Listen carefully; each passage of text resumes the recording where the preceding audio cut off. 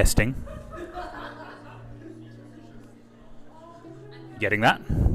Getting the mic. Cool, cool, cool.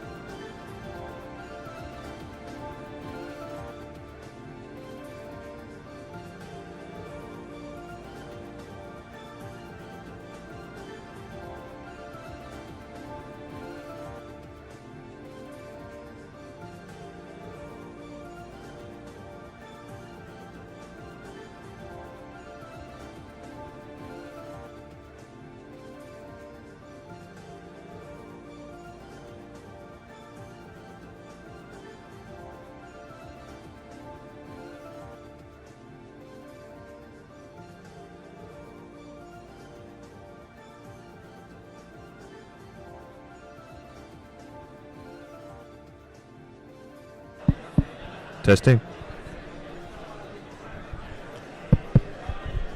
1, 2. Is that working? Is it going out live? Testing. 1, 2. Is that working? Is it going out live? Testing. 1, 2. Is that working? Is it going out live? Testing. 1, 2. Is that working? Is it going out live? Testing. 1, 2. Is that working? Is it going out live? Testing.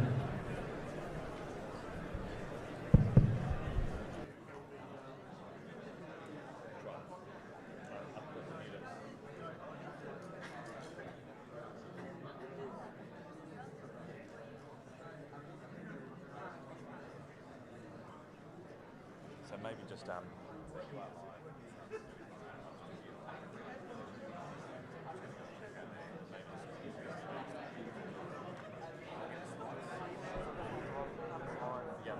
you won't get the read thing anymore.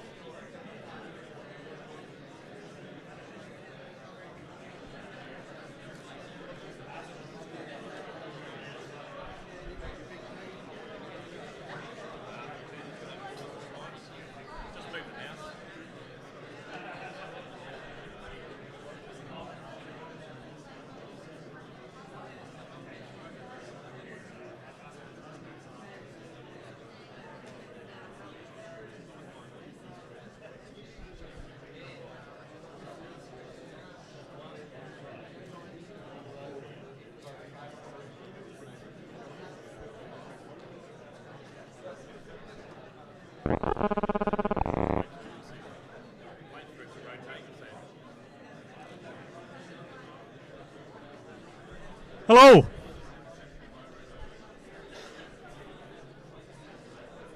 Cool, come on in, grab a seat. Welcome everybody to BSides Perth 2021.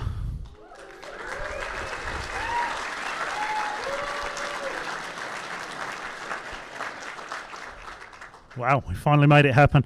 A few housekeeping things. Everything that is going off in this room, pretty much, and background chatter and everything is all being streamed out live. So we've got a whole heap of people that are watching from home. You can wave, but the camera's pointing this way. Couple of things on that. We've put a few chairs and stuff around here just to stop people wandering in front, just so they don't get into the camera. That's all cool. But welcome. Huge number of people. We released the batches of tickets and everything went in no time at all. And then we got some people, obviously, that couldn't make it from out of state, and we're really sorry not to see those people this year. It's disappointing for everybody. Those people are typically all jumped onto the Discord chat now, so get in there and kind of be part of the fun as everybody's watching what's happening and listening in. Usual housekeeping things. Red shirts are your friend. Grab someone with a red volunteer shirt if you have any problems with anything at all. We've got first aiders, mental health first aiders on site. Emergency evacuation, out the theatre. People at home, you don't need to worry about this. You're all good. Out the home, head to the west, meet up in the Oval, and we'll have a head count. Please use things like the Safe WA QR codes and bits around the side. There are also QR codes around if you are tagging into the CTF. If you are CTFing, I think at start this morning, there was a huge number of teams and people that had registered already. There's also an incident response CTF that ACSC guys have put together for us, which is awesome. You can find them upstairs straight above me in the meeting room, and if you keep an eye on the slides, you'll see the link for that. If anybody needs anything, just ping us on Discord or tweet or something. Massive thank you to all of our sponsors as well. Kinetic IT, Platinum sponsor again. They have a space upstairs, a bit of a breakout space. They've got some cool stuff and giveaways, and they're talking about things up there. So have a wander around when you're CTFing or AWS training. Go say hi. And all the other awesome sponsors. We've got CyberCX, Telstra, PwC are all taking gold sponsorship this year, which is fantastic. There are Canva, CrowdStrike, Fortinet, Exabeam, huge numbers. Watch them all on the slides going around. Please copy them in when you send tweets and photos around the place. It's the sponsorship and the cash and everything that comes in from that makes this all happen and gives you all the awesome speakers and the swag and bits that you get. So please remember to say your thanks. Bathrooms and facilities, out the door, turn left down the stairs, you'll find it there. There's some at the other side of the building as well. There's a door you can get through with more vending machines. There's snacks and drinks over on that side. Take a guard with you as well because the door shuts behind you and you can't get out. We'll be setting up the kids' room shortly. There's a whole heap of hacker movies and kids' movies and stuff that they can rotate through and watch if they get bored listening about app development or something. Free coffee is here till about 11:30. Lunch will be at lunchtime, and we have some carbohydrate-laden treats that are just warming up at the moment, so they'll be good to go. And then, obviously, after everything happens, there is the after-party drinks, which has been, again, sponsored by a whole heap of sponsors all chipping in on that, so that's awesome. What else do we need to know? Bear with us is all I'm going to say. We really wanted this to be an in-person conference for everybody, particularly after last year and everything kind of falling on its face a little bit then. We've got some really good talks and some good speakers, and we've been learning, or rather Doles and Snaky sitting down the front here have been learning a lot of stuff about OBS and streaming and everything. So they'll be sitting here kind of guarding everything. We're going to be mixing it up, so there'll be recorded talks that we're kind of building in, and then we'll get live talks in here, and all of that is all being streamed straight out to YouTube. So that's all really good to see. We hope it works. Bear with us, hit us up if anything's not quite working. We've got a few people who are a bit of specialists in that. Massive thanks to all the volleys. Most people got up at about 5:30 this morning to come and start setting things up here. We had all the usual fun of not being able to get into the building and then forgetting we were here again. But it's awesome. The security comes out to help us out.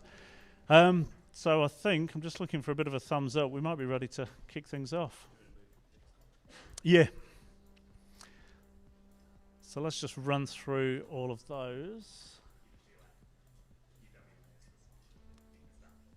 Yeah, cool. So, there we go. Rotating through now. So we've got a bit of a lag as it pops up on my screen. So UWA, obviously venue sponsor again.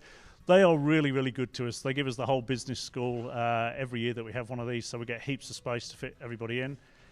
Just looking around the lecture theatre now, it's got a max capacity of 350, and again, there are people kind of sitting on the stairs filling it out, which is just really good to see. As I said, Kinetic IT, platinum sponsor again. That's really good to see. Thanks again, guys, for the ongoing support. Much appreciated. Gold sponsors, who's going to come up first? I think it's going to be... Yeah, CyberCX will come up there. Thanks, guys. Really good to see CyberCX. They're doing a huge amount of stuff around Australia at the moment. Telstra I've mentioned. PwC I've mentioned as well. Be sure to say thank you to everybody. Cool. So I'm just fixing a few bits at this end. On top of that, it's all right. We've got a slight delay. So, yeah, CTF stuff. If you haven't registered a team, click on the link. There are some QR codes around here in the building. We'll flick a QR code up into the Discord channels as well. Fifth Domain have been awesome this year. They're doing some huge and amazing things over in Canberra. And they've put together a whole set of CTF challenges for us. There is a public scoreboard, the link for which I will share soon. I got it this morning, and like I say, hundreds of people have already registered for that, and it looks pretty interesting, so go with that. Silver sponsors just popping up, Canva, CrowdStrike, West Australian Innovation Hub as well. So we've got Oswest Cyber have got a stand. They're doing some podcasts and bits outside here today that they will also be streaming, so stop in, say hi. Trustwave, CyberSec people, ES2, all bronze sponsors this year. Great to see Trustwave and that coming back. Ricky at CyberSec, he's probably listening in now. Thanks again. You've been with us every year. It's really good to get recurring revenue, shall we say, but it's massively appreciated. Rapid7, Fortinet, Exabeam. These guys have been fantastic. Fortinet have been with us for many years as well now. We've got some cool prizes coming from these people as well. Incident Response Challenge, jump on there now, acsc.ctfd.io. Get on there, do the challenges. I've been informed that it will take a reasonably experienced and proficient person probably an hour and a half to get it all smashed. So there'll be a usual mix of swag and bits kicking around for the winners. AWS are doing some training. Kicks off over here at 10 o'clock. Pentester Lab, Louis, if you're listening out there, thanks again, mate. Always comes good with vouchers and bits for Pentester Lab and swag and stuff as well. So for the AWS session this morning, the spaces are extremely limited. It's at 10 o'clock. It's upstairs in one of the rooms. Yep, I'll tell you what room it is shortly. The toppest floor? Yep. So on the toppest floor, the room up there, the AWS training will be.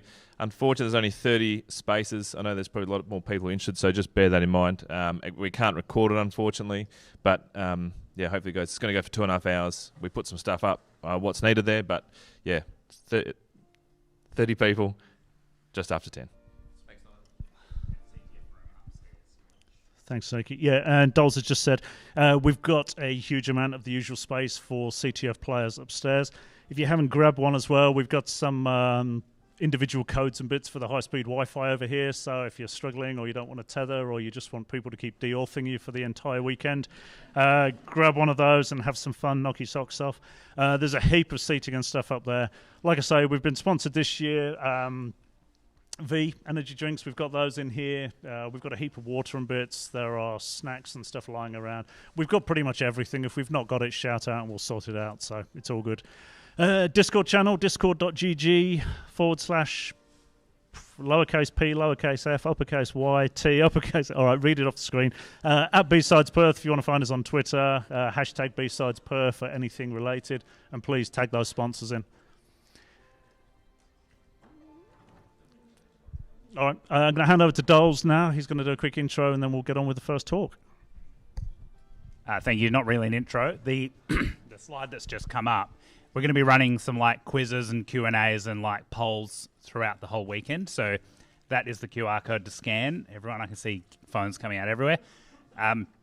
Just bookmark it because we won't be doing it all in one session. That'll just be running throughout and we'll show the results at some stage through the weekend. Cool. I think we're about there, guys. Everyone listening in. So we're just kicking it up. So the first talk of today is going to be Father, and he is very seasoned red teamer. He's spoken at DEF CON, spoken at Black Hat. He's done tours around USA, does a heap of this stuff, and he's going to be talking about adversarial kind of tradecraft. So if the cutovers and the transitions and everything work, we're good to go. See you on the other side. Hi. Thank you for joining me today for the adversarial tradecraft development in a nutshell. Thank you, BSides Perth, actually for giving me this opportunity and hosting this great event. Thank you for joining me. We will talk about the adversarial simulations, tradecraft development, how to interpret the intelligence reports, and how we can start hosting this great development journey. Thank you for joining me. We will talk about the adversarial simulations. My name is Fatih Özavcı. I am a managing security consultant, intelligence researcher specialized on adversarial simulations. So I provided different types of research, tools, and activities to the community, and I presented in different conferences, including Black Hat.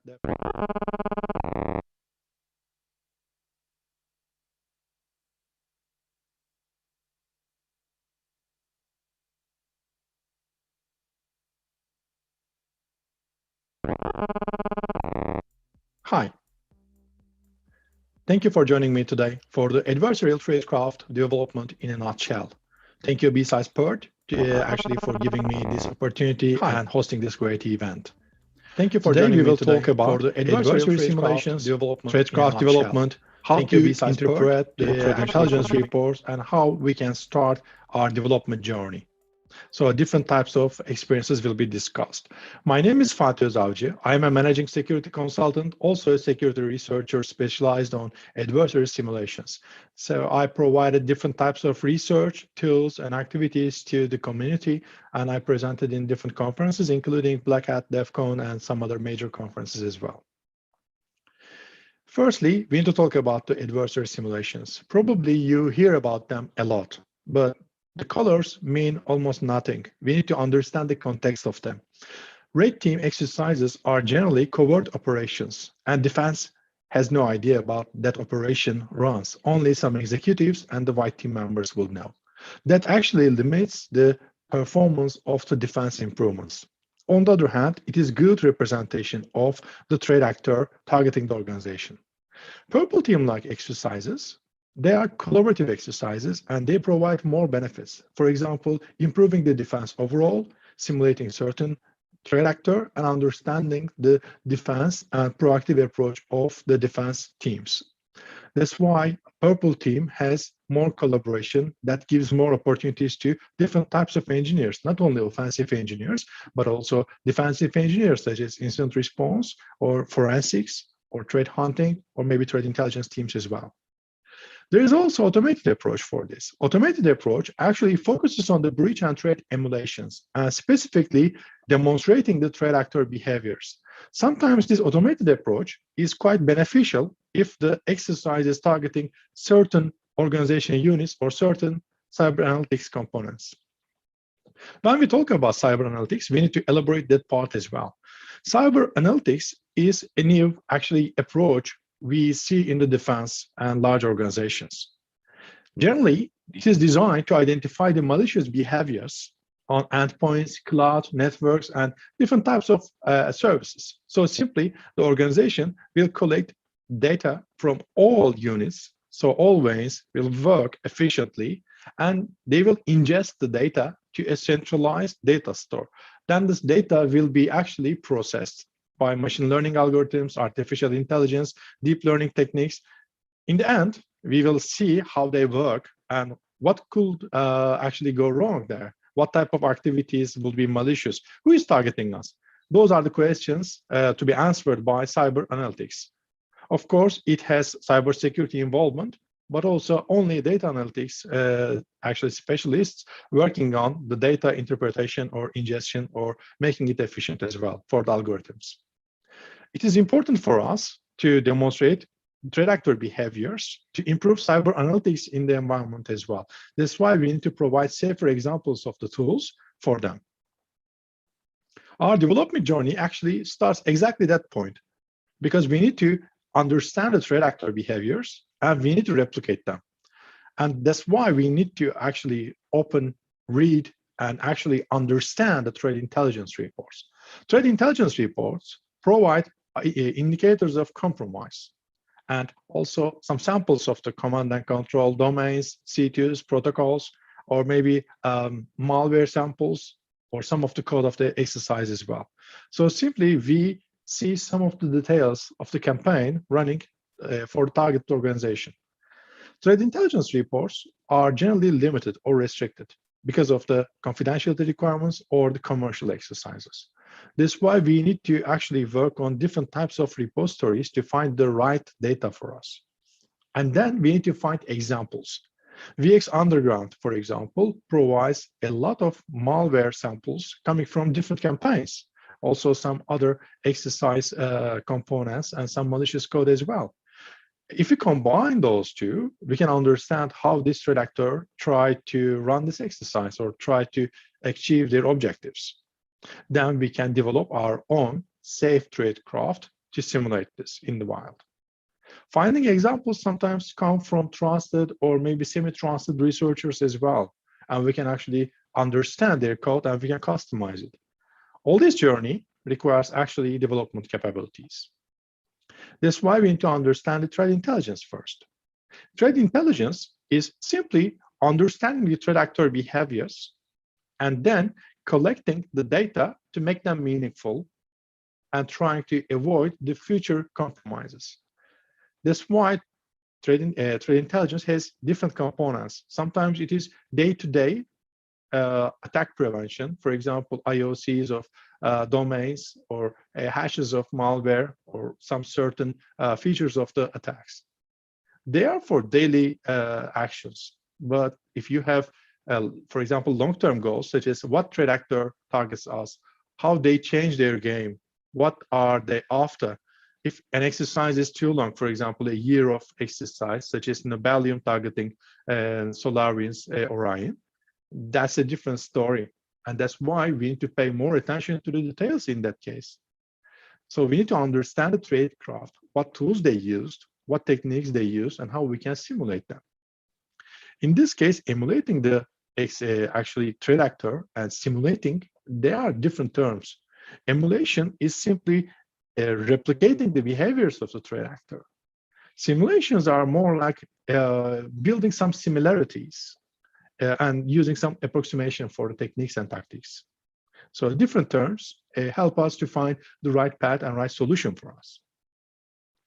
Offensive security leverages this trading tell and the other services to find the right approach for the adversary simulations. Offensive engineers read the threat intelligence data, understand their actually samples, techniques, tactics, and then implementations, and build their own actually adversary simulation or adversary emulation.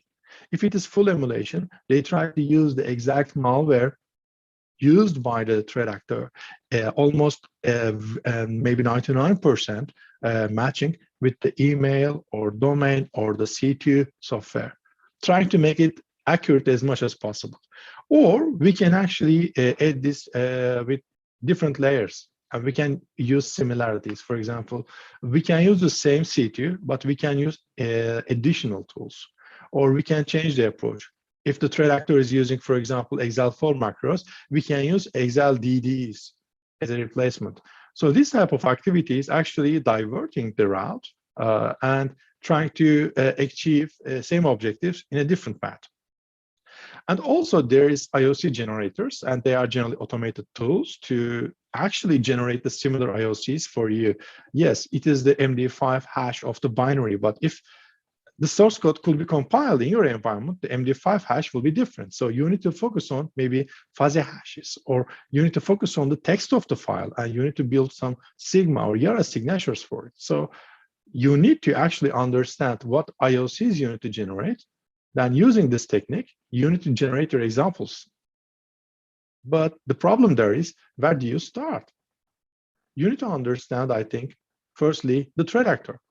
Because if you work on threat actor, you need to understand what campaigns they have performed against different organizations and what are they after. Some of those are ransomware gangs and chasing some money and trying to get more money from different organizations, sometimes encrypting their disks, sometimes threatening them to release the data, sometimes just extortion.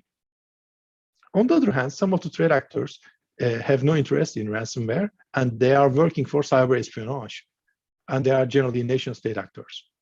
There are also another types of actors, for example, initial footholder sellers. So they are actually reselling the organization they compromised.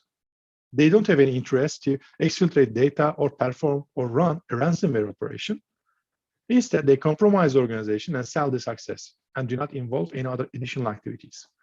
So different types of actors provide different types of tradecraft tools and tactics for us, so we can work on them. This is an example of attack, a very popular attack. SolarWinds has been compromised by a threat actor named as Nobelium, and Microsoft, FireEye have been also involved in this case, and some of the government organizations in the US have been compromised. This exercise is a long-term exercise, and this timeline is extracted from Microsoft's threat intelligence report. As seen in this diagram, the attack takes almost a year to design the attack, to plant a kind of malware to this environment, and seeing this environment for a short period, then understanding whether it is a target or not, then building a sleeping cell for a long term, and then initiating the attack at a certain point against all the targets already compromised, and not the targets in scope, because, not against the targets not in scope, because those targets were compromised, but they are there for another reason. If they could be compromised by the same threat actor again, that will be a kind of problem for the objectives. On the other hand, we need to understand how they approach this problem, because they need to compromise the software, SolarWinds Orion, and they need to stay under radar, but also they need to verify the target. And then they need to build a kind of sleeping cell. When the time arrives, only for the in-scope targets, they use a second C2 to deploy a payload, which is the beacon of the Cobalt Strike, which is the malicious software that starts actually interactive activities on the target system. All of this require actually 3 different C2s. One C2 is based on DNS for this exercise. And second C2 was a kind of web component. An interactive C2 is a Cobalt Strike profile and Cobalt Strike itself. To simulate this activity, we need to understand these details. Very same report, but this is this makes much more sense for us. If we pay more details, if we pay attention to details and we dive more, we can see some additional artifacts there. And we can start actually building a kind of map for us. This is a kind of micro-attack map, and some sections are extracted and trying to understand what type of C2 or exfiltration channels we can use and how we can build our own tradecraft. This is how I approach the problem. Because we have trade intelligence data, we have samples, and we have micro-attacks. So let's combine them to understand what we are exactly trying to simulate. Tradecraft details in the same document will also give examples for us, or maybe more precise content that can be simulated. Nobelium Trade Actor also tried to compromise additional units using an email campaign, a phishing campaign. And that's why there was another trade intelligence report released by Microsoft for this trade actor. In this exercise and this campaign, the trade actor used HTML smuggling to drop an ISO file to the victim system and then mounting it and opening this link to load the malware. It's a kind of content, but it does not make sense a lot. Because we know and we understand HTML smuggling can be used, we understand the ISO, but how this happens, what are the details, how this link actually runs the DLL, and why and how? These are actually questions you need to seek answers while reading this trade intelligence report. When I pay attention, I see the content of the ISO file. So it simply says that there is a DLL generated, and there is a PDF file there, and there is also a link. And link points out the reports. However, it is not a link going to reports. The image looks like a shortcut for directory, which is Explorer in this case, but the content is calling documents DLL and open, which is the exported function. Through that way, the malicious software actually is not identified because the exported functions are there and the entry point of the DLL is not visible. That's a kind of problem for the antivirus to identify the malware. So EDRs can track this down. Now we have some details, but how this HTML smuggling works? What domains have been used? How this C2 communicated about? See, we are just actually digging more and more and more to find more IOCs for us to simulate. If we read details of the exercise, we can see HTML smuggling attacks details. We can see some code, we can see domain, and we can actually make this sense.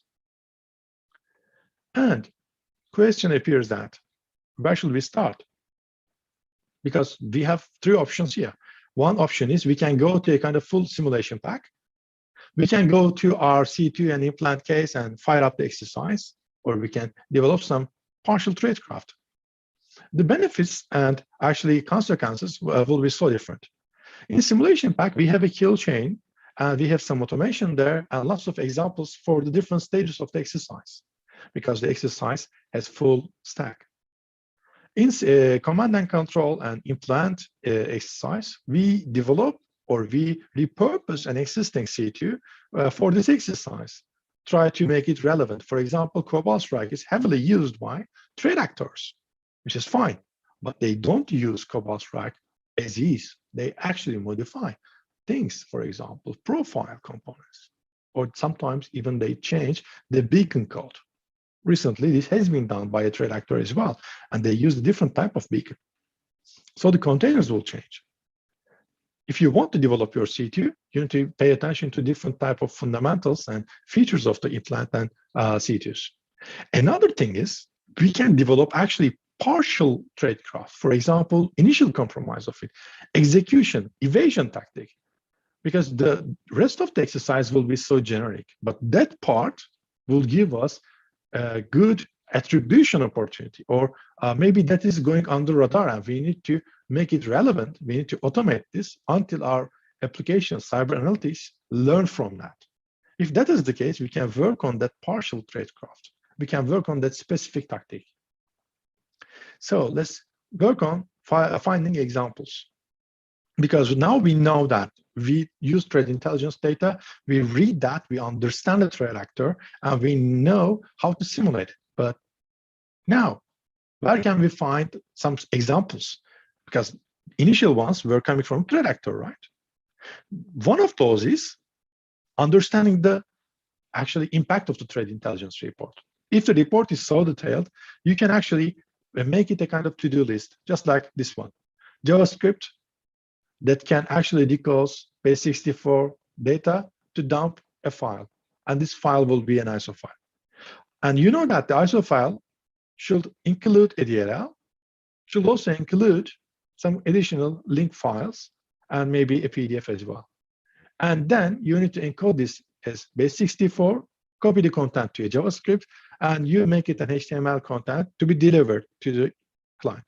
That could be HTA file, normal compiled HTML, whatever it is, whatever you prefer, or whatever you see in the threat intelligence report.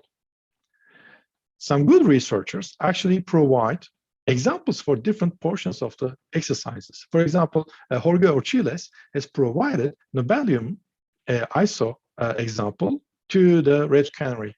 So you can review it and you can see that, how it is generated. Mehmet Ergene also generated HTML smuggling and ISO images for trade hunting to generate the similar IOCs. But you can see the difference between those two examples.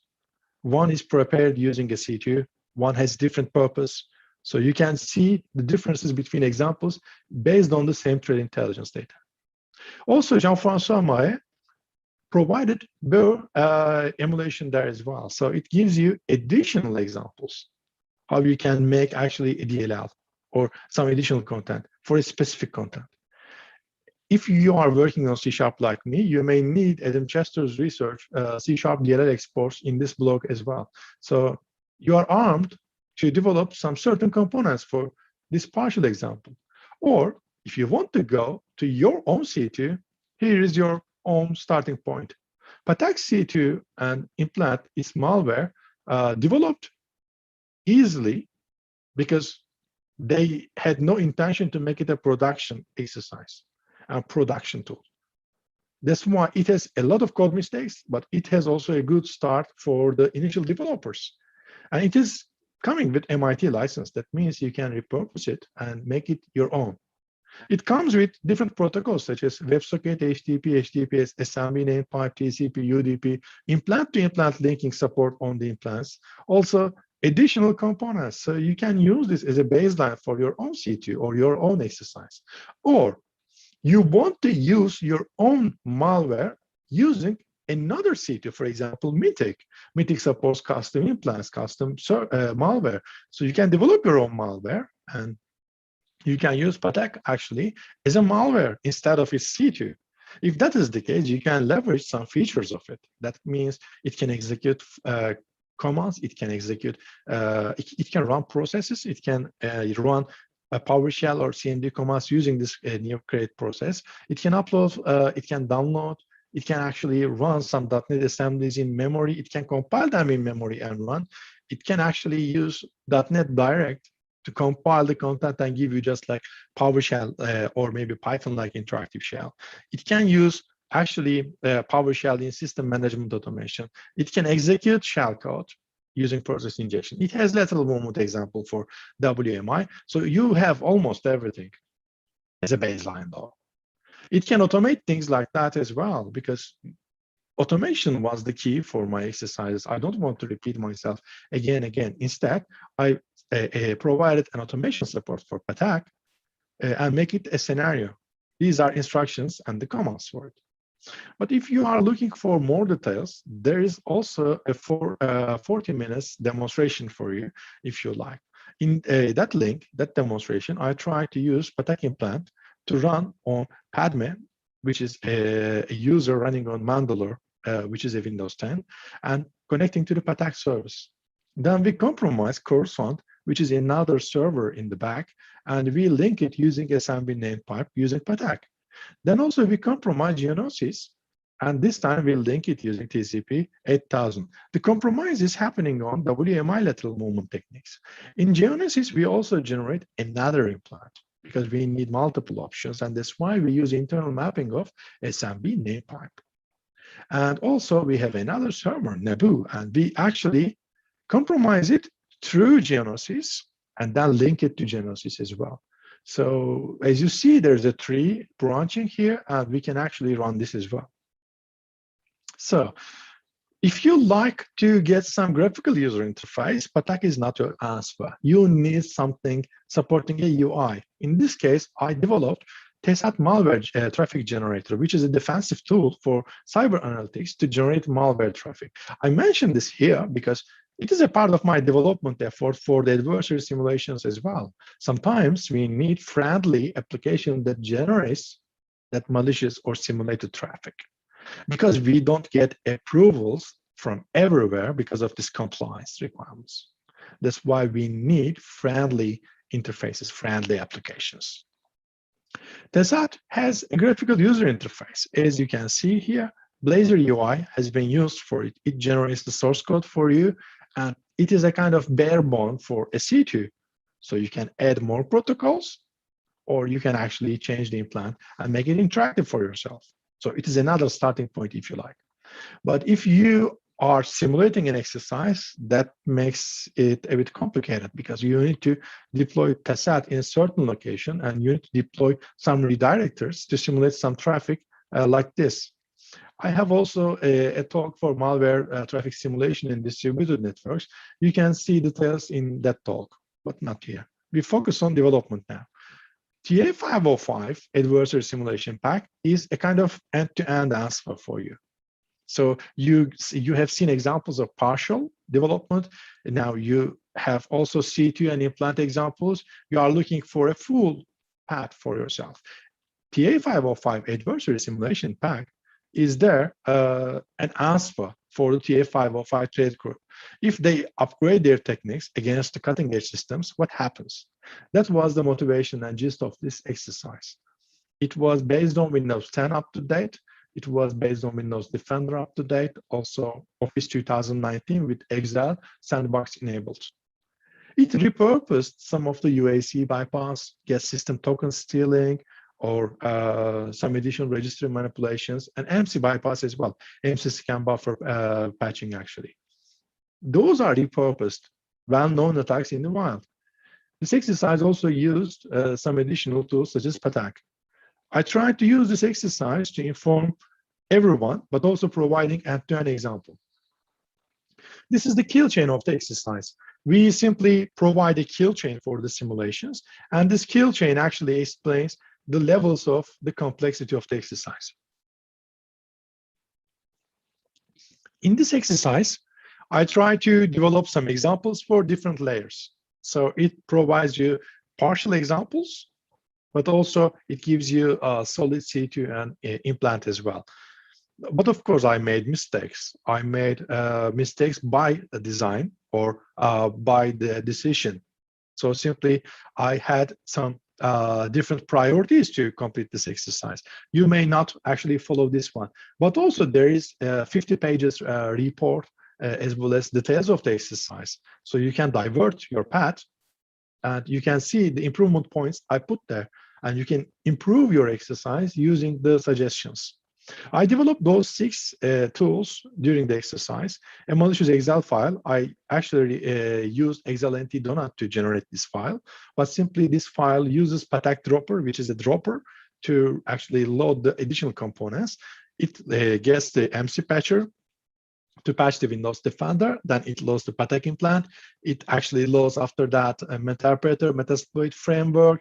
It performs ransomware activities using Ransoblin, which is another custom application. So there's more than 4 hours video set for it. If you want to dive in, that is your path. How it can be developed from beginning to the end is available in this video. It is live recorded, so I made a lot of mistakes. So you can see my mistakes. They are not hidden. So learn through my mistakes instead of making it your own again and again. Just make your own mistakes, not repeat myself, okay? So simply read this content. And after that, watch the videos and make your own decisions to develop your own environment.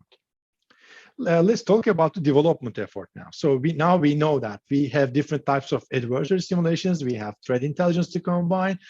We know that threat intelligence can be used to develop exercises. That's why we find some examples for different layers of the exercise, maybe some certain tools or a full C2 and implant or a full exercise end to end.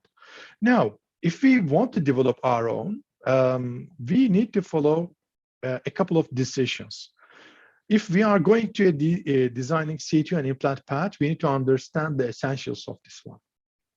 Firstly, you need bare bone implant, bare bone C2, bare bone protocols for you. So you can actually customize this. If you start from beginning, that would be so difficult. That's why I provided actually a tradecraft development trainings.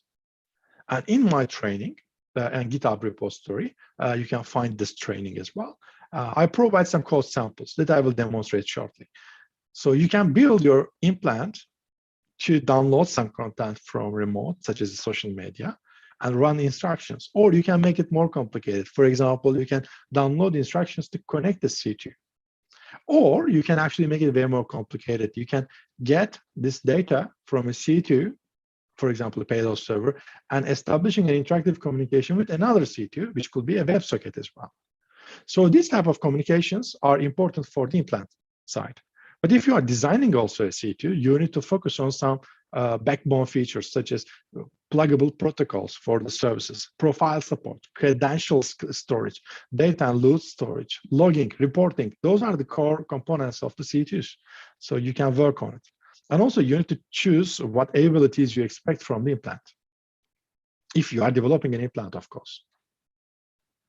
.NET Tradecraft is very popular these days. So if you want to follow a path for development, you need to go with whatever you are comfortable. Sometimes this is Go or Rust or NIM, but sometimes it is .NET. .NET is good for some cases because it is so integrated to Windows in several different layers, and it is very, very mixed in. So simply, it is well preferred, but it comes with drawbacks. For example, MC is attached to .NET after 4.8. That means if you see the CLR 4.0 and then .NET running on it, for example, 4.8, then you are dealing with MC in real time. Loading assemblies will be monitored.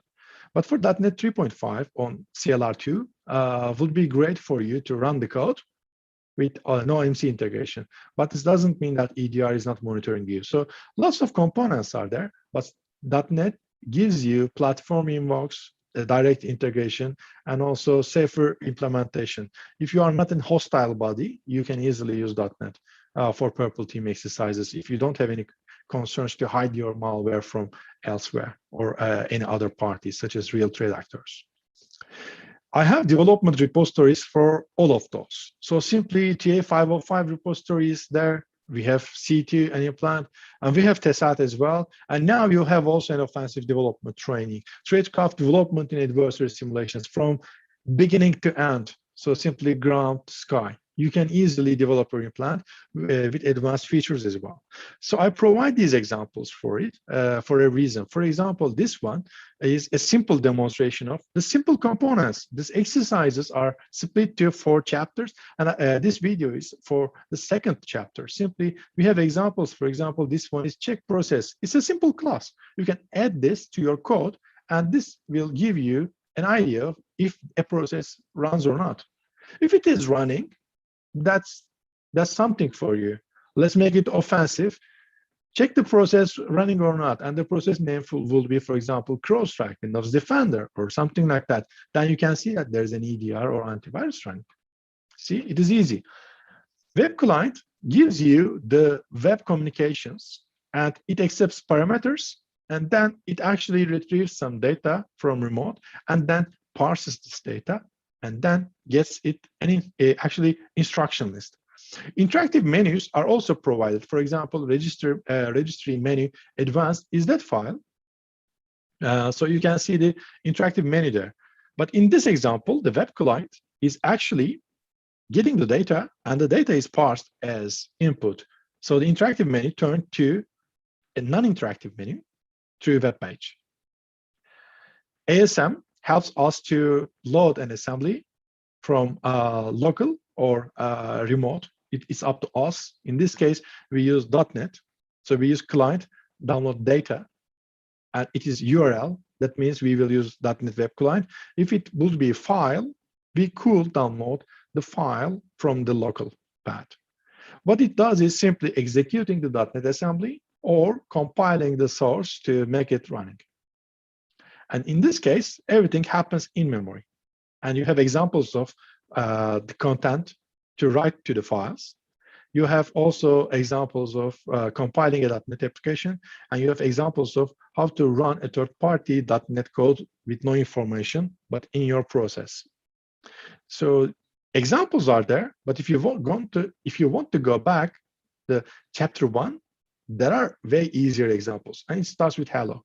So I don't know where you want to start from, but this is a good example that actually gives you opportunity to customize your code. For example, this part is so easy to run .NET code segments because it gives you only 5 lines to run this, and it is so easy to understand. If you go to the WebSocket implant, the objective will be changing slightly because you make it interactive socket. So you can use this socket as is in your environment, and you can make it an interactive component. So simply your malware will be connected to you using HTTP or HTTPS, but top of it, HTTP WebSocket. Just like the TCP sockets, it will be in real time. And it is a native HTTP protocol, so you don't need to justify your scenario. It could be like an API or a kind of web chat or something like that. So it blends in very fast. Then processing the instructions. It is that easy. It is not that complicated. It is easy. So simply your menu this time driven by a kind of WebSocket service. I also provide WebSocket service for you, so it can be identified through that way, and it can run. And this service socket is simply creating a new socket for you, and then listening to the implants connecting. When the implants connects, you have interactive menu again to run on it. So it's up to you again. What you want to do is really unlimited. In this case, instructions would be a kind of landing page for you, and then you can add your other instructions. For example, inject payload, inject content, run this command, get this command, check the process running. But every part of it are actually split up to gadgets. That's why while developing, I use generally gadgets and make them actually working just like Legos. This is the chapter 2 content. So we can actually compile the content using Mono or the native Windows. In that training, you can see the details of various options, how we can compile them and how we can run them. This is an example of web client compiled. And if we use the same repository, you will understand that there is also a C2 like text file there. So you can use that text file as a C2. For example, running those commands will help you. You can download the text, or you can give that content to our web client directly. So it's up to you. Our web client was downloading a file and running it, right? So if we give a URL to our raw assembly file, it should run it. That's the scenario. So that's what we expect. So our malware initially has no malicious intentions, but it goes internet, downloads another actually executable, another .NET assembly, loads in memory and runs this. See, it makes it malicious from now on because we have a third-party code coming and in memory. not on disk. That's why antivirus doesn't understand this. But EDRs still monitor, and that's another case that we discuss in that training's later sections. Another example is WebSocket. WebSocket is the interactive example for this one, because in the WebSocket, we simply make it interactive and real time. That's why it needs a service this time, because initially the web itself is HTTP file, and it can be any file, text or binary or regardless. But in WebSocket, we need to host something and we need to wait for the connection. In this case, I use .NET WebSocket service, and it will be running just like .NET Run. So you can start actually modifying it, and you can run it as .NET Run. It can work on .NET 2.2, 3.1, and .NET 5 as service. So you could be quite flexible for the server component. As seen, you are actually on a shell and waiting for an implant to connect. If the implant has the classes I pointed out, the implant can connect to that URL. That URL is WS, by the way. It can be HTTP as well. For executables, you need to use Mono on Linux and Mac because they are not native Windows. As we see, it is connected to our web server environment, which is WebSocket, and the implant is there. When we hit the commands, we see the implant is actually running those instructions. So you can take it from there, and you can actually advance it. Now, let's move on. What we can do more? Patak has individual capabilities. It is coming with the same training as well. And you can actually differentiate those components, and you can actually focus on one of those or maybe a couple of those if you need. And that's what I did. Actually, I will explain shortly. These examples, for example, executing a .NET Sharp binary, .NET assembly simply, another Sharp code, a kind of .NET source code, C# source code, exec for the process or PowerShell automation.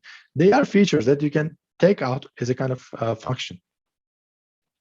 But you also need to add evasion tactics, because eventually your repository will be open. For example, Patak is out there for almost 2 years, and it is signatured in different levels.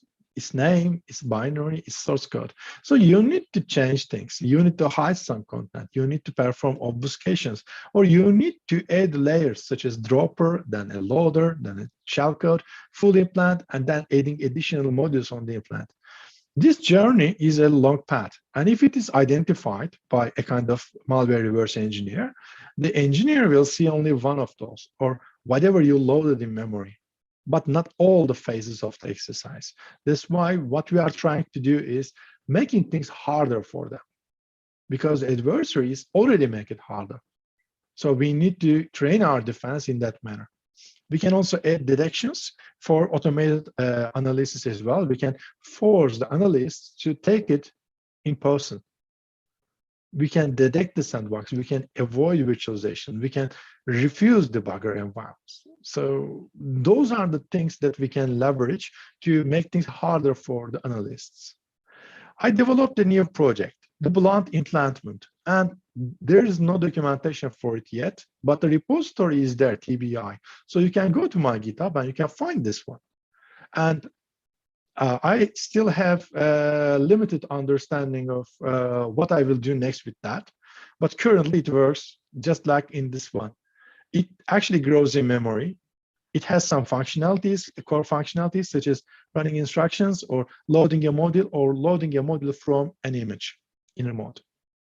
So if the module is, for example, sample module, it looks for get instructions and operate, and it actually get instructions to extend the menu and add the menu items, and then operate to run those instructions in that new module.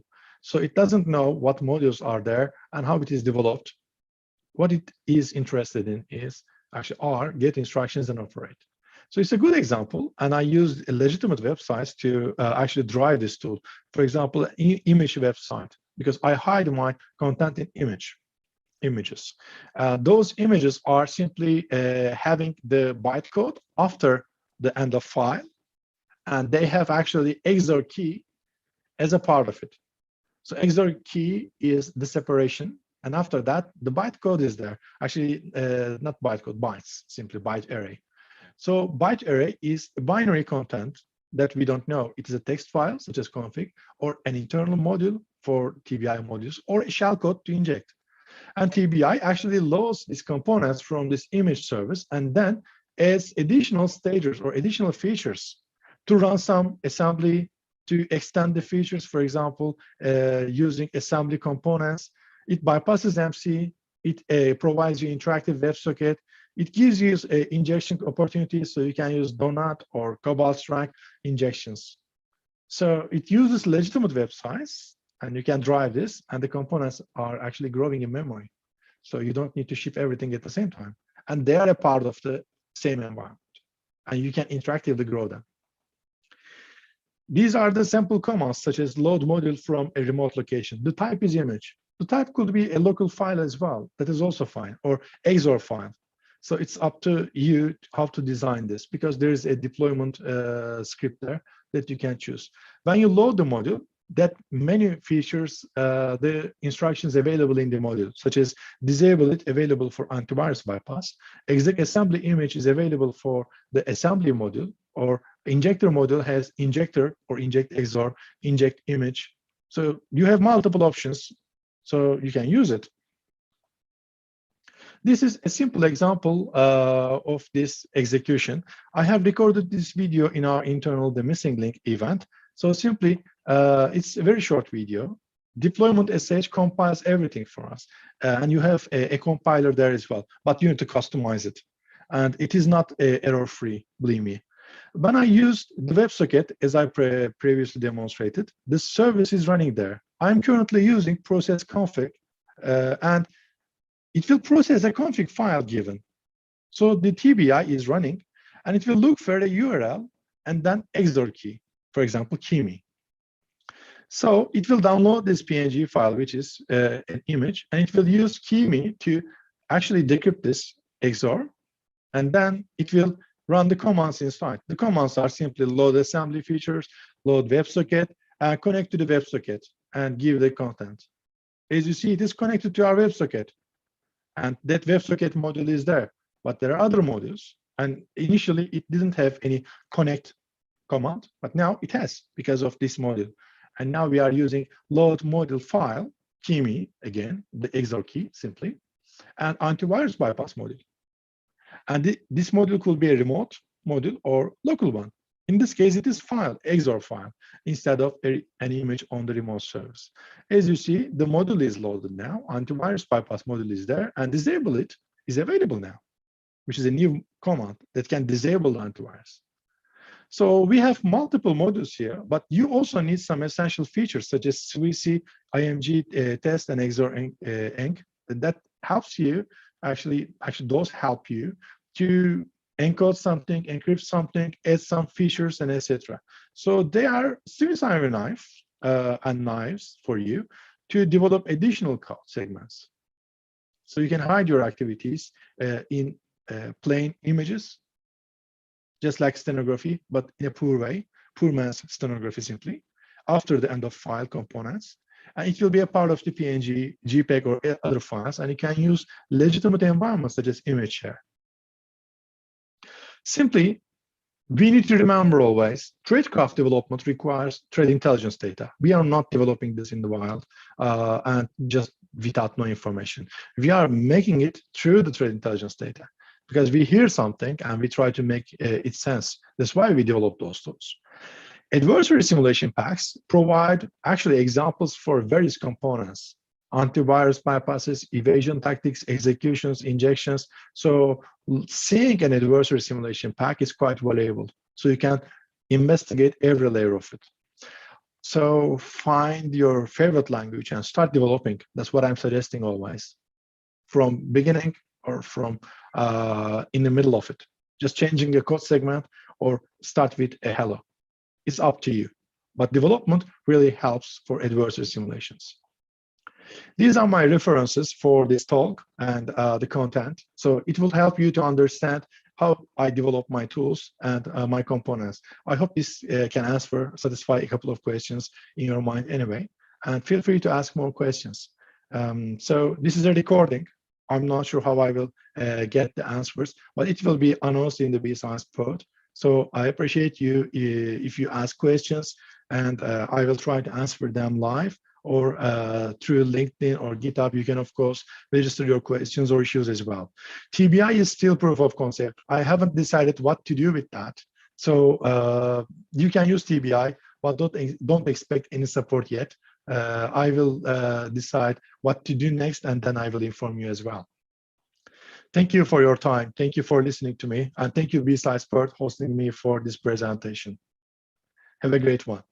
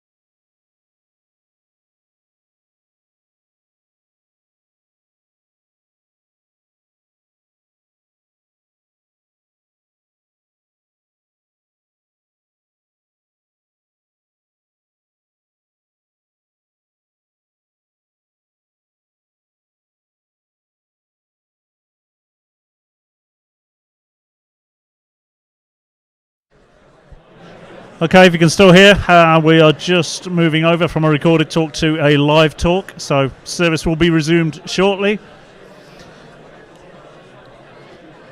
Just a reminder, CTF and stuff is kicking off upstairs. If you have any issues with the CTF, drop a support ticket through to Fifth Domain.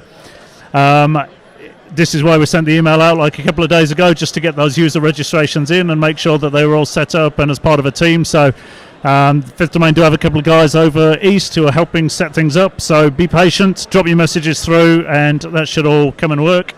Be sure to have a wander around if you're here physically in site at the moment. Kinetic IT, you've got some space upstairs, and happy to take guests and things walking around. They've got some cool swag, some bits of giveaways. We're running a couple of additional competitions that I didn't tell you about earlier on, so not only are there prizes for the CTF and the incident response CTF and the other bits and pieces, there are some prize draws and stuff over here as well. Best tweets, best photos, all of those things, all good, so get those out there. We will be picking one today and one tomorrow, maybe more if there's some cool stuff, but there will be the usual BSides Perth challenge coin and a bit of a surprise giveaway on that as well, so get those out there. Okay, we're just about ready to move over to the next talk.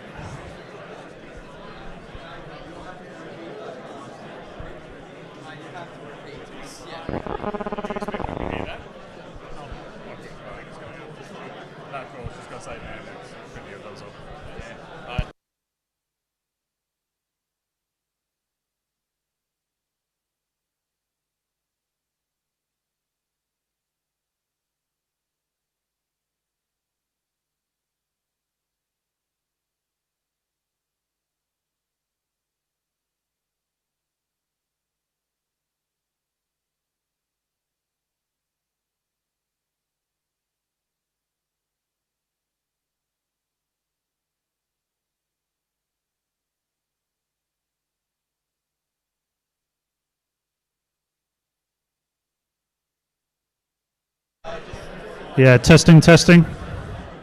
Cool, looks like we're operational again. Just about hold it close. Yeah, so when it goes through YouTube, fine. You just got to get out here, booming out here. Yeah. Just remind everyone after this talk, it's going to be morning tea, coffee. Just for everybody that's over here on site as well, if you can hear me, coffee van has been extended, so we've bought more coffee beans and water and everything else, so help yourself. That'll probably be here until lunchtime, and then snacks and bits will arrive. Ready to move over? Can I tell them? Yeah, really sorry for everybody that's not here in person, but Mop Donuts have done a delivery for us, so we've got kilos of carbohydrates here on site.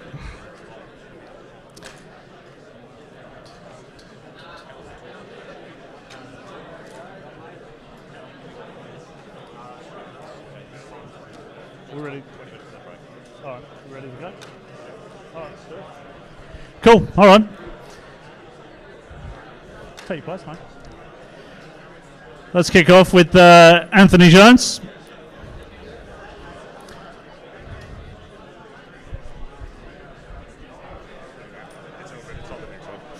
He's going to tell us all about his talk. Hi all. I just want to welcome you all to BSides 2021 here in Perth, and thank you all for being here both in person and online. I'd also really like to thank all the organisers, the sponsors, University of WA, all the volunteers involved in putting this event on. It's absolutely awesome to be able to present to you all. So a little bit about myself. I'm Anthony Jones. I'm a security consultant with Kinetic IT Protect Plus, and I've been in various risk management roles for the previous 10 years. I'm obviously passionate about cyber, hence why I'm here, but I'm also very interested in history and what we can learn from it to help guide us in the future. And it was the combination of these two interests that provided the inspiration for my topic today, and I hope you all find it interesting.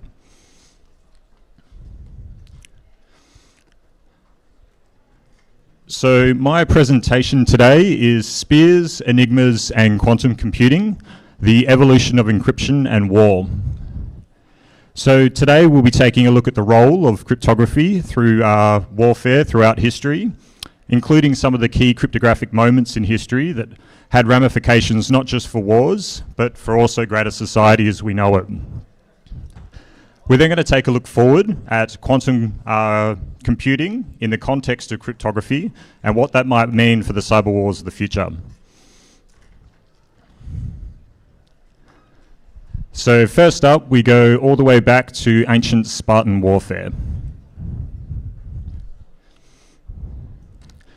So from about 700 to 400 BC, Spartan military officers utilized an ancient encryption technique called the Siddeley cipher. So the Siddeley cipher involved wrapping a piece of leather or cloth around a rod or a spear before writing a message, and then to decrypt or read the message, you had to rewrap that leather or cloth around a rod or a spear of the same diameter.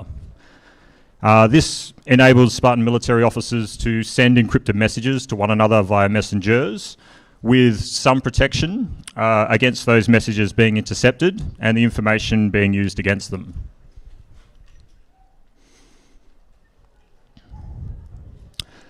Next up, we move all the way forward to World War I. So during World War I, there was a plethora of encoding and encryption techniques utilised, and one of the most popular was code books. So code books would have hundreds or thousands of phrases written in them, each with an associated number up to 5 digits, so that when you wrote a message, the phrases you used were simply replaced by the associated numbers in the code book. There was also something called super encryption utilised, which was when a message was first encoded using a code book and then encrypted using a simple substitution or transposition cipher. Now, to paint the picture a little bit, in January 1917, World War I had been raging for about 3 years and was effectively in a stalemate. Both sides were engaged in horrible trench warfare, with neither side gaining much ground without tremendous loss of life. At this stage, the United States had remained neutral in the war and had not engaged outside of selling supplies. So this all changed with the introduction of this innocuous-looking telegram.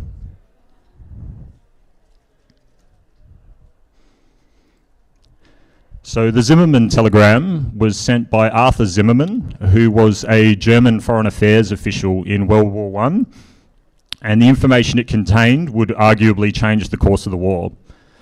The telegram was sent across a 2-part journey, firstly from Berlin to the German consulate in Washington, DC, and secondly, from Washington, D.C. to its ultimate destination in the German consulate in Mexico.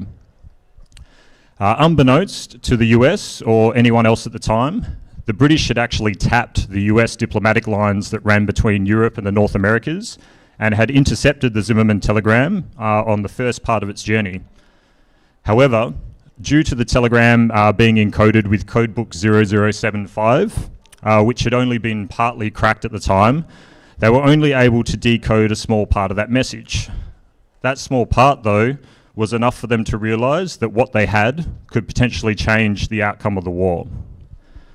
So the British were now in a conundrum.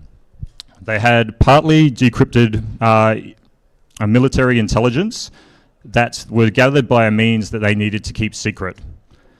So they came up with a plan.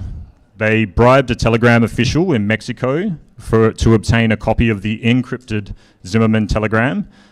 And now, by either luck or design, when Germany had transmitted the telegram, they had effectively committed a downgrade attack on themselves. This was due to the German consulate in Mexico not being able to decrypt code 0075. This led to the telegram being rewritten in the less secure code 13040, whilst it was in the US before being sent on to Mexico. So this meant that the new Zimmermann telegram that the British had obtained was able to be fully decoded. Once decoded, the British handed the telegram over to the US, alongside with the cover story of having a spy in the German consulate in Mexico who had obtained it. This cover story was ultimately effective, and the British continued to spy on the US diplomatic lines for another 25 years.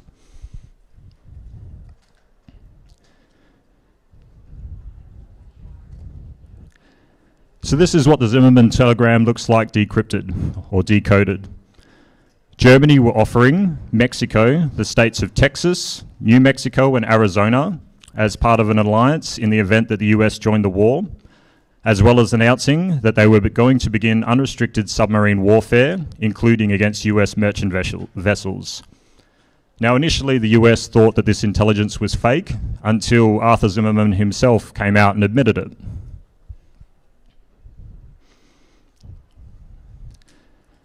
So what were the consequences of this telegram?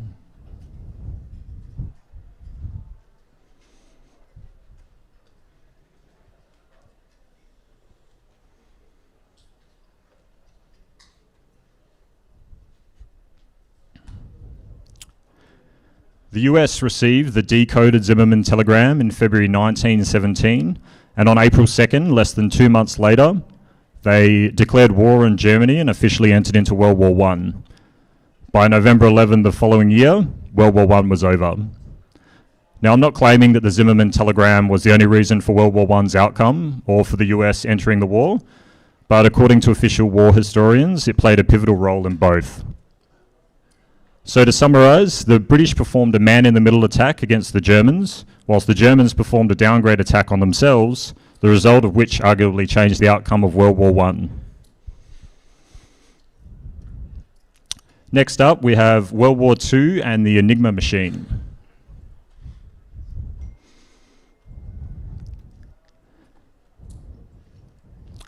So the Enigma machine was originally invented in World War I by another German Arthur Scherbius, and it was used extensively by Nazi Germany in World War II.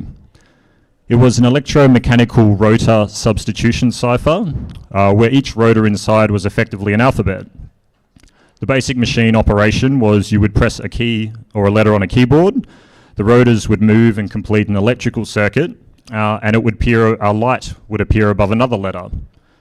Those illuminated letters were the ciphertext. Now, what made the Enigma machine so successful were the keys utilised. So the keys were the different possible configurations of the Enigma machine itself. These included the order of the rotor starting position, the plugboard settings and more, and in total provided an estimated 3 × 10 to the power of 114 possible machine configurations. This made the option of manually brute forcing the machine or guessing the machine settings impossible.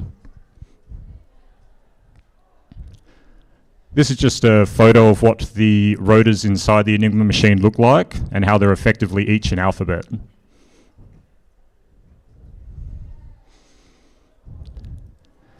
So how was the Enigma machine cracked? Well, despite what movies like The Imitation Game would have you believe, it wasn't originally cracked by Alan Turing. It was actually cracked by the Polish Cipher Bureau in 1938, before World War II had even begun. The Polish Cipher Bureau also invented the bomba cryptologiczna, or cryptologic bomb, that enabled them to trial Enigma machine settings far quicker than was possible manually. The bomba design was created with some help from French-German spies at the time, who had gotten their hands on an Enigma machine manual. Just before the beginning of World War II, Nazi Germany made improvements to the Enigma machine and the way it was used by adding additional rotors and changing the keys more regularly. This meant that the bomba machine was no longer effective at cracking them. Just before this happened, however, the Polish intercepted and decrypted messages from Nazi Germany indicating the impending invasion of Poland. So in 1939, the Polish Cipher Bureau fled the country and shared their knowledge of Enigma machines and bombers with British and French intelligence. Which brings us to Alan Turing and the other code breakers at Bletchley Park.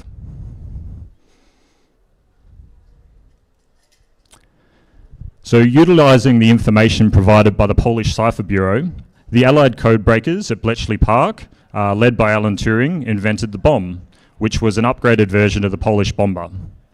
The bomb would successfully crack the new Enigma machine and calculate their settings before the keys were changed.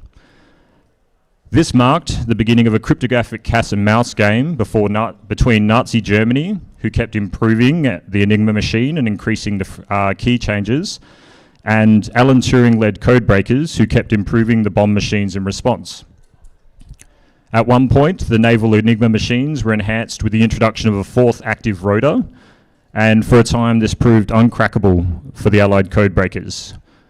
However, due to some key intelligence that was captured from a sinking German U-boat, including one of the newly enhanced Enigma machines, the Allied code breakers were able to enhance the bomb machine to such a level that it could both crack the most complex Enigma machines and the even more complicated and recently introduced Lorenz ciphers. This is a photo of one of Alan Turing's bombs, and by the end of World War II there were several hundred of them. So what were the consequences?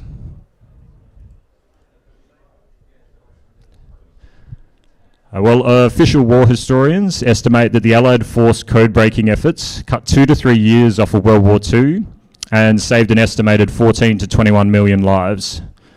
Also, Alan Turing and other Bletchley Park alumni used what they had learnt inventing and improving the bomb to invent what was arguably the first programmable computer, which has obviously had a massive impact on defining modern-day society as we know it. Which brings us now to present day. So the good news is that the current gold standard encryption algorithms that we use are pretty awesome. They've all been around for a decent amount of time now and have had no or little susceptibility to various cryptographic attacks. To give you an example of the idea of their relative strength against brute forcing attacks, of the algorithms on the screen, RSA, or Reverse Shamir-Adleman, is the weakest per bit of key length. However, it would still take a current conventional computer about 300 trillion years to be able to brute force a 2048-bit key RSA algorithm. Seems pretty secure. But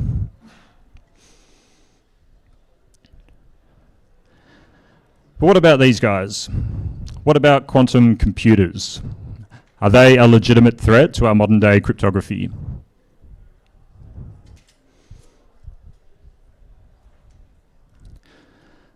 To answer that question, we first need to understand how powerful they currently are and could be in the future.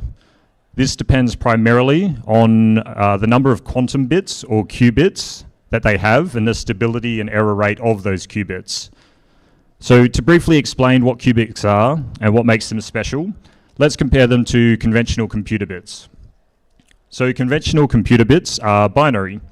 They can either be a 0 or a 1 at any given time. whereas qubits, through the quantum mechanic of superposition, have the ability to be both a 1 and a 0 simultaneously. What that means is that qubits have exponentially more processing power than bits, and for every additional qubit, you're effectively doubling the computational power. So for 1 qubit, you have twice. For 2, you have 4 times the amount. 3, you have 8, 4, 16, and so on. So by the time you get to just 50 qubits, which 50-qubit quantum computer already exists today, it is already more powerful than the most powerful supercomputer in existence. So how long do we have before a really powerful and stable quantum computer exists? Well, there isn't a consensus at the moment, but the common estimates are between 5 and 20 years from now. To give you an example, Google is currently aiming to have a 1,000 stable qubit computer built by 2029. As far as who will have them first, that's a race between the tech giants of the world, like Microsoft, IBM, and Google, and the world's most powerful governments, 15 of which at the present time, have an active quantum computer program.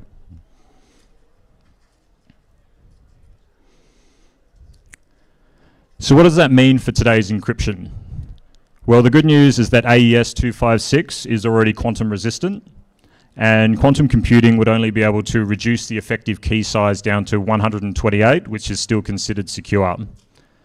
The bad news is all of the commonly used asymmetric encryption algorithms, such as the ones on the screens, will all be brute forceable. To give you an example, the 2040-bit key RSA encryption algorithm that took the conventional computer 300 trillion years will now take about 10 seconds for a 4,000 qubit quantum computer to brute force.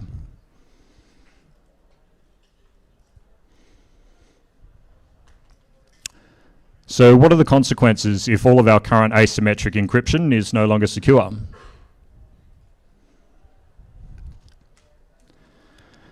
Well, in their current states, TLS would no longer be viable, so there goes the most common secure communication method over the internet.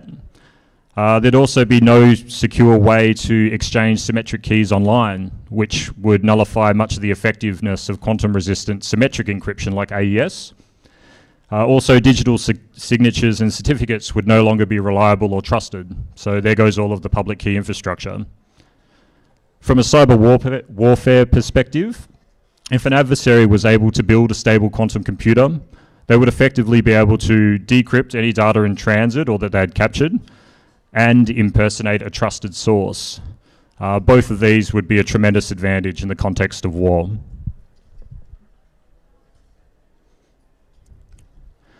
So what can be done about it? Well, the good news is the hunt for post-quantum cryptography is already well underway, and several families of quantum-resistant cryptography already exist. In fact, since 2016, the US National Institute of Standards and Technology, or NIST, has been working towards assessing and standardizing post-quantum asymmetric cryptography algorithms.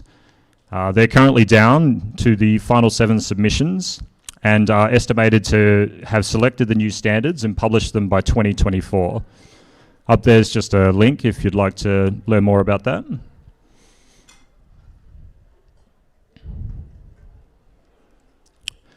So to finish my presentation, I wanted to leave you with some food for thought about some of the other possible cybersecurity implications of quantum computing. Things like what the password length requirements might need to be, the compatibility and hardware issues that post-quantum cryptography might introduce, or what quantum malware might look like in the future.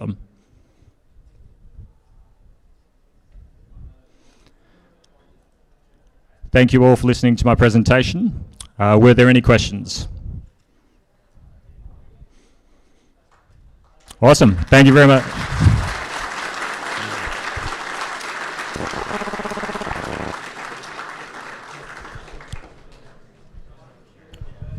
Thanks, Anthony. Thanks for the talk. So we're going to break now for probably 15, 20 minutes.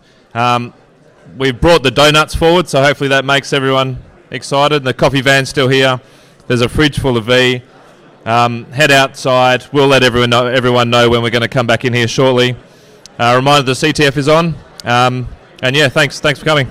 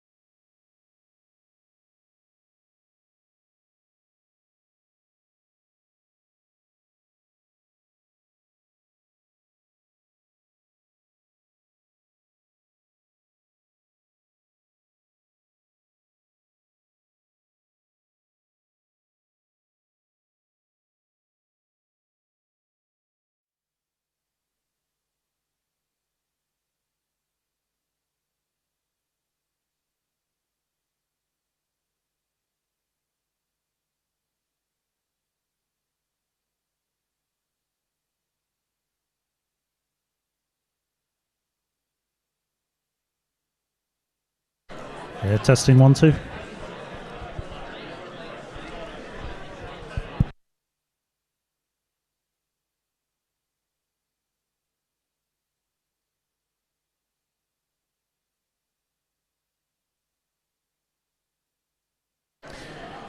Cool, okay, grab a seat. We're ready to kick off for the rest of the morning session. Just while you're getting comfy and taking your seats, I'm just going to hand over to Byron from AWS, who's got a couple of words on the training. G'day folks, my name's Byron. I'm a solutions architect at AWS. So I'm running the AWS workshop today, which is all about protecting workloads from the instance to the edge.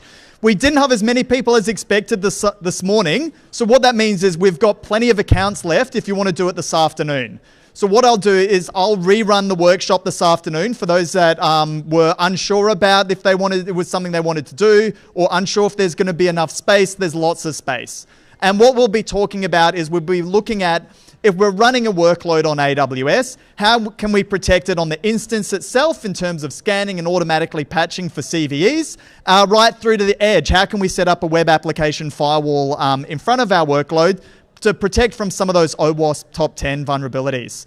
So I'll kick off as soon as lunch finishes. We're not quite on the highest floor. We've nabbed one of the rooms at the top of the stairs on the first floor.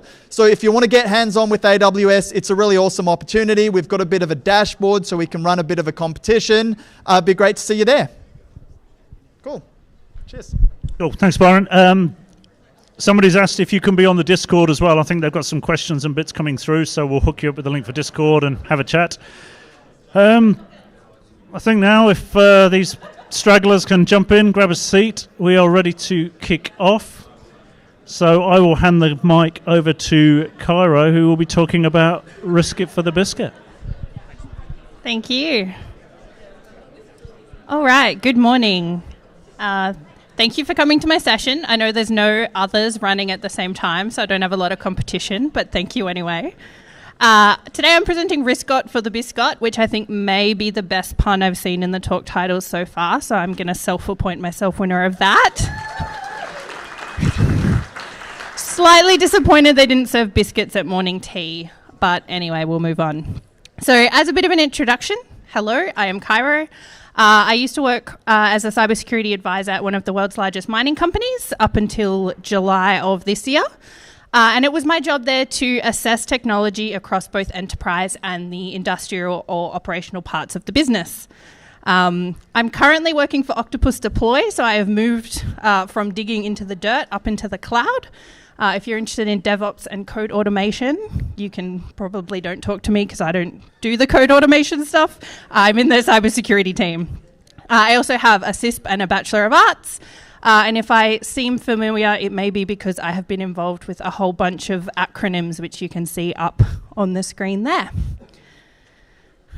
So to get into what I'm actually talking about today, I'm going to start with some really basic definitions just to make sure we're all on the same page. Then I'm going to talk you through the controls that my team would be interested in when we were doing risk assessments on operational technology. And then I'll take you through a slightly vague, not proprietary case study from my time at my previous employer. So I'll start off, what actually is operational technology? This is hardware or software that controls or monitors physical processes. So this is what we're talking about in terms of manufacturing, mining, utilities. It's not, logging onto your laptop on your corporate network, sending some emails, writing some Word documents, playing in Excel. We're actually talking about things that control big crushers, conveyor belts, anything kind of in a factory setting, those kinds of things. And also the safety and monitoring systems that surround them. So there's a lot of quite dangerous things going on in these environments. And there's people in there that need to interact with that technology as well. So there's monitoring and safety systems that look at things like air quality, that look at seismic activity if you are drilling down into the earth, and all of those kinds of things that are going to help keep people and keep the processes safe. So this presents a slightly different challenge to traditional IT. Generally speaking, the systems are quite a lot older, and they're also quite a lot harder to patch because they are usually ridiculously old. And also you've got really small change windows. And, if you want to take something offline for 10 minutes, sometimes you're looking at $10 million of lost production in that time. So very, very small change windows. You're also heavily reliant on vendors in this space. There's a lot of technology in this space that's basically built by two people in a shed who probably used to work for a mining company and thought, I can solve this problem. And they've built a little black box, they've put their software on it, and they stick that in your environment. You probably don't really know what's on it, and they're probably the only people that actually make that product. So you don't actually have a competitor that you can go to. And finally, and this is probably the most important one, when we're talking about the impacts of cybersecurity incidents, when it comes to operational networks and operational technologies, the impact of those incidents is quite a lot greater than in a traditional enterprise environment. We're talking about millions and millions of dollars lost very, very quickly. And even more important, in terms of people and safety, your impacts are looking at injury or possibly even death. So for example, I did a risk assessment on a mine in Mongolia. It's an underground mine. It has a shaft with a lift in it that takes people underground. There's 200 people in that lift at any one time. And if something goes wrong with that, you've got 200 people who could possibly die if something goes wrong. So there's a little bit more pressure to actually do things right in these kinds of environments. So what is a risk? Please do not actually read the picture. I'm not a mathematician, but I don't think that checks out. So in really brief terms, a risk has three components. You have an asset, which is anything of value. You have a threat, which is something that wants to have an impact on that asset. And you need a vulnerability, which is a weakness. So to steal a metaphor from Casey John Ellis, an asset is your face. A threat is someone wanting to punch you in the face. And a vulnerability is your inability to actually block that punch. And when we're assessing a risk, we're also looking at both the likelihood of a threat occurring and the consequences. So this is how likely is someone to punch you in the face and how much would it actually hurt. And obviously that's going to impact how you judge that situation and what you do to avoid it. So performing a risk assessment in an operational environment. These are the 8 domains that my team would traditionally look at. A bit of a disclaimer, we haven't actually based this on a specific framework or standard or anything like that. It doesn't map strictly to anything. It's just what we put together and what we worked with and what we found was a good thing to do. So bit of a disclaimer there. So I'm going to take you through the key controls for each of these domains, and I'll kick off with network segregation and segmentation, which is not a tongue twister at all. So first up, one of the major controls that we're looking at in an OT environment is actually having it segregated off from your enterprise environment. And a big part of that is making sure, and this sounds a little straightforward, that all of your operational systems are actually on your operational network. It can be really easy to plug that stuff into your corporate network, and then there's different considerations that you need to have. And an enterprise network probably has less of a consideration of uptime. It can go down without it being a big deal.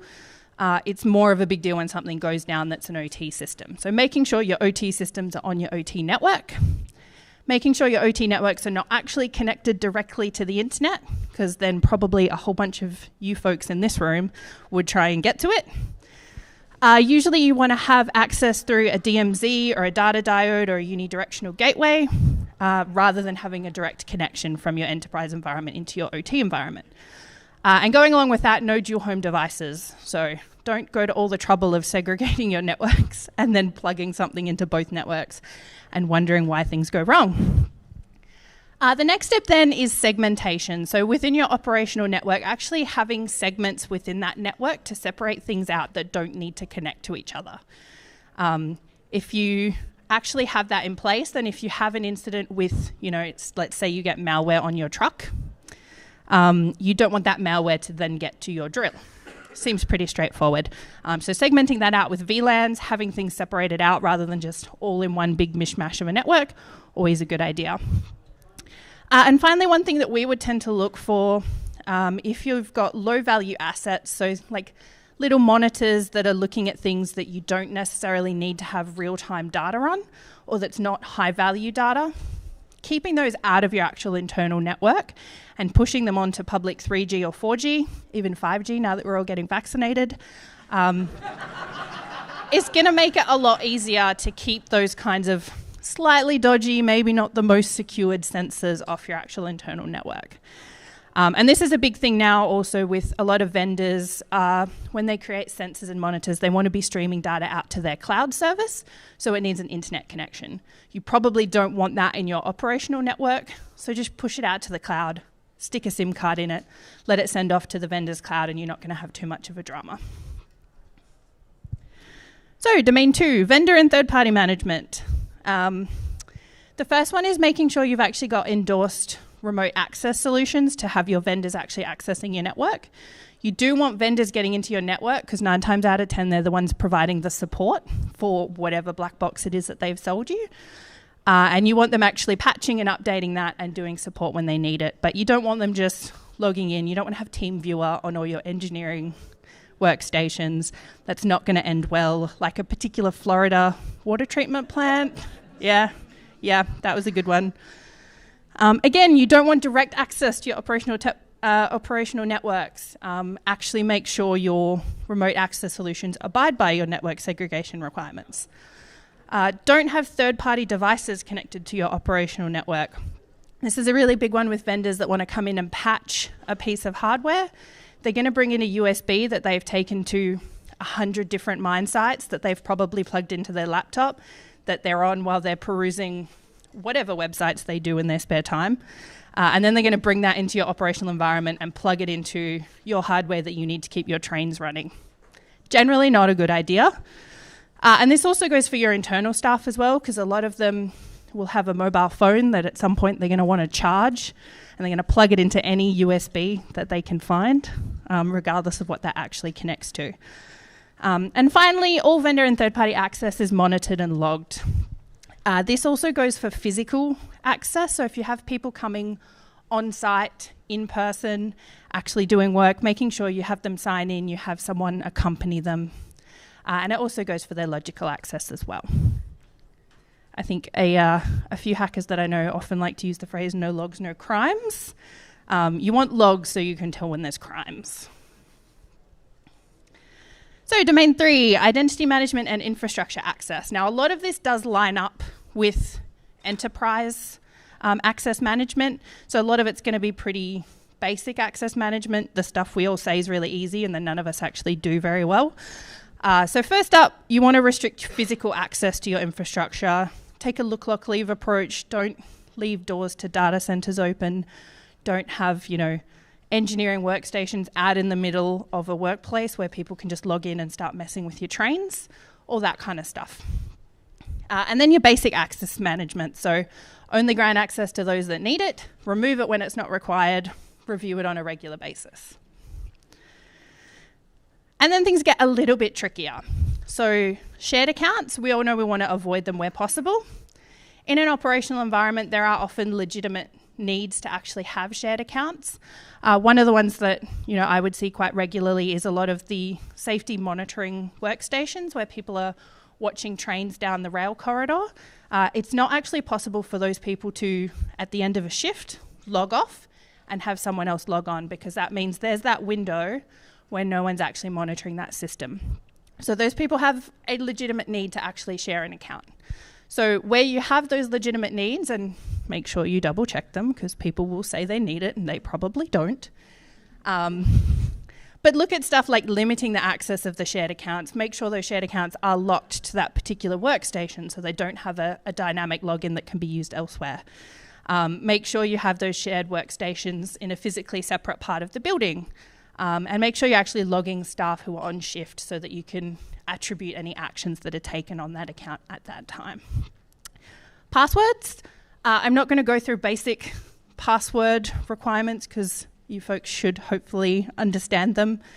But one of the big things is changing of default vendor passwords. In a lot of operational technology contexts, vendors won't actually let you do that. And it will be a violation of your support contract if you change that default password, because they're probably lazy and they want to be able to log in with the same password to all of their customers. So double check if this is in fact a requirement of your vendor. If it is in a support contract, try to get it taken out and be able to actually change that default password. You also want to have separate identity management to your enterprise environment. So don't go to all the trouble of segregating everything out and then have one Active Directory managing everything. Have a separate Active Directory for your enterprise environment. Use a centralized password management platform for your system and your infrastructure credentials. And also make sure your service accounts are non-interactive because they should be for services and not for people. So number 4, configuration management and hardening. So this is kind of a mishmash of different things. You want to be looking at limiting and restricting removable media, so that USBs people are plugging in, you don't want those. You want to make sure you've got version integrity monitoring for your PLCs. You want to disable services and components that you don't actually need. Again, that's some basic hygiene stuff. Make sure you're not storing credentials in clear text, particularly within config scripts and that kind of thing. If you can, have a standard operating environment that you use for everything in your environment. That way it keeps it nice and consistent. You know what's happening. You don't have to actually think about what's switched on for each thing. Disabling insecure and legacy protocols and use secure alternatives where possible. So we all know this, SSH for SFTP, not Telnet and FTP. This one's actually a really difficult one to do a lot of the time. So if you can do it, good job. I envy you. And finally, where you do have exceptions to a lot of these things, because you probably will, particularly with those legacy protocols, actually record them. Weird idea. Have some governance around it, actually know where they are, keep track of them. If you can get rid of them down the track, then do it. But you're not going to be able to do that without actually having a record of where they are and why they're there. So this is some pretty basic threat and vulnerability management stuff, but it can be quite difficult to do in operational environments because you are working around all of that segregation as well. So have monitoring in place for your mission critical OT systems. There's actually a bunch of vendors these days that sell appliances specifically designed for operational networks. So you've got Nozomi, Clarity, Dragos are all selling that kind of thing. So those are specifically designed for those environments, which makes them a better product. They're not designed for an enterprise environment and then you just stick it in there and hope it picks something up. Patching, again, quite difficult when you are not connecting to the internet and you're trying not to implement too many changes and you have very small change windows, but patch everything that you can. And also make sure that your vendors are patching the things that they're responsible for, because a lot of the time they will try to get away with not doing it. And also make sure in a lot of cases, you will be reliant on vendors to actually test that whatever they sell you actually works on a new operating system. Make sure you're working with them to make sure they do it in a timely fashion and you're not sitting around waiting for them to do that testing before you can actually roll that patch out. And finally, actually deploy antivirus and make sure you do update it and have some central management within your OT environment. Again, not from your enterprise environment. I'm going to keep hammering that point home. So end-of-life systems. Actually identify them, because I can guarantee you they are there. They are 100% there, they're hidden. And in a lot of places you might not be able to actually upgrade them. So actually identify them first to start with. Make sure you have plans to actually replace and upgrade and actually put those into the budget. I know a lot of us don't like having to do the management side of things, actually, add the numbers up and see what you can afford to do. But you need to do that for these end-of-life systems, because otherwise you're never going to be able to get away from them. And finally, where you can't, and I can guarantee you there will be ones that you can't, because that particular vendor only sells that product to run on Windows 98 and they have no interest in upgrading it, so you're stuck with it. Actually look at what you can do to limit its exposure. So have extra restricted access, have targeted monitoring, extra isolated and segmented away, run it in a VLAN, whatever you can do to actually try to put some extra layers of protection around it. So resilience and recovery. Here we are looking at single points of failure. There will be some. Try to make them not be. Very good advice. Make sure you actually have processes in place to perform and test backups. And this should go for both data and for configuration. So if you've got system logic or PLC logic, converter firmware, make sure you're actually backing up the configs for those devices, because if you have to configure them all from scratch, you are not going to be having a good time. So actually test that those backups will work. Make sure you've got BCP and DR for OT systems and actually test them, which is the step that most people forget. And actually run through those tests and then work any findings back into your plan. And finally, make sure you actually know who to call, which isn't Ghostbusters in this context, if there is actually an incident. I mean, maybe you've got ghosts in your OT network, I don't know. But make sure you know who to call. The thing with a lot of these OT networks is they are very physically isolated. A lot of them are out in the middle of nowhere. I don't know how many of you have been to the Pilbara, but it's a big red nothing with a mine in the middle. So make sure when something goes wrong, the people out in the middle of nowhere know who to call. And if you're in the office looking out, make sure you know who's on site who can help you if you actually detect something. Because getting to talk to the right person is probably 90% of your battle in a lot of these situations. And finally, I know the governance piece is all of your favorite one. So actually keep track of some stuff. Have an asset register, have a vendor register. Make sure you have contracts in place. Include cybersecurity within your contracts. Include ongoing support and maintenance in your contracts. Make sure you actually tell your vendor that you have cybersecurity requirements before you engage with them, and then make sure that they can meet them. And then come back later and make sure they're still meeting them. And make sure you have processes to capture any exceptions. So where things can't abide by the best things that you want to do, keep a record of it, come back to it, fix them later if you can, put extra protections where you can't, and make sure people actually know about them, because the worst thing is not actually knowing where you have any of these vulnerabilities. You can't secure what you can't see. So, my somewhat vague case study. I have taken a couple of different risk assessments that I and my team worked on while I was at my previous employer, and I've combined them into something that's indicative of what we saw but isn't giving away any commercially sensitive or proprietary information. And there is someone from my former employer here, and I can see him watching me. So I will be careful, but this is very common, and this is what we were seeing in basically everything that we did.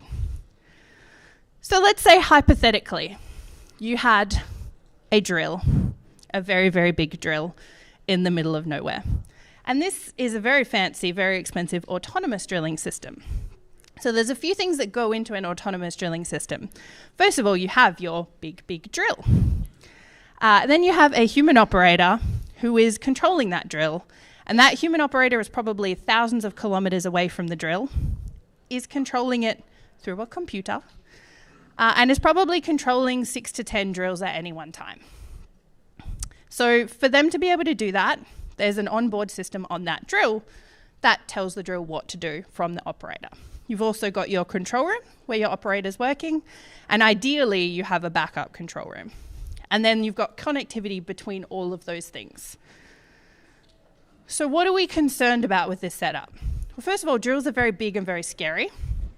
The internet is also a very big and very scary place. So if you have a drill that's controlled by the internet, you can kind of see where I'm going with that. And there's some things you need to consider. So for example, when you stop drilling, you stop making money. And we're in WA. I don't need to tell you how important mining is for our economy. Well, I'm not going to get into that. But if you lose 1 week of production, it's actually going to take you more than a month to make that up. And that's actually millions of dollars. I mean, if you think of the price of iron ore and how many millions of tons of iron ore we are shipping out from WA every day, it adds up pretty quick. And those big drills are also very expensive to repair if something goes wrong.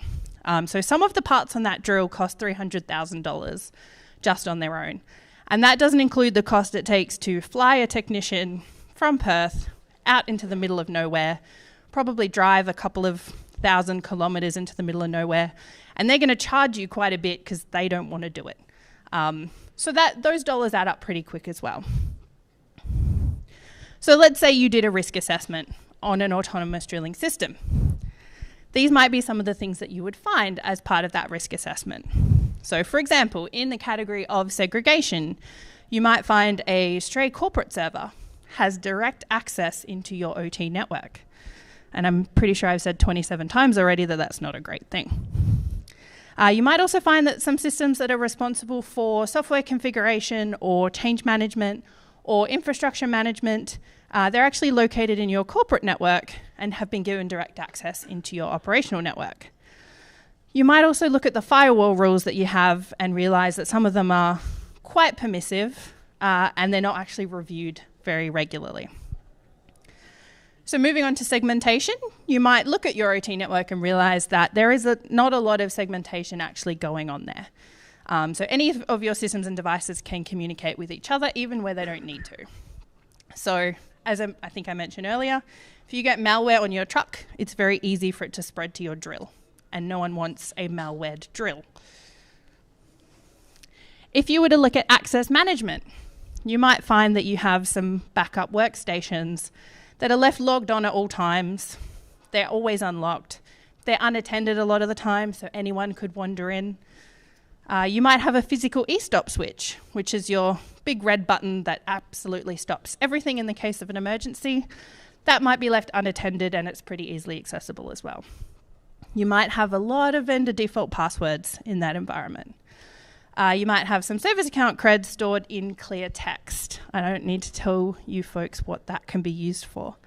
And you might also find credentials written on whiteboards and on post-its within your control room. And you get bonus points for that one if there's CCTV pointed at those whiteboards and post-its as well. So you're probably going to have some bad security hygiene. You haven't been washing your hands for 20 seconds. So you've still got some legacy and insecure communication protocols. There's going to be some Telnet, some FTP, some HTTP.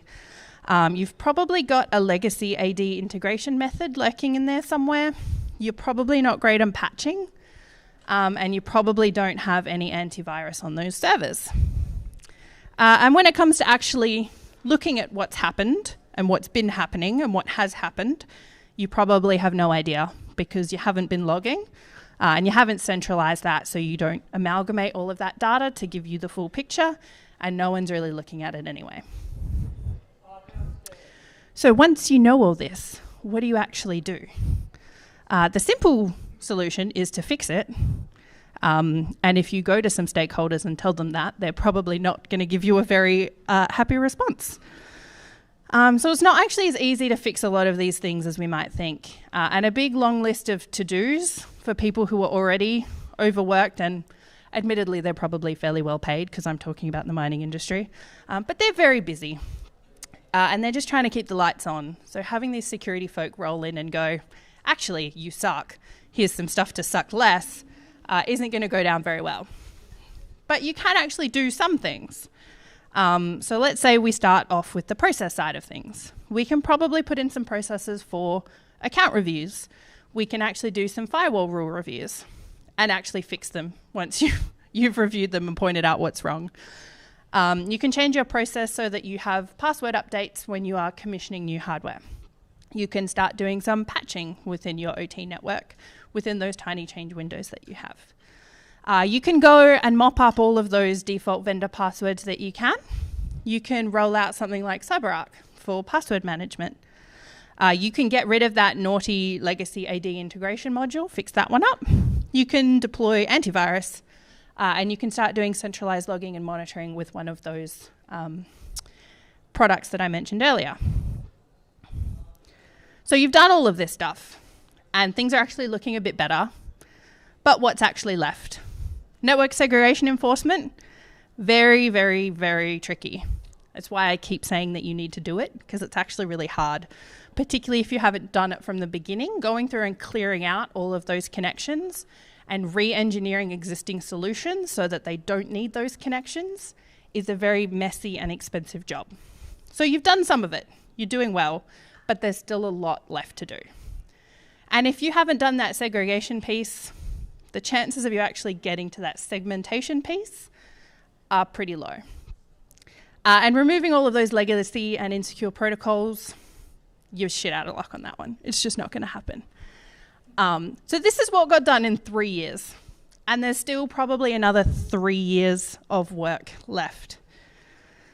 So what did we actually learn during this process? Well, number one, security is hard, particularly in large and complex environments. But there's really only one way to deal with that. And a good friend of mine often says you just have to eat the elephant, which is just start eating. Like, bite by bite, you'll get there eventually. The second thing I learned was that getting to the right people in your organization is half the battle. And when you have an organization that's about 50,000 people and you are spread across the world and you have a division between office people and site people, it's even more difficult to actually find who you need to talk to, get them on board, and actually start getting this work done.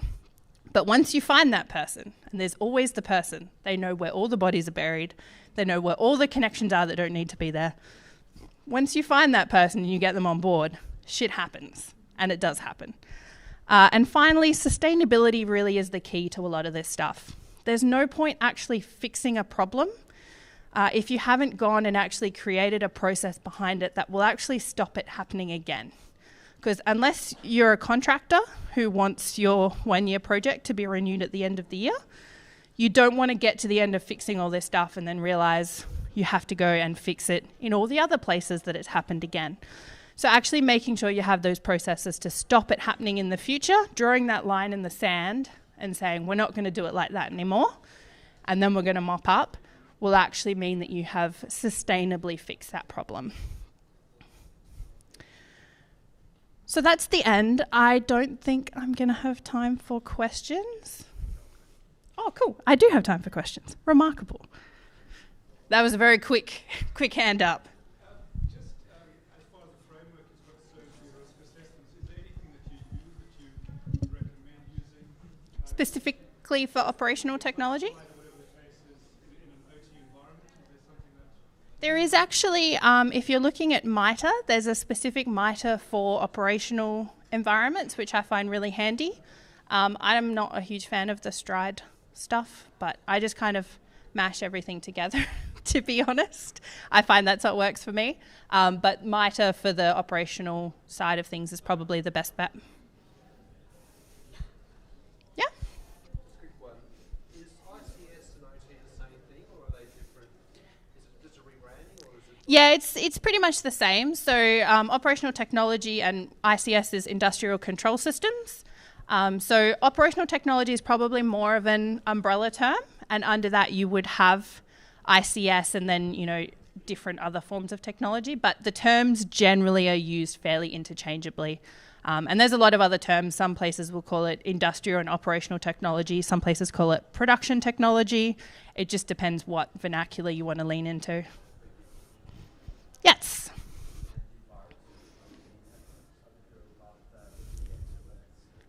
With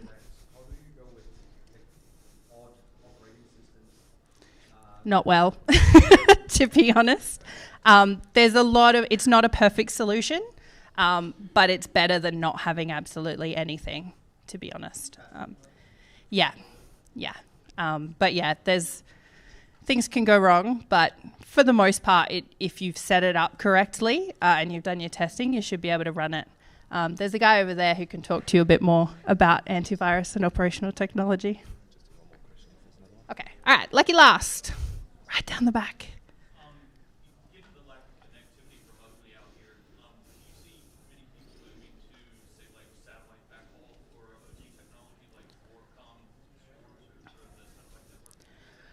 I don't think there will be a move just because once it gets cheaper, probably, but what a lot of those companies are doing is just building their own mobile networks at the moment. So they'll have their own one. They're not working through Telstra or anything like that. They'll build that out in the middle of nowhere, and that's what they use. And sometimes they won't even connect back to the internet. It's basically just a LAN that runs on 3G or 4G. But hopefully, if Elon Musk brings us all the cheap satellite he's promised, it might be a proper solution going forward, but I don't see it happening anytime soon. Cool. All right. Thank you so much, everyone. I'll be around the rest of the weekend.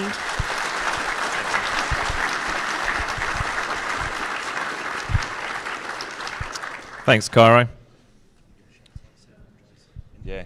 So we've got a couple of minutes until the next speaker talks. I know that we're running a little bit behind schedule. However, we've got a talk that's not going to be happening this afternoon, so we're going to catch up.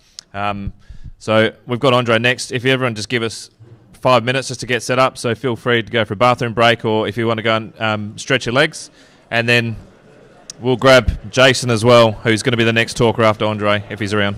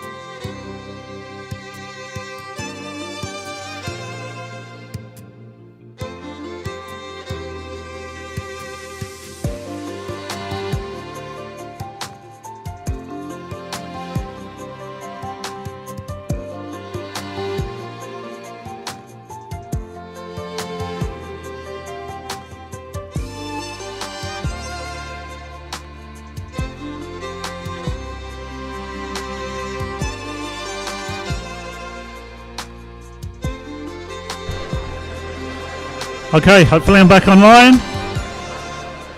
Grab a seat, in-house people. Get yourself comfortable, please. Cool, we are just cutting over the slides now. And I will hand the mic over to Andres talking about social engineering. Cool. $50 million. This is how much a group of attackers received in their offshore bank account after tricking a finance executive at Toyota in 2019. How does this happen? Social engineering, or human hacking, is all about exploiting the flaws in humans, building up trust with victims before manipulating them into giving you access to their confidential information and assets, such as passwords, credit card information, money, and even access to physical hardware like routers or computers. This can lead to immense financial and reputational loss for an individual or organization. Throughout this talk, you might be wondering, how do people still fall for these things in 2021? And the truth is, these types of attacks can get a lot more advanced than your cliche Nigerian prince scams. If these companies can fall for it, so can you. In 2020, Shark Tank was victim to a spear phishing attack where one of their cast members lost $520,000. Twitter in 2020 as well, this story was all throughout the media, where a teenager socially engineered a Twitter employee, got access to their Slack workspace, and then their internal testing tools, which allowed them to post on accounts like Barack Obama, Joe Biden, Elon Musk, etc. And they said if you send $1,000 to a certain Bitcoin address, they'd double it, which, I mean, sounds great, but unfortunately was not true. And they took off with $165,000 worth of Bitcoin. Toyota in 2019, as I mentioned, $50 million. This was the result of a business email compromise scam.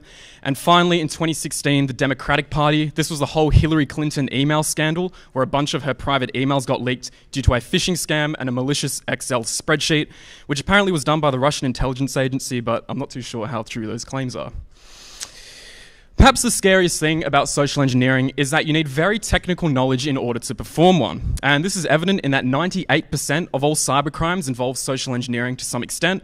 75% of organizations were hit by phishing scams in 2020, and on average, the cost of a social engineering attack is $130,000. So what are the steps an attacker can take when trying to perform a social engineering attack on the scale of Shark Tank and Toyota? And there are three main phases. The reconnaissance phase, where an attacker gathers information on their target. The pretext phase, where the attacker crafts a credible narrative using that reconnaissance. For finally, the attack phase, where the attacker will choose a vector to send that message to the victim. Starting off with reconnaissance. Now, as I mentioned, this is all about gathering information on the desired target, and one way in which this can be done is through open source intelligence, or OSINT, and this is all about collecting and analyzing information from publicly available sources. So let's just say a random attacker has been given a task of performing a social engineering attack on a certain company. Every single company today will have a website, which is a great place to start as it can serve information to attackers on a silver platter. Things such as emails, phone numbers, employee names, suppliers, what technology a company is using is all extremely valuable. Secondly, platforms such as LinkedIn, where people love to post about their work life, is another great source of information. What an attacker can do is go to a company's LinkedIn page, see a list of all employees who have said that they're working at that company, and then if an attacker managed to even find one email on the company website, they can apply that same format they found to every single other employee in the organization. For example, b.smith@company.com, applied to my name if an attacker saw me on the company's LinkedIn page, could be something like a.demola@company.com. Thirdly, social media platforms are another great source of information. So Twitter, Facebook, YouTube, Instagram. And this is where people like to post about what they do or what they're interested in. So liked posts, pages, who someone is following, again, is all great information for an attacker. For example, if someone has been liking many different Binance-related posts on Twitter and is following Binance as a page on Twitter, they're likely going to be using Binance as a cryptocurrency exchange. Likewise, if they've liked the HBF page on Facebook, they're likely going to be using HBF as an insurance provider. So far, all of these methods have been manual. However, there are a plethora of tools an attacker can use that can greatly automate this process and find even more information. A site called Spiderfoot you only require a single domain for. Have I Been Pwned only requires an email, and Sherlock only requires a username. So looking at some examples of these. Here's a screenshot of Have I Been Pwned from bob@gmail.com. And what this site does is return a list of sites that email has been registered on that have recently suffered a data breach. And again, it shows the breached sites as well as tells the attacker if there's any plain text information regarding that email floating around on the internet somewhere. Secondly, we have Sherlock, which is a command line program where you can enter in a username and it returns a list of sites where that username is registered on, which again is a great source of information for further reconnaissance. We can see here that Bob123 is registered on Duolingo, Fortnite Tracker, Freelancer, GitLab, GitHub, a whole bunch of stuff. And finally, perhaps the most craziest tool out of all of these is something called Spiderfoot. Now, this particular example was a screenshot I found that returned 80,000 different data points on a single company domain name. So they just entered in the website name and it returned 80,000 data points. And this is information like SSL certificates, usernames, employee contact details, telephone numbers, emails, anything you can think of that would be out there regarding a certain company, Spiderfoot will be able to find it. And it does this through passive reconnaissance, so querying publicly available tools, as well as active reconnaissance such as network scanning and among other things. So now that we've talked about how an attacker gathers this reconnaissance, how can they actually use this to fool the victim? And this is where they create a pretext or a credible narrative. The more reconnaissance that an attacker performs, the more authentic and personal they can make an email, which would have a better chance of fooling their victim. One other thing that attackers like to do is create a sense of urgency in the victim's mind to make them not think properly and maybe miss things that might obviously look malicious when looking at them again. Some clever tactics that attackers may use are things like swapping out characters in domain names and emails, as well as creating legitimate-looking social media profiles, which can be easily done through copying someone's profile picture, their cover photo, their biography, and then again, swapping out those characters in their username. Finally, copying styles on legitimate emails and websites is extremely easy to do as well through just inspecting element and copying the HTML and CSS. Looking at an example of swapping out those characters, this is a particularly obvious example where in google.com I've swapped out the O for a 0. Maybe in a sense of panic someone might not spot this, but again, it's pretty obvious. Where it does get scary is when there is no visual difference between these two domain names. So this particular attack is called an IDN homograph attack, or more broadly visual spoofing, where an attacker will swap out an English character for a character in Unicode that looks extremely similar. On the second Netflix.com, this is using the Russian Cyrillic character Ha, which looks identical to the English X and can be used to create some pretty legitimate looking sites and emails. So we've talked about reconnaissance, we've talked about how an attacker can use this reconnaissance. Now, how do they actually choose to attack the victim? Firstly, you have email phishing, or just your general phishing, and this is often referred to as a spray and pray type of method because an attacker doesn't really need to perform any reconnaissance beforehand in order to do this. And although fairly primitive, like your Nigerian prince scams or the you've won $100,000 scams, they can be devastating if someone does fall for them. For example, links attached in these emails can lead to vulnerabilities on sites like reflected cross-site scripting or cross-site request forgery, as well as just link to websites that aim to steal a user's credit card information like fake e-commerce sites.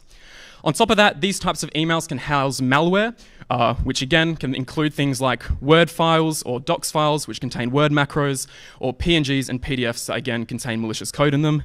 Cryptocurrency miners as well is a really big thing that's a bit more passive, but is still exploiting the user's machine without their permission, and can be hard to spot at times. Luckily for us, these emails are generally filtered into spam by platforms like Gmail and Outlook.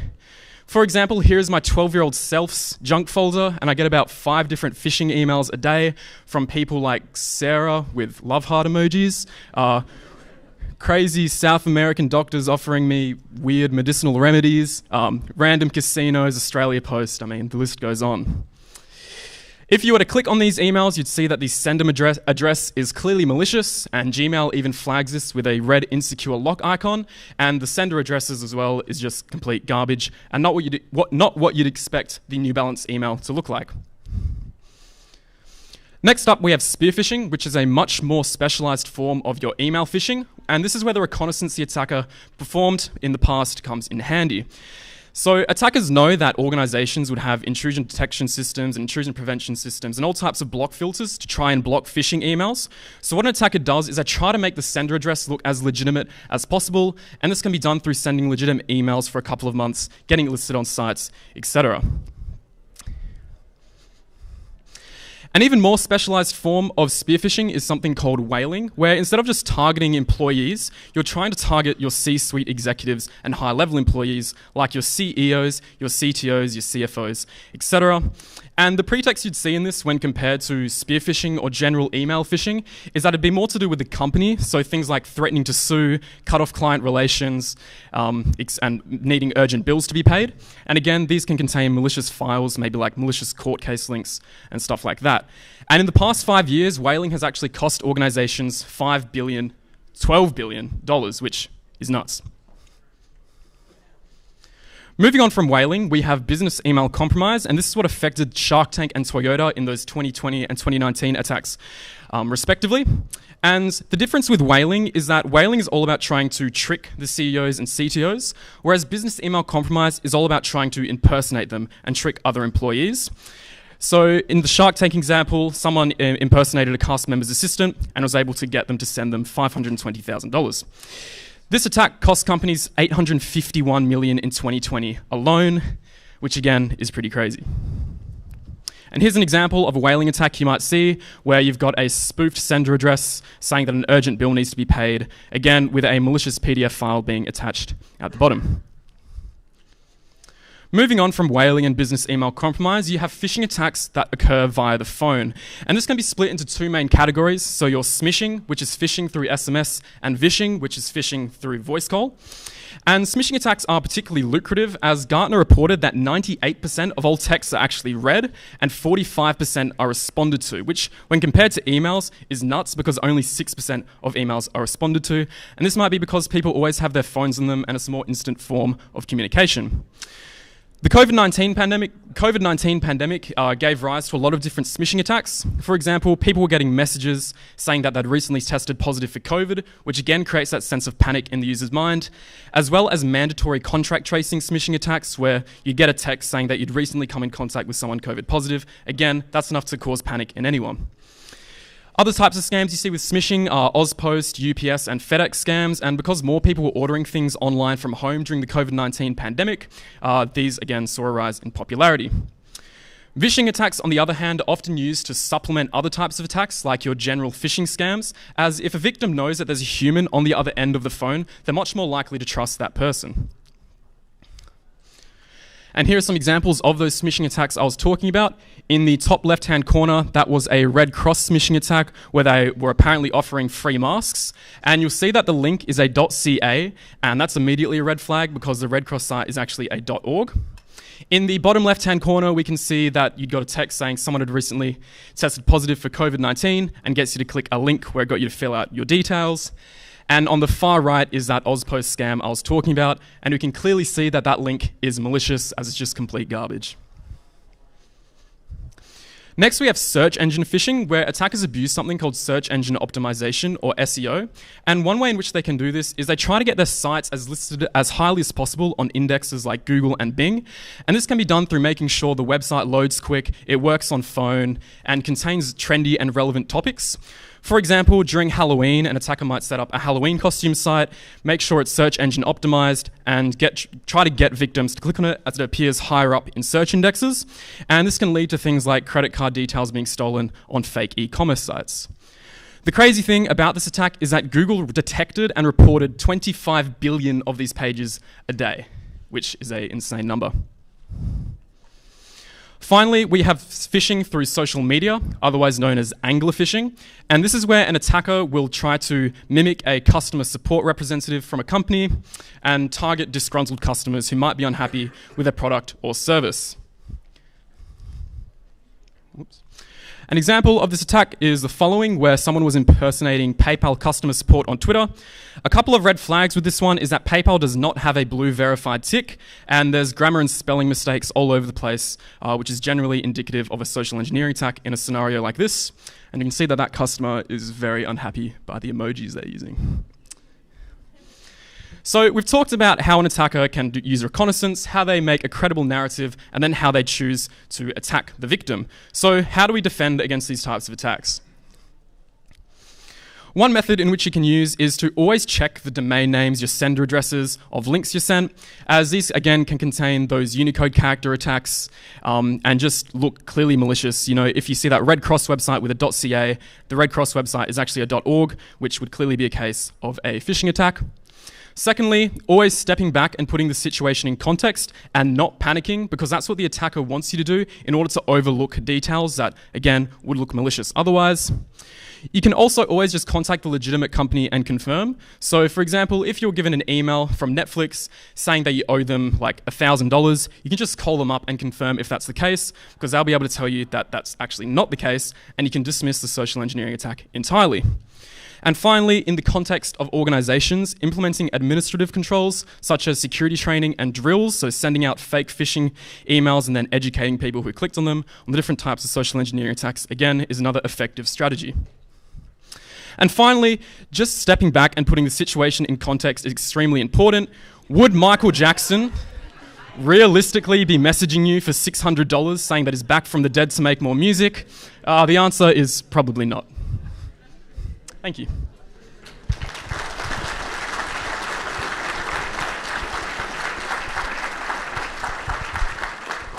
Thanks, Andre. Any questions for Andre? Great, thank you very much. Thanks, Andre. If you don't mind giving us a couple of minutes before the next talk, we just need to set up again. Feel free to stretch your legs, grab a drink, anything you need to do, and we'll be with you shortly.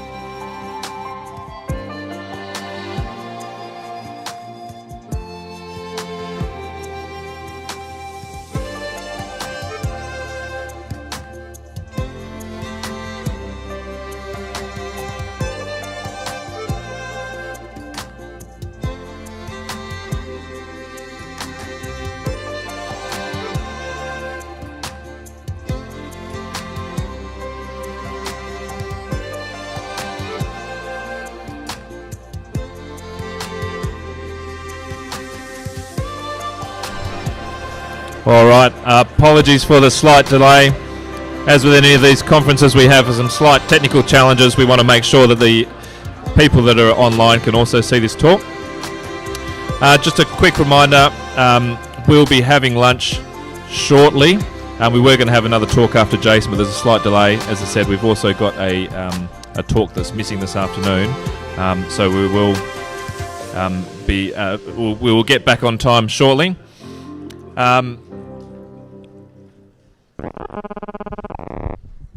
I'm going to pass over to Jason. So Jason's going to talk about dissecting APT attacks using MITRE.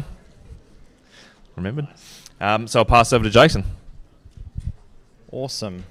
Hello. All right. So later on, my colleague Duncan is going to do a presentation, and he's going to take the piss out of all of my animated slides. So if you all just remember that for now, that'd be good. So I'm Jason. I'm a director at PwC, which means really nothing. I just do threat intel. My job is to track bad people on the internet, and occasionally probably some of the people in this room who do all of the pen testing, etc. So that's really my job in a nutshell. So I've worked for PwC for about 5 years now. Before that, I worked for CrowdStrike for a bit, and then before that for ASD, doing various things on the internet. What I'm going to talk to you today is, so I go out and talk to a lot of people across Australia, across Europe, around kind of, well, how are you using MITRE, how are you actually implementing it, and how can you make better use of Intel to extract all the goodness out of it. And what I find is a lot of the basics are being done wrong. People aren't really maximizing the use case of using MITRE to prioritize their detection capabilities. And so what I'm hoping to go through is some of the methodologies that I use and my team use. So I've got a team of about 20 people that help me do this because I'm a director, I've got a fancy title, and I get to go talk to people rather than actually do any work.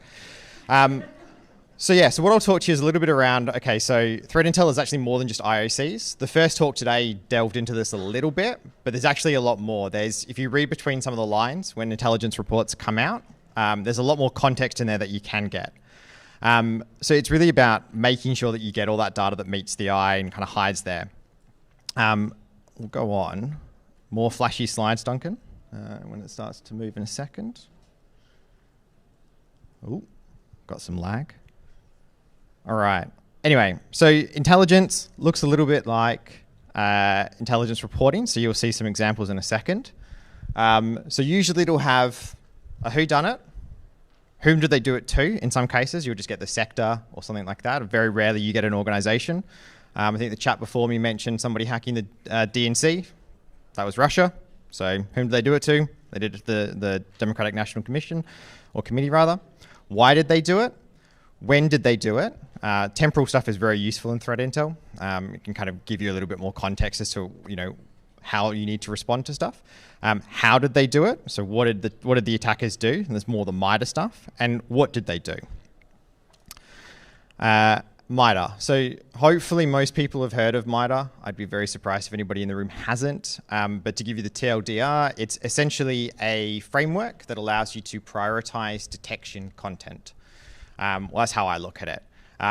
It keeps getting expanded, and the MITRE guys do a really good work on I guess increasing the visibility of some of the techniques that they're seeing, plus industry is seeing. We contribute to this. A whole bunch of other people add in and provide context. We contribute to a whole bunch of the MITRE attack groups that they have as well. But essentially, it's a couple of matrices. They're broken down into tactics, so things like recon, lateral movement, credential access, all that kind of stuff. And then they're broken down into further techniques. So from a defender standpoint, it is super useful to be able to break all of that down and start to map it out when it comes to intelligence.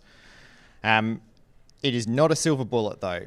There is stuff in here, or there's stuff that we see out in the real world that's not yet listed in here. There's probably a couple of month delay between what MITRE tags or MITRE has in here and then what we're actually seeing in the real world. But they do catch up quite quickly. All right. Now, so anybody who grew up in the 90s, hopefully you'll appreciate this. So when you combine the two, Intel and MITRE, you get Captain Planet, all good fun. So what is the methodology? So this is the kind of methodology we use. We have, when the delay kicks in, any second now. So we have the first one. So we pull sources from open source, from commercial, from closed source intelligence, all that kind of fun stuff. And most people will have access to this. Most big organizations will have at least some kind of vendor that provides them with threat intelligence. They'll also have the internet, which has a whole bunch of intelligence reports.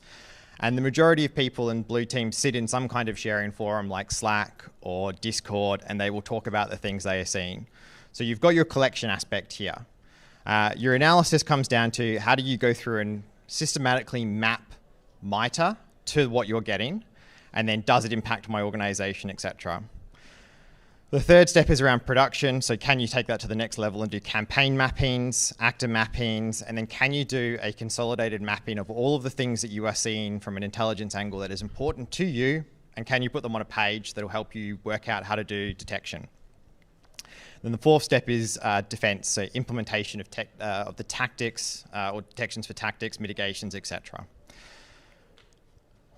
So the first one I will talk to you guys is about SolarWinds. I'm not going to go into any of the juicy intel stuff on that. I'm just going to talk about some of the reporting that was punched out in early December last year around kind of what was going on with that and what it looks like. So Sunburst is the primary tool that was deployed as part of this attack. So some aliases, Volexity call it Dark Halo, Microsoft call it Nilibium, and we call it Blue Nova. It's Russia. It's pretty much the SVR. It's good fun. It's espionage. They go after Europe, NATO, the United States. There are some other target sectors in here that are kind of every now and then people talk about them, but education, professional services, security, technology, all those kind of fun things. The first report that came out on this was, so this report up here by Mandiant, really useful. This is a good report in that it's kind of good guy vendor, included a list of TTPs at the bottom. But if you actually go through, you can start to map some stuff out nicely. So what I've done is, on the next slide, I go through the methodology that we used to do it. And so, cue slide change in 10 seconds. You should have, there we go. So, the methodology we use in Tide PwC's Intel team is we sit down, we grab all of these intelligence reports that we get in, and we have a role called roving analyst who we swap between all of our analysts each week, and they are tasked with going out and extracting the typical IOCs, domains, hashes, IPs, etc., but also sitting there and going through and saying, okay, well, from these intelligence reports, can I actually get more value than is just the atomic indicators we're used to? And so what they do is they go through and map out, and we'll pull a PDF down, and we will highlight each and every one of them. We've got some other systems inside where we just first throw it through a processing engine, natural language processor that pumps out all of this stuff in the first instance. MITRE themselves have released something cool called TRAM, which does that. So if you want to do this at scale, you can.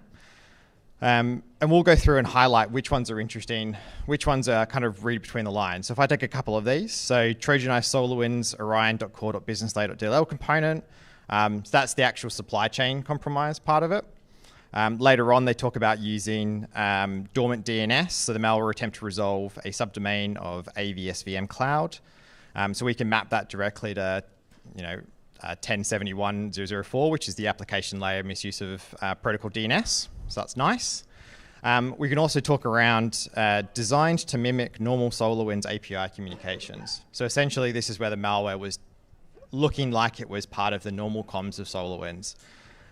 So you've got protocol impersonation. And what we do is we build up this really nice picture of all of these TTPs. And I've got another slide as well that covers some of them. So in the next slide, we'll talk a little bit around kind of virtual private servers being used.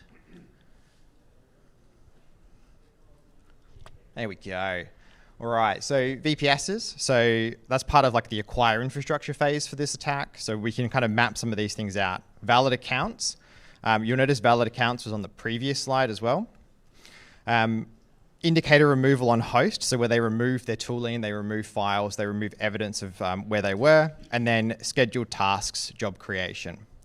And what we do on the once we finish kind of mapping out all of this, and this is just a subset, I think we ended up with a couple of hundred for some of the reporting and Nobula anyway. We do defense time. We sit there and we go, okay, well, how do we stop this?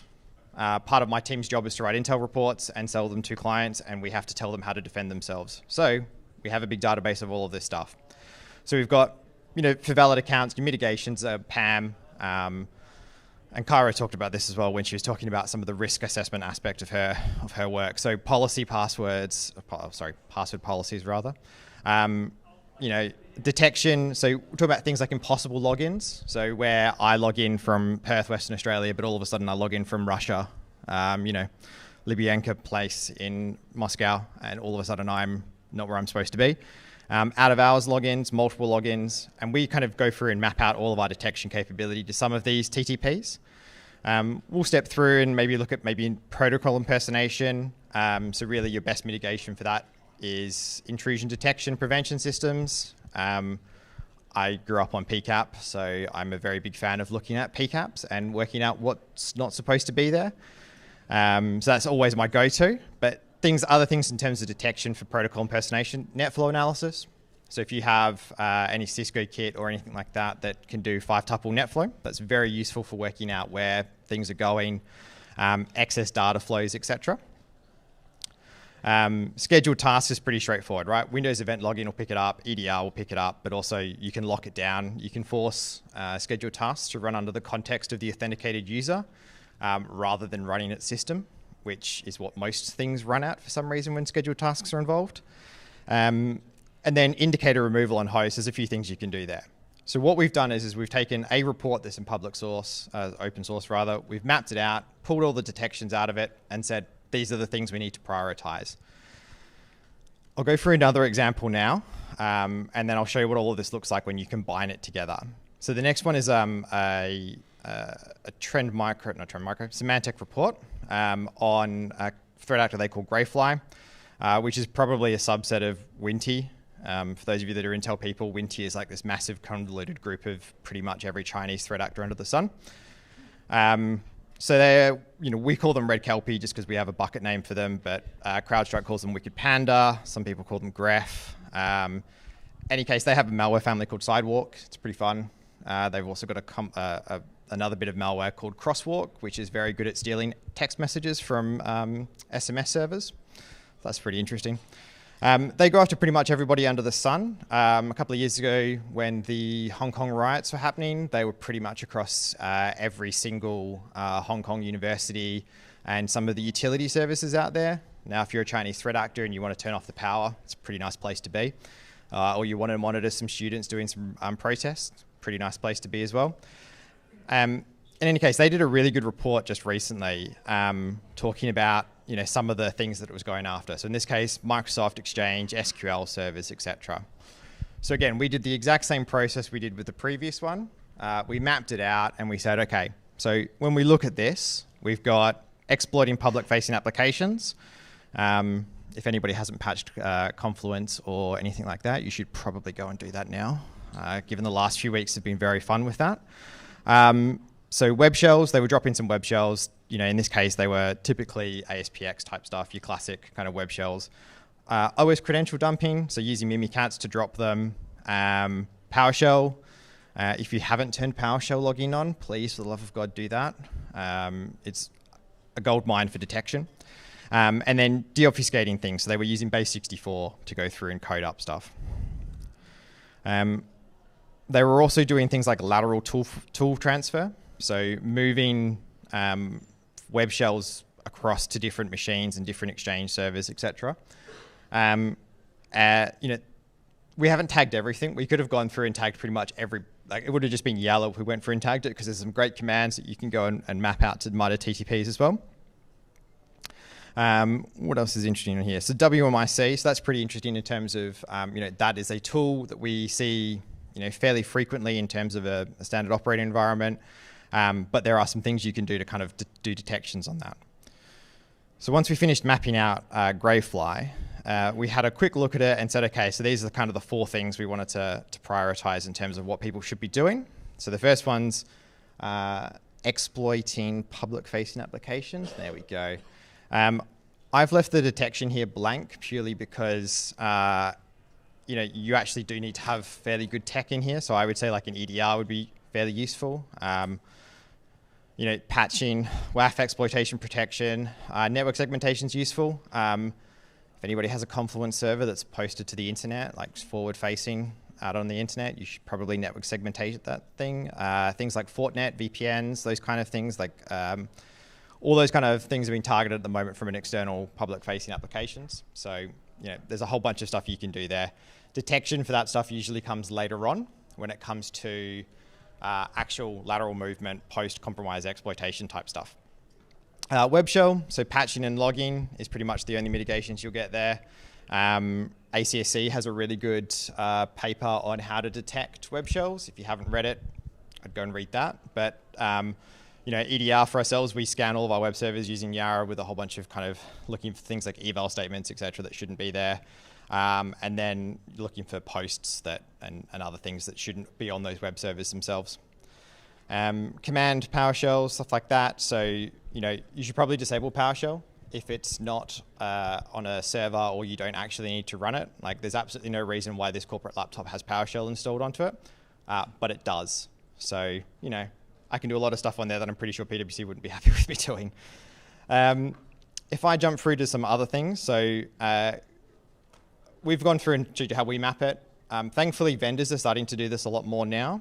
So I'll quickly jump through some. So Operation Harvest came out, I think, 2 days ago. They've been super useful. So when the slides catch up to me in a second, here we go. They've actually tagged inline all of the MITRE attack frameworks, or the techniques rather, which really saves us having to do it for us. So this is kind of nice. We pulled out some more out of here that we would just kind of assume they had in the back end but didn't have confidence on. They also did some really nice stuff to overlap TTPs to do attribution. I won't go into that too much, but if you want to chat later, I'm happy to. MITRE itself does some really good mappings to threat groups. It's all community-based, so people can add into this. So what's going to happen next is Taylor's going to appear on screen. One of my favorite sets. We talked about encryption before. They've used the same XOR key, 0x55, for at least 30 years. So, while we talk about encoding, etc., people are still using the same stuff, even though they know it's broken. Mystic, so Microsoft's threat intelligence team, they do really good mappings at the bottom of their reporting as well. They don't use 100% the same language as TTPs, or the MITRE TTPs, but it's all there. And they go through and kind of step through it. They have the same tactics, but some of the wording underneath is slightly different. But you can still get the general picture. So what does this mean in terms of bigger picture stuff? So, typically when I rock up to somebody and we talk about MITRE and they're like, yeah, we've got all these TTPs, we just really don't know what to do with them. I talk to them around operationalizing that. So on our side, we have a giant Elasticsearch database that just basically stores every single TTP in open source that we've seen and the reports that match with it. So what we do is we kind of pull in all of our stuff from IR, from our own intelligence, from our own data sets, and go from there, combine it into a single picture, and then we can basically do some really cool things like say, okay, well, what is the top 10 TTPs we've seen this year? So the R-Powers Combined Part 2 bit, which is going to come up on screen in a second, is really around how do you apply this? So great, we've got all this methodology around scraping the TTPs, but how do we actually make sure that is combined and used in a useful way? Anybody who likes tractors, that's a combine tractor. R-Powers Combined thing. So what we do is we have a look at this from a sector view, we have a look at this from a threat actor view, and then we also do most common TTPs over a period. And so this prioritization really helps us kind of map things out. So if I take the previous one where we're looking at, which is the grey fly, which we call red kelpie internally, you can do some really cool mapping. So you end up with standard mapping. Apologies for the small text. MITRE is really hard to put on a slide. And we can go through and say, okay, well, these are all the TTPs that are assigned to this particular threat actor, who we know goes after. If you're in the telecommunications sector, you probably know about these guys and you want to block them. So you could go through and prioritize detections based on that. What you could do, though, is if you had multiple threat actors that you knew were interested in, say, continuing the theme of telecommunications. So we know, there's another threat actor, APT40, who goes after those people, APT15. We can start to do heat maps and prioritize a lot of this. I haven't blended 41 in because 41 has a whole bunch of stuff in there. But a couple of these threat actors, you can start to weight what detections you need to prioritize. And that's really helpful because defenders have a limited amount of time. Somebody said before that we don't have all the time in the world to do these things, and that's true, right? We've only got so many hours in the day. So we go through and we talk to clients about prioritizing the way they go through and detect some of these things. Valid accounts is on here. We mentioned it a couple of times, and that's because it has about 3 or 4 entries on that particular reporting line. So we can go through and wait, and that allows us to invest time in the detections we think are actually useful. We can also do things, as I said before, top 10 TTPs. So if a client comes to us and says, hey, well, we want to know what TTPs we should be blocked or should be putting detections in place for. We can do things like this. So this is a 3-month grab of our reporting lines. So the most user execution malicious file, it's going to be pretty obviously up there. If you turn on things like AV, if you turn on things like application whitelisting, turning off macros, those kind of things are going to help with this. Spear phishing attachments, again, is a lot of the same things. So you can help to really prioritize your detection content and save yourself some time. So some final thoughts on this. So this is like a really basic way of doing this. I think most organizations have probably heard about MITRE, but a lot of the ones I'm talking to don't really have the understanding of kind of using it in an application or on a massive scale. So there's a couple of different ways you can take this to the next level. You can add in your own internal IR reporting. A lot of people have their TI and detection teams very separate and siloed to their IR teams, and you've got this massive intel source, you may as well combine it. You can also start to measure the success. So if you've got things like Proofpoint, etc., they'll tell you what TTPs are hitting you, and you can start to do defense against that. You can also start to map your detection content. So all of our Yara rules, all of our Yara L rules for Chronicle, etc., they all have TTP mapping. So we can kind of give you a quick, CISO XYZ comes down and says, what are we doing against this threat? We can go, okay, well, this is their techniques, and here are the things we have against them from a detection standpoint. And the first talk this morning talked about intelligence-led pen testing. So I do all of our Corey, CBEST, Tiber, StarFS type stuff, or all of our Intel-led pen testing.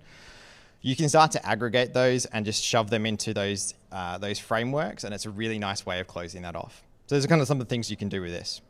So I'm going to stop there, and if there are any questions, go from there. Up in the back.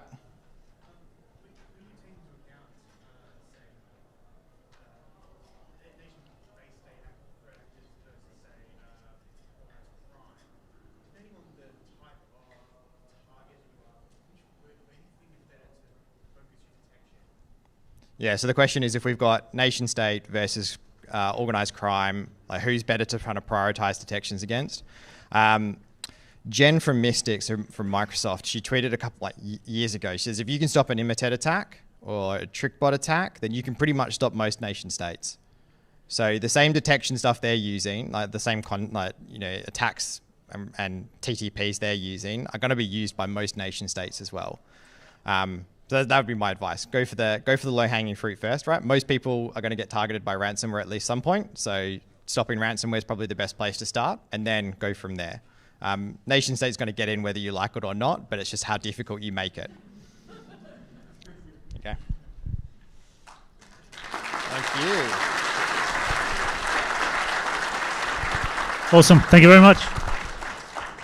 We are just getting ready to break for lunch, but before we do that, just a quick update on the CTF. Wide Sprite, first place, 7,100 points. Fighting Mongoose is second, 7,000. Mind Goblin third, 5,850. The pizzas are here.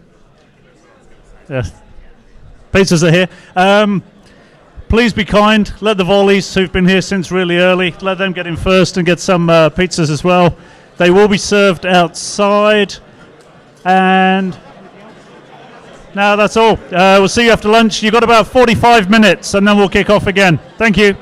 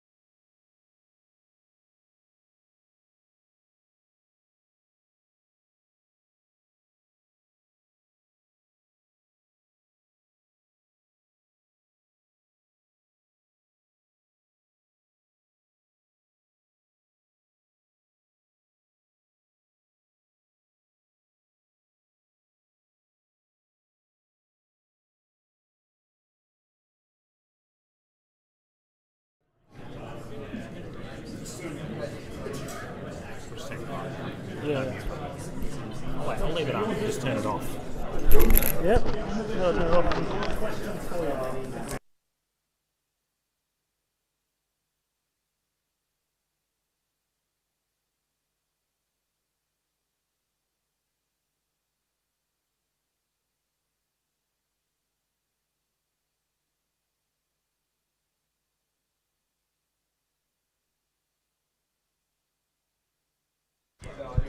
Afternoon session starting in 1-2.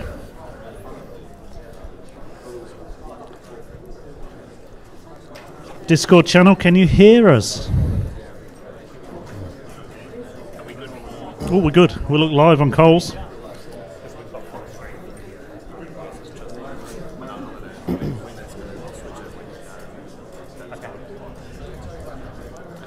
Sweet ass. Right, we are loud and clear to the world, people.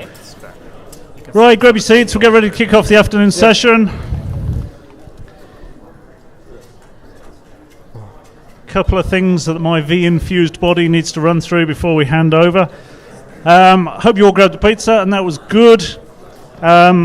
couple of things, just the usual shout outs. Thanks to all of our sponsors. If you are tweeting and sending pictures, make sure you tag those people in. They love the engagement and it gets us a future for next year, which is always good.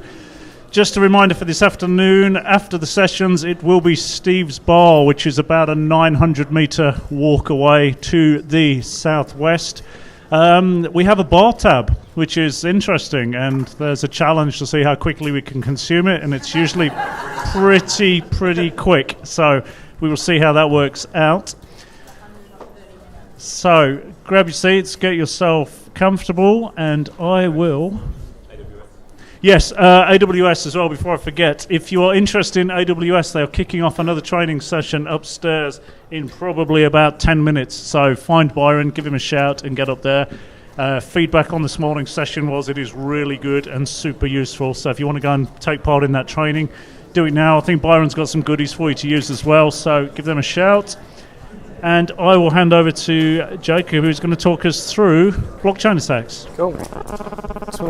I've got this mic on here, hang on. Just get a mic on. Let's get a test. Is that working? That one's on. Good to go. All right, thanks everybody for coming down to my talk about blockchain security. Yep. Yeah, it's on. Yep. Test. Yep, it's good. All right, I'll start again. Thanks everyone for attending my talk on blockchain security. My name is Jacob Larson. I work at CyberCX in governance, risk compliance, and threat intelligence. Today I'll be walking you guys through one of the most well-known Ethereum smart contract flaws, which is called the reentrancy attack. Now, this attack is also known as a race to empty attack, as it intends to recursively loop a withdrawal until a smart contract balance is emptied. So this is like withdrawing $50 from an ATM over and over again until the ATM runs out of money. So this attack was first unveiled in 2016 when a hacker drained 3.5 million Ethereum from a smart contract, which was known as a decentralized autonomous organization, or a DAO, or the DAO. Now, at the time, this 3.5 million Ethereum was worth $70 million, but today it would be worth over $12.5 billion. All right, so before we go into some more detail about my talk today, I'd just like to give a small warning. Cryptocurrency is a hot topic, but this talk is not about how you should spend your money on cryptocurrency, or about how amazing the technology is, or about how every business should implement a blockchain solution. I don't agree with this, and I'm not a preacher for all things crypto, and I'm not a moon boy. So, but as we can't deny that this technology has become much more mainstream in recent years. As it evolves and grows exponentially, it's very important that we as cybersecurity professionals understand it so that it can be protected and we can better serve our communities. So as seen on the slides, we'll first begin with some fundamentals of blockchain, Ethereum, and smart contracts. Now, you may already be aware of some of these concepts, but it's very important that we all have a baseline understanding so that we understand the mechanics of the attack later on. So to begin with, I'll go into a little bit more about blockchain. So blockchain is essentially a new way of maintaining agreements and tracking ownership through a decentralized ledger. So in modern society, it is not humanly possible to track ownership and agreements all in one place. So this is currently solved using central registries. So for example, Department of Transport maintains a register of every vehicle in Perth. ICANN and domain registers maintain a list of all domain names and who they belong to. And the bank maintains a ledger of everyone's transactions. So blockchain essentially challenges the idea of these centralized ledgers by tracking ownership in a distributed ledger. The intent is not to rely on a central authority, but rather rely on group consensus of who owns what. So before a transaction can be added to the ledger, there's a series of steps it must go through. So each transaction is digitally signed by its creator using their private key to prove that it is legitimate. At regular intervals, transactions will be combined into blocks, and the block creator will digitally sign the entire block before sending it to the rest of the blockchain network. So once consensus is achieved, this block is added to a chain of other blocks using the hash of the previous block. So this ties the blocks together, as the collision resistance of the hash function makes it computationally infeasible for an attacker to generate a fake version of the value stored in the block after it. So once this is done, the blockchain is then added to the distributed ledger and communicated to other nodes using peer-to-peer networking. Each node will also store a copy of the ledger, which is kept in sync using the group consensus algorithm. So essentially, once a transaction is added to the ledger, it's very difficult to recover it and essentially unreversible. So cryptocurrency is an example of a technology which relies on a distributed or a decentralized ledger. The cryptocurrency relevant for today's discussion is Ethereum. Ethereum is a decentralized open source blockchain, and it is the largest cryptocurrency after Bitcoin, with a market capitalization of $500 billion. So smart contracts are the simplest form of decentralized automation, and they rely on rules triggered by predefined conditions. Smart contracts operate like normal binding agreements in the physical world. However, they remove the requirement to trust a third party for execution.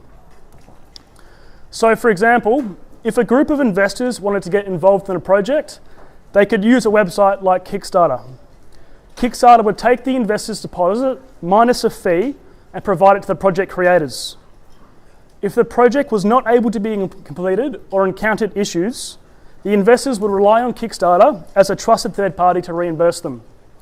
So if the investors and the project creators came together originally and agreed on a set of interactions, they could implement these interactions in a set of rules in a smart contract, which is guaranteed to be enforced by the network. So Ethereum smart contracts essentially implement the capability to execute arbitrary code on the blockchain within something called the Ethereum Virtual Machine, or EVM. EVM is essentially an interpreter for the EVM assembly language. As the interpreter runs, it maintains a stack and memory byte array. But an EVM is very limited compared to other virtual machines.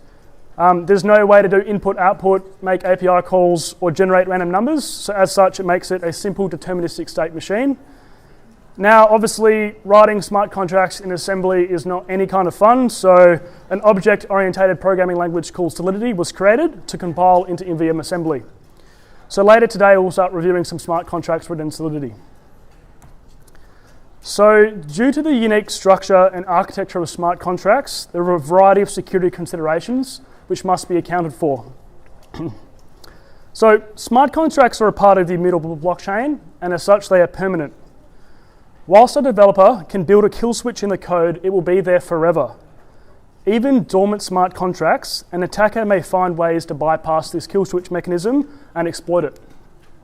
Secondly, the design of the blockchain means every node in the network will be regularly running untrusted code on their computers. Smart contracts are permitted to interact with other smart contracts. This means that developers are essentially creating software to run any program, which includes malicious smart contracts. Thirdly, another major issue is that smart contracts allow external components to interact with the blockchain.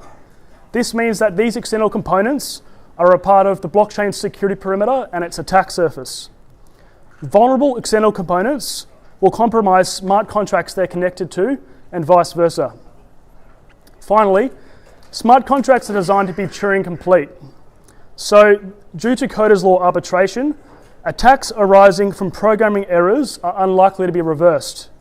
So, now that we've considered some of the fundamentals, we can move more on to understanding the DAO and the eventuality attack in more detail. So, the DAO, or DAO, is an acronym for a decentralized autonomous organization. The term is used to describe a complex interacting set of smart contracts. They aim to resemble an organization, interacting with individuals and transacting an asset. So the DAO in question was released by a German startup called Slock IT in 2016. The intention was to create an investment fund for Ethereum projects, similar to the example earlier for Kickstarter. So at launch, investors received 100 DAO tokens for every 1 Ethereum they deposited into the DAO smart contract. These DAO tokens gave them governance over the DAO smart contract and represented their share of the DAO, similar to how like a hedge fund would work. So token holders could submit proposals for investment. So, for example, a proposal could be made to invest some of the DAO's funds into an organisation. So, once a proposal passed initial verification, it could be voted on by other investors. Token holders could vote yes or no to support a proposal.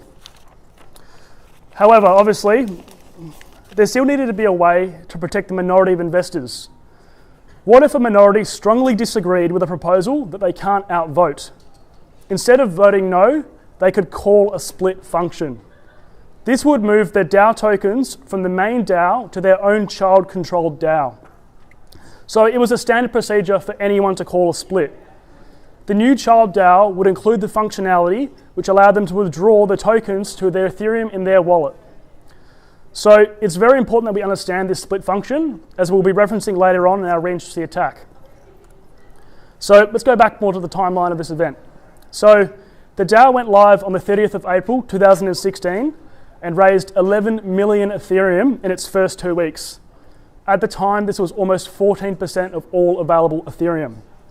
So whilst the crowdfunding project was a success, it became quite an attractive financial motivated target for threat actors. So in less than 2 months being live, the DAO smart contract was attacked and drained of 3.5 million Ethereum. So like I mentioned at the start, at the time, this was worth 70 million Australian dollars, but today would be worth 12.5 billion. So the DAO was drained due to this reintroduced attack, right? It allowed the attacker to recursively call the split function, which we just mentioned, and withdraw tokens from the main DAO into their child DAO. So before I walk through some more technical details of this attack, I want to go over a high-level explanation. So imagine you have $50 in your bank account and you want to withdraw that from an ATM. You insert your card, enter your PIN number, and request that $50. Before the machine spits out the cash, it checks its internal state, which is your balance. Once it spits out the cash, it debits $50 from your balance. The machine then asks you, would you like to process another transaction? You tap yes, you try to take that $50 out again. The ATM sees your balance, which has been updated. It says $0 and it refuses the transaction. It asks you again, would you like to process another transaction? You say no and the session ends. Now imagine, the ATM didn't update the balance until the session ended. You could keep requesting that $50 again and again and again until you told the machine you didn't want to process any more transactions or the machine ran out of money. So the DAO smart contract relied on 6 key Solidity files to perform its operations. These files were responsible for a variety of tasks, including automating organizational governance, decision-making, checking token balances, sending tokens, approval processes, managing rewards, fallbacks, and a variety more. So the DAO.sol file, which you can see on the far left, was targeted because it had a vulnerable function called the split DAO function. This function, like we described earlier, was responsible for withdrawing tokens from the main DAO into their child DAO. So these tokens could eventually be exchanged for Ethereum. The attacker was analyzing this function and noticed it was vulnerable to that recursive send or recursive withdrawal pattern. So this is a screenshot of the actual split DAO function in the DAO code. Now, the split DAO function is vulnerable because it doesn't update user balances and totals until the end, which you can see in that red box. If an attacker can get any of the function calls before this happens to call split DAO again, an infinite recursive loop is created. They can then move as many tokens as available in the main DAO smart contract. So when the main DAO goes to withdraw the attacker's tokens, the attacker will call the function to execute a new split before the first withdrawal finishes. So now looking at the withdrawal reward for function. If the attacker could get the if statement on line 2 to evaluate to false, the statement marked as vulnerable on line 7 would run. When this statement runs, the payout function code would be called. Now on line 5 in this payout function code, line 5 would send a message from the DAO smart contract to the recipient. This would contain a default function which would call split DAO again. So with the same parameters as the initial call, the attacker started creating this infinite recursive loop. So I know this might be a little much to keep up with, so I decided to recreate this reentrancy attack using simpler code in a testnet environment. So here we have two smart contracts which aim to mimic the vulnerable behavior of the DAO. Contract V is the victim and has a withdraw function, and contract A is the attacker and has a fallback and attack function. The intent is for contract A to call back into contract V whilst contract V is still executing. So let's say that contract V, similar to like a bank, would hold 1 Ethereum for other users. So in this case, it holds 1 Ethereum which belongs to contract A. And it also holds a total of 9 Ethereum for other users. Therefore, it has an overall balance of 10 Ethereum. So the first step of the reentrancy attack relates to the attack function inside contract A. The intent is to have the attack function call the withdraw function inside contract V. Contract V would then check contract A's internal balance to see if it is greater than 0, just like an ATM would. As it has 1 Ethereum, it sends that 1 Ethereum back to contract A and triggers the fallback function. This means now contract V's overall balance is 9 Ethereum and contract A's overall balance is 1 Ethereum. So now the fallback function inside contract A calls back into the withdraw function inside contract V. Contract V again checks contract A's internal balance to see if it's greater than 0, like an ATM would. And as you can see above, contract A's internal balance still appears as 1 Ethereum. This is because the internal balance has not yet updated, because the withdraw function from the original call has not yet finished. So, as contract A's balance hasn't updated, this check passes. Contract V sends another 1 Ethereum to contract A and triggers the fallback function again. So, as the internal balance hasn't updated, contract V will never update and will continue to recursively call until the balance is drained. So, this is essentially how the DAO was able to be drained by an attacker. So, to mitigate reentrancy attacks, future smart contract developers can rely on a variety of techniques and tools, which are displayed on this slide. I won't go into too much detail now. So, one of the major issues of securing smart contracts is that the technology is so new. It is expected that developers have a limited understanding of how it operates under the hood. So, whilst the number of Solidity developers and experts are increasing, it is still far behind traditional programming languages. A change in mindset is ultimately required for defeating this type of attack. So, due to that decentralized and coder's law arbitration nature of the smart contract, the creators of the DAO could not interface with the smart contract as the attack was occurring. They couldn't update it or fix or send a patch. They just had to watch on as the balance was draining. That kind of sucks, right? So, from this moment on, the child DAO, which contained the stolen tokens, would be known as the Dark DAO. So, whilst the main DAO was being drained, a team of white hat hackers came together to see if they could prevent the attacker from withdrawing all of the funds. They initiated the same reentrancy attack, this time with a larger recursive withdrawal amount. They transferred the remaining 7.5 million Ethereum to a safely controlled child DAO.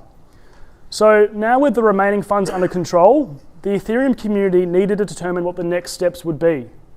Would they honour the decentralised nature of the smart contract and accept the heist? Or would they attempt to find an alternative way to retrieve all of their stolen funds?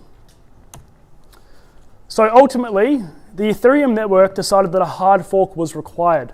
So like I mentioned earlier, once the transaction is made, you can't just call up a bank and ask it to be reversed. A more difficult approach is required. So when there is a lack of consensus in the network, nodes may attempt to rewrite history with a new divergent blockchain. This divergent blockchain is a duplicate of the original chain. It can include upgrades to rewrite the ownership of funds. So if enough nodes or miners agreed that the divergent blockchain was the new legitimate distributed ledger, the original blockchain would be abandoned. However, in this case, only 85% of nodes agreed with the hard fork, which means 15% of the remaining miners continued to mine and used the legacy blockchain after the attack had happened, which is known today as Ethereum Classic.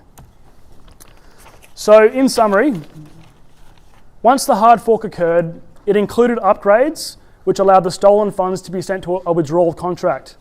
This withdrawal contract was then accessed by the original investors, and the DAO tokens were exchanged for Ethereum. So if there was the choice to perform another hard fork today, I really doubt that the Ethereum community would progress with it. So it's of paramount importance that smart contract developers use the mitigations provided today to prevent this type of attack from occurring again in the future. That's it for my talk. Is there any questions? Yeah, we've got a question on YouTube. Any thoughts on the Taproot Bitcoin fork? I will say I know nothing about this. So rather than embarrassing myself and trying to give an answer, I don't know, haven't heard that case personally, so. What? Was it an inside job? It's a good question. I mean, they did, but before the DAO smart contract was published live, there was plenty of code audits that went through, things like that. But ultimately at the time, particularly 2016, Solidity had only been around for probably about 2 years. So even if you're a hiring professional body to audit the smart contract, you know, they weren't able to find a lot of these things. So they sort of, they discovered nothing, right? It's actually funny because before this attack happened, the DAO smart contract developers were talking about a similar vulnerability like this that affected another competitor a few days before this attack happened, saying, don't worry, we fixed this, it's all good. And then 2 days later, yeah, they get hacked. So there's a second question. Roughly how long did the attack take to carry out? So obviously, because it was a recursive withdrawal, right? If the white hat hackers didn't step in, that withdrawal would have kept going forever until the entire balance was gone. So the attackers' timeline was only 48 hours in terms of actually withdrawing the funds. But if the white hackers didn't step in, it would have taken longer. Prior to the hacker actually initiating that proposal to do the split from the main DAO to the child DAO, they had to submit their proposal, which included their smart contract code with the vulnerability in it. It has to be submitted to the DAO smart contract, wait 1 week for approval, and then is initiated, right? So whoever did the approval process after a week didn't review it, initiated it, accepted it, and then the attack was launched. Yep. Out of 7 million Bitcoin, why still 48 hours? So essentially, right, that, similar to an ATM, right? If your balance in your account is only $50, let's say the attacker had 10 Ethereum, right? And you can only do so many transactions per second, you have to keep waiting until that recursive withdrawal goes on forever. You can't just go, I want to withdraw 100 million now, right? So 3.5 million was what they got to before they ran out of funds because the other white hat hackers were withdrawing as well at the same time. So until that balance was completely drained, both hackers groups basically, they had the remaining funds. But does that make sense? Ultimately, you can only recursively withdraw what you originally had in the DAO smart contract. Yeah. Cool. Any other questions? Yep. So what exactly happens when the balance runs out? Does the recursion stop? There's no Yeah. Exactly. So once the balance runs out, that's it. It stops. It can't send any more transactions. So obviously, when the smart contract, the actual DAO smart contract, goes to send a transaction, before it signs its transaction with its private key, it validates that itself has a balance to send first. So obviously, it has no balance, so the transaction is just cancelled. Yeah. There is a little bit. It comes down to, there's another thing that I didn't talk about today, which is called gas, which is essentially a fee for a transaction to be sent. So if there is insufficient gas provided to the transaction, then the transaction won't go ahead. So there was a limit on how many transactions they could send in a certain period of time. Yeah. Oh, another question? What happened to that chain, the dark chain, after they basically got ahead of it and started drawing from it? Are they still continuing? So for the divergent blockchain, the original blockchain, which is Ethereum Classic, so they kept with they kept with it, right? After the DAO smart contract was attacked, so that dark DAO still existed on that original blockchain, but the divergent blockchain allowed them to rewrite the transaction so that those funds were never sent to that contract in the first place. It was sent to the investors straight away. Does that make sense? So technically, the attacker still controlled those dark DAO tokens on the Ethereum Classic network after the attack occurred. Yeah. Any other questions? So is Ethereum Classic still a thing? Yes, it is. It's actually, I think, ranked 30th cryptocurrency at the moment. But in comparison, right, like Ethereum Classic is about 50 USD, and Ethereum at the moment is about 3,500 USD. So it's about 100 times difference, yeah. So obviously it comes down to the decentralized nature. A lot of the hard crypto nuts believe that once something is decentralized, you can't intervene and change it. So a lot of them disagreed with the approach to go with the new Divergent blockchain. They continued to use that legacy chain regardless of the attack because they believe in that decentralized nature where you can't intervene. Yeah. Cool. Thanks, guys.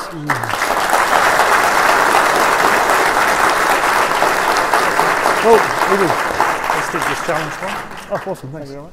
Just grab my bag, mate. Sorry. Oh. Cool. Thanks very much, Jacob. The mark, yeah. For anyone who's still hungry, we do have a bit more pizza. It's turned up outside, so the second batch is here. We've had some lost property as well handed in, so if anybody's lost some sunnies, give us a shout. If somebody lost some wireless headphones, they'll have to describe them to me. Give me a shout. They're in my pocket. They're really good ones, so if you don't, that's also cool. I've got Alco wipes. It's all good.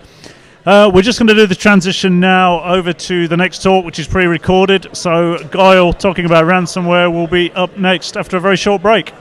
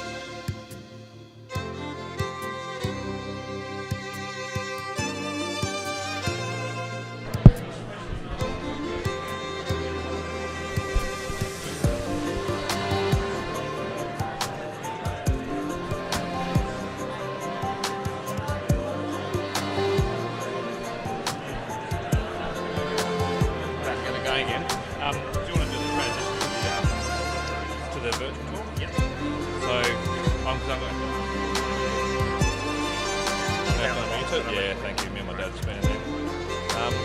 So I'm going to do the introduction to Guile. I'll do that. And then when I'm turning this on, you can do the transition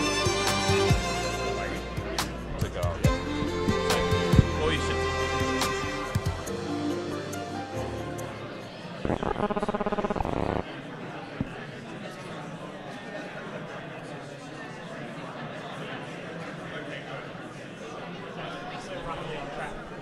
Yeah, we're spot on now. So, we're live. That's it. I'm going to go up and do the intro, so we can just hit transition when I'm finished. Give me a second to go. No, okay, just use live to engage it. I'll give you a nod.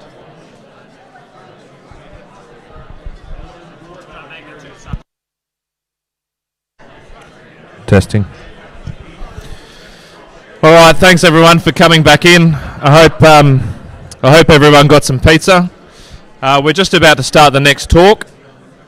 So we've got Guile, who's going to join us via virtual talk, and she is talking about can we run somewhere away from ransomware. So we're back on time, back on schedule in terms of timing. I know the timing's a little bit out with the schedule, so I do apologise. We're trying to get back on track. We've just had a few late changes with the speakers, so I do apologise. But I am going to pass over to Guile, hopefully seamlessly. Cool. Changes with the speaker. Hi there. Thank you very much for tuning in or watching this video stream for BSides Perth 2021. My name is Guile. Changes with the speaker. Hi there. Thank you very much for tuning in or watching this video stream for BSides Perth 2021. My name is Guile. Changes with the speaker. Hi there. Thank you very much for tuning in. That this year's BSides Perth mascot is a quokka, so you can just imagine this quokka as a representation of my face for the rest of this presentation. Now, this question that you see in front of you is something that I have been thinking about for quite a long time, and this presentation represents the things that I've learned, experienced, and the recommendations I've provided to my different clients through the years. So, let's start now. I'll start with a brief introduction about myself. So I shifted to the tech industry during the early part of this century from a non-traditional background. I have a degree in psychology and spent 2 years in law school. And currently, I am working as a senior security consultant with the Hi there. Thank you very much for tuning in or watching this video stream for BSides Perth 2021. My name is Guile de la Cruz, and today I'll be presenting about ransomware. But first off, I'd like to apologize for not switching on my video because due to a minor operation, half of my face looked like a quokka's face. So it's just fitting that this year's BSides Perth mascot is a quokka, so you can just imagine this quokka as a representation of my face for the rest of this presentation. Now, this question that you see in front of you is something that I have been thinking about for quite a long time, and this presentation represents the things that I've learned, experienced, and the recommendations I've provided to my different clients through the years. So, let's start now. I'll start with a brief introduction about myself. So I shifted to the tech industry during the early part of this century from a non-traditional background. I have a degree in psychology and spent 2 years in law school. And currently, I am working as a senior security consultant with the IBM X-Force IR team.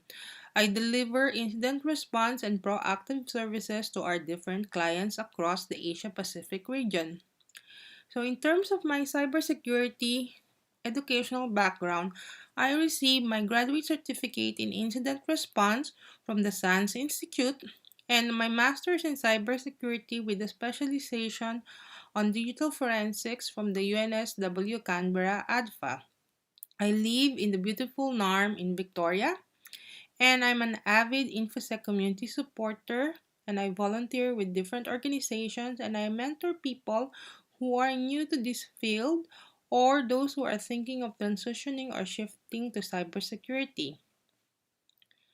And before I go to the official part of my presentation, I'm going to be I just want to make sure that I put this disclaimer here that the views and opinions I express here are my personal, they're my own, and they don't necessarily represent the official policy or position of my employer or of its clients.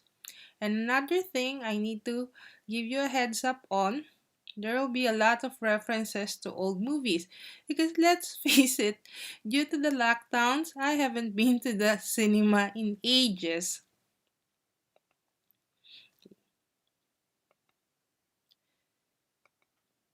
So, this presentation will be composed of three parts: the background, evolution, reaction, and actions. So, in 2013, that was the year that I first started hearing about this particular variant of malware called ransomware. And this specific ransomware was CryptoLocker. I started hearing from my different clients about some of the computers showing up with this particular message stating that they need to pay for a private key in order to decrypt their files, or if they don't pay it, they won't be able to use their files anymore. So that was quite interesting because they were asked to pay in Bitcoin. And the thing here was that the payment was around 400 USD or euro. And in terms of the propagation, this particular ransomware was propagated via email attachment, and users were tricked into opening it because the icon of the attachment, when they look at the icon, it looks as if it was a PDF file, but in fact it wasn't. It was an executable file. Another way that this ransomware was propagated was through the use of this game over Zeus, Trojan, and botnet. Now what happens is that once this particular file was opened, the payload of this malware is installed in the user profile folder, and a key was added to the registry that causes this payload to run on startup. So upon starting up, the payload connects to a command and control server, and once connected, this server generated a 2048-bit RSA key pair, and the public key is sent back to the infected computer. And then what happens is that the payload starts to encrypt the files across the local hard drives, and if there's any map network drives in that particular computer, those files there were also encrypted. Now, this particular process only encrypted data with certain extensions like Microsoft Office, Open Document, and other documents, pictures, and even AutoCAD files. And the thing here was that once you have paid the ransom, the users are provided a decryption program. This decryption program was preloaded with the user's private key. Unfortunately, users who paid the ransom, some of the users who paid the ransom were not able to decrypt their file. So that was my first, experience with CryptoLocker, figuring out that it doesn't matter whether you pay because there's no guarantee that your file will get decrypted. Now, this particular ransomware was disseminated, it was like widely disseminated from September 2013 to May 2014. Because in November 2013, what happened was that there was the Operation Tovar, which was an operation composed of different law enforcement agencies together with different cybersecurity companies, and they were able to take down the the infrastructure used by the gang behind CryptoLocker. And in August 2014, there was an online service launched by FireEye, my former employer, and Fox IT, and this particular website was the CryptoLocker. Cryptolocker.com. I used to give away the name or this URL to some of my clients, and I told them that they need to choose a particular file that's not that sensitive, and this file that was infected, they upload it to this site, and then they're provided with the free keys based on the infrastructure. But eventually, this website was taken down because there were other ransomware gangs that set up their own different infrastructure. Now, you may think that ransomware is just a new type of malware. It's just like something that's like just in the past 10 years or so, but you're actually mistaken. So what is interesting here is that the first ransomware did not appear in this century. It was in the previous century, and that's why let's take tour down memory lane. And the reason why I chose Back to the Future Part 2, or the photo of that particular movie poster here, was that a few weeks before Back to the Future Part 2 was released in 1989, the first ransomware was actually released. So what was that? So that particular ransomware was called by the antivirus vendors as PC Cyborg or AIDS. The propagation was quite interesting. So what happened was that there was this Dr. Joseph Pop who got hold of the different distribution lists, or the real addresses like snail mail, like the home addresses of different scientists and researchers, and he mailed them a floppy disk. And that floppy disk supposedly contains a questionnaire or survey that will help determine whether a client has a high risk or low risk in terms of contracting AIDS. But what happened here was that once it's in the system, the malware did not immediately encrypt the files, but rather it infected the C drive of the computer and hijacked the autoexec.bat in the root directory. And at that time, for the version of Windows operating system, autoexec.bat was the startup file used for that Windows version. So what happened is that for the next 89 times that the computer was turned on, everything was okay, everything was normal. But on the ninth boot, there was this message that pops up. So what happened was that the file names of all the files in the C drive was encrypted using symmetrical encryption. And what was interesting here was that in terms of the payment scheme, the victim was instructed to actually pay user a banker's draft. I don't even know what that is. A cashier's check or an international money order payable to the PC Cyborg Corporation. That's why it was called PC Cyborg. And they were instructed to actually provide all the details regarding their name, company address, city, all those things, and to mail the order to a PO box in Panama. So this was the first ransomware, 1989, and it was propagated through the use of floppy disks. Now, let's fast forward to this century. Okay, so in 2006, there was Archivus, and it was propagated via the use of malicious website links and spam email, and users were tricked into clicking a link. Okay, and what happens here is that once the user or the victim downloads the malware, the malware will scan the documents folder for files with certain extension names like .key, .zip, .pdf, .txt, .xls.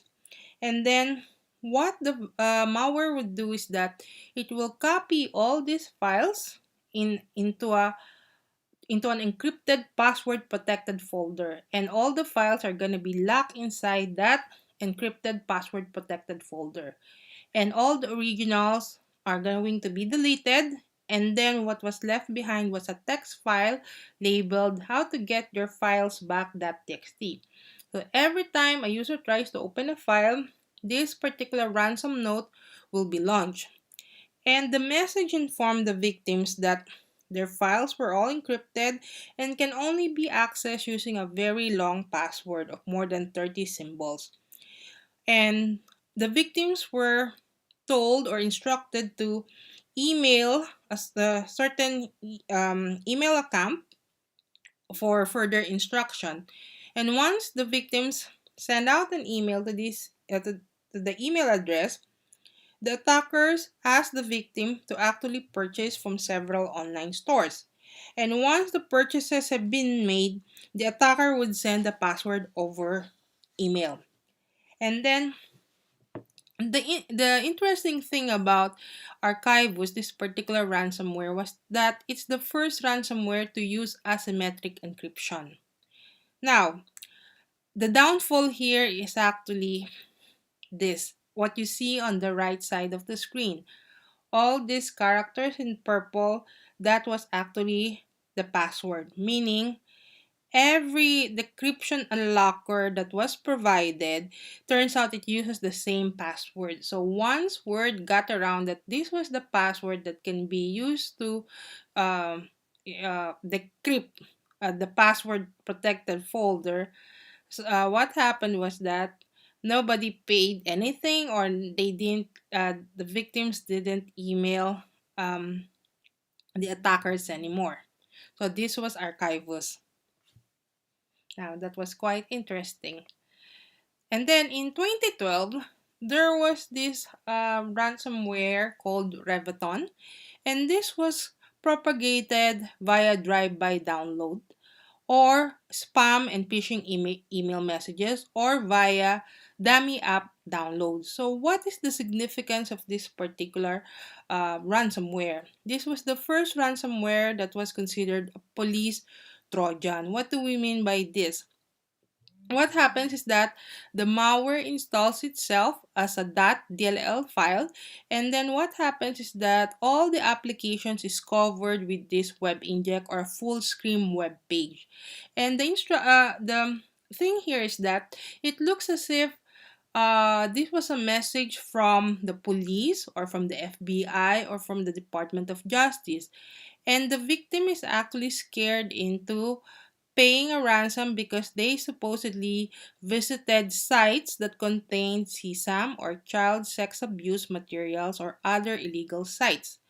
And the payment was supposed to be in the form of money pack, and then later versions actually use the Bitcoin. So this was the first type of ransomware that actually scared, used like scareware or scared people into paying ransom. Okay. And then in 2014, there was the crypto defense ransomware. It was propagated through the programs pretending to be flash updates or updates for video players required to view online videos. Or the other way it was propagated was via the use of the spear phishing campaign. It was interesting because they basically use a payment site in Tor network, and they required Bitcoin payment. And then this particular ransomware actually used the Windows built-in encryption crypto APIs and used 2048-bit RSA encryption. Now, having said this actually led to the downfall of this particular ransomware, because what happened was that the keys were actually stored, a copy of the keys were actually stored in the local computer. So there were different malware reverse engineers who were able to figure that out and gave instructions to different victims on how they could recover these keys in their local computer. Now, there are also a lot of other, notable ransomware through the years. So there was the Crypto Wall in 2014, where it was the first to establish persistence via registry keys and copying itself to startup folders. Then there was also CTB Locker. So it was the first ransomware to communicate to a C2 server in Tor as well as delete the volume shadow copies. And then in 2016, there was like Lucky. It was the ransomware that started the healthcare trend. And then there was the Petya, which was very destructive because it infected the master boot record and encrypted the file system table. And then there was also Samsung, which was the first ransomware to actually target a JBoss server and gain persistent access to victims' network. So if you're quite interested in looking at the history and other notable ransomware, I suggest that you visit the blog from Carbon Black, wherein they have a very interesting ransomware timeline in terms of the history of ransomware. Now, it is useful to know the history, like how things have evolved, so that we have an idea in terms of how different attack groups have changed their different tactics or the procedures that they've used. Now, so with this, let's look at some of the reaction from different industry, different like government entities, and what are the possible actions that we can do. Okay.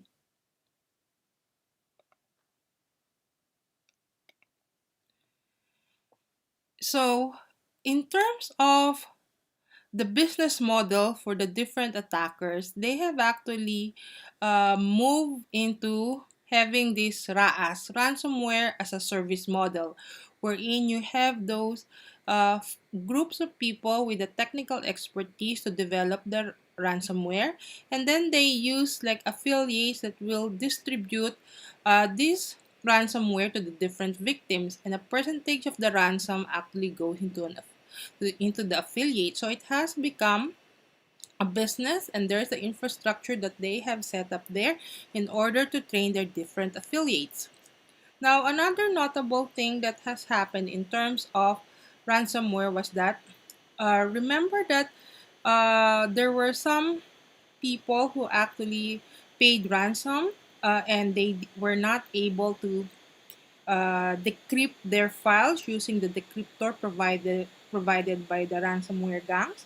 So there is really no guarantee that once you pay the ransom, that you'll be able to decrypt all your encrypted files. So that has led to this idea that we're not gonna negotiate with terrorists. So this screen here, I'm sorry that it's like a little bit blurred.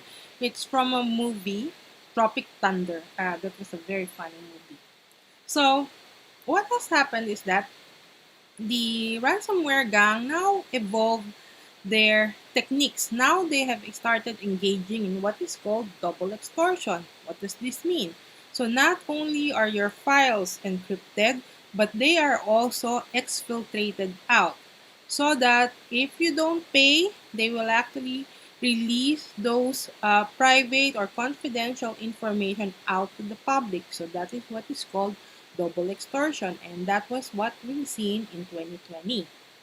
Now, in order to combat this, starting last year, there was a group called the Ransomware Task Force. It was convened in the US, and they actually came up this year with this document called Combating Ransomware. It's an 81-page document, but it has very good recommendations on what we can do in order to combat ransomware. Now, they actually divided it into 4 goals. The first is deter ransomware attacks, and then second, disrupt the ransomware business model. The first 2 goals here are geared towards national government. So think of it, it's like government, law enforcement agencies. And then the third goal and the fourth goal, you can actually see that these also involve the government, but mostly it focuses on the different organizations or companies. Okay, so the goal 1 is to deter the ransomware attacks through a nationally or internationally coordinated comprehensive strategy. So there's a call for both public and private collaborative anti-ransomware campaign, and to make this the ransomware attacks an investigation and prosecution priority. And one of the interesting that they actually recommended was that uh, we need, as a global, economy, to reduce safe havens for those gangs that are involved in launching ransomware attack. Now, the second goal in terms of disrupting the ransomware business model, this one of the recommendation there was to disrupt payment system to make ransomware attacks less profitable, and to disrupt the infrastructure that are used to facilitate the different attacks. So that would involve both governments and also different companies. Now, for the third goal, it's about helping organizations prepare for ransomware attacks. So there was a recommendation to support organizations with developing their practical operational capabilities and to increase the knowledge and prioritization among the different organizational leaders. And there was also the recommendation to financially incentivize adoption of ransomware mitigation. So this is some of their recommendation. And the fourth goal is to respond to ransomware attacks more effectively. So there was a recommendation to increase the support for the different ransomware victims and to also increase the quality and the volume of information about the ransomware incident. There is a call to actually encourage organizations who have been subjected to ransomware attacks to actually report the ransomware incidents. And lastly, there is a recommendation to require the different organizations to consider alternatives to paying ransom. So this is a mixture of both public and private and divorce. So I strongly encourage you take time to actually go through that document called Combating Ransomware, a comprehensive framework for action, key recommendation from the Ransomware Task Force. Now, let's scale down and then let's look at what we can do as individuals working in the InfoSec industry. So, one of the things that I've always highlighted is the need to do preparation. So, this is another meme from my one of my favorite sci-fi movies, The Matrix. So, one of the things we have to remember, okay, we go back to the basics, cyber hygiene practices.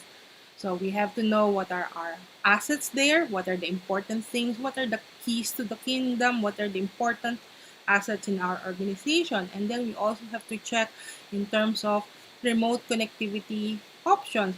Do you have RDP, like open out there in one of your servers that's connected out to the internet? So you gotta check all those things. Then make sure that you have a good backup strategy.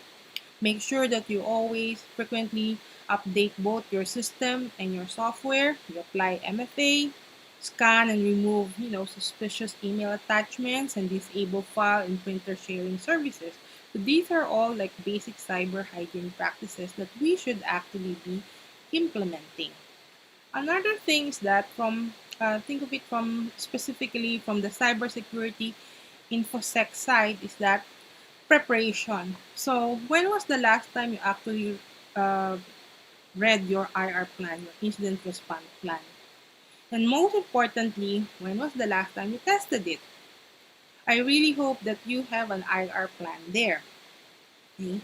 Another is that you can also do like ransomware readiness assessment.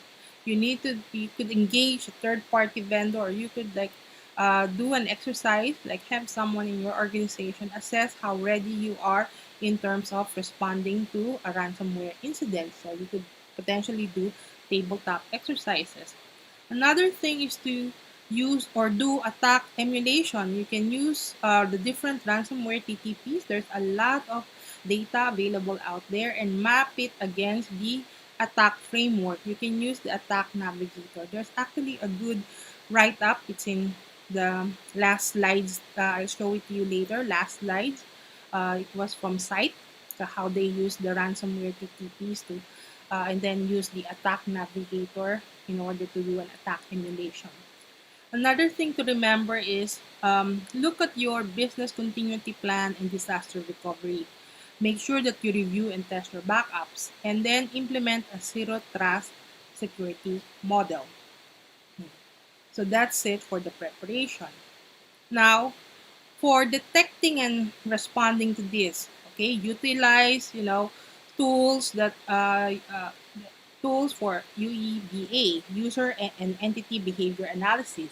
Then use the different monitoring tools and then make sure that you fine tune your rules and signatures, because if it's like too noisy, then how can we figure out which are like the true positive? And consider some heuristics based blocking policies, because when ransomware starts encrypting your files, it could be as quick like starts like 3 seconds. Okay. Another is implement segmentation policies and understand what is the normal traffic flow in your environment. Okay. And then if, for example, there is an ongoing ransomware attack, utilize, the FEAR digital forensic incident response capabilities, or and if you have like CTI cyber threat intelligence to identify how the attack occurred. And then the end goal here is that based on your IR plan, what is going to be your play? Are you going to be immediately containing? Meaning, are you going to be using some of your tools to contain the endpoint? Or if you don't have those tools, what is your visibility? Or are you just going to be unplugging certain segments? So these are the things that you need to think about. So now, I'm about to end this presentation, going towards the last part of my presentation. So after this BSides Perth, okay, on Monday, there are 3 things that I want you to think about.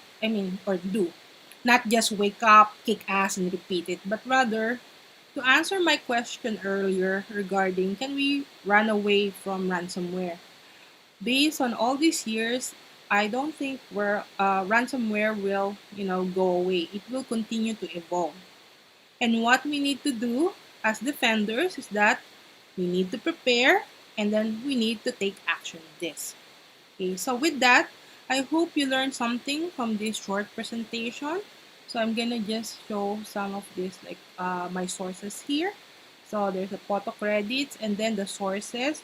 There is this last link here from site. This was the one that I was pointing out regarding the use of the different TTPs of the ransomware actors and how they map them against the attack navigator.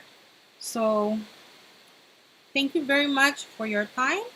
And let's continue the conversation in the BSides Perth Discord, or you can feel free to DM me. I'm in Twitter at GuileBC.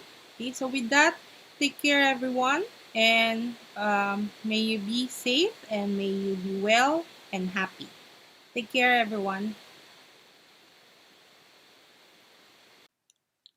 Hi there.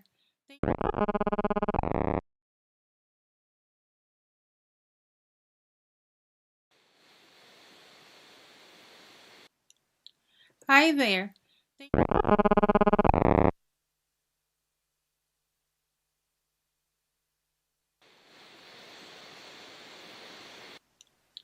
Hi.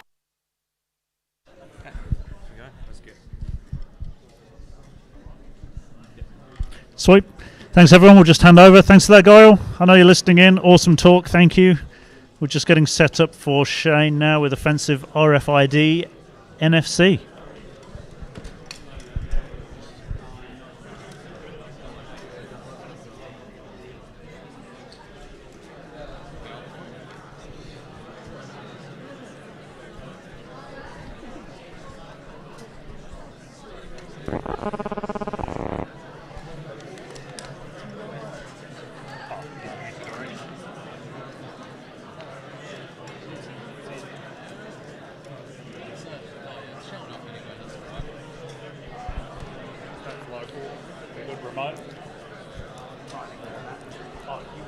So, okay, still not had any takers for the lost headphones. If anybody wants to give me a shout.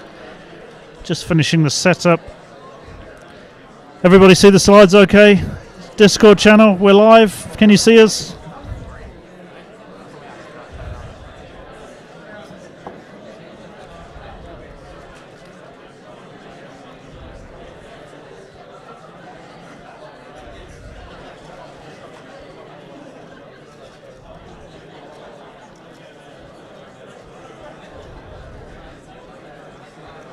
Awesome.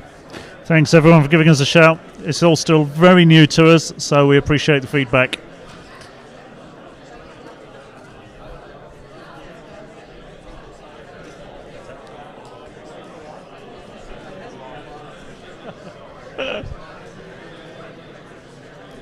Good to go, mate?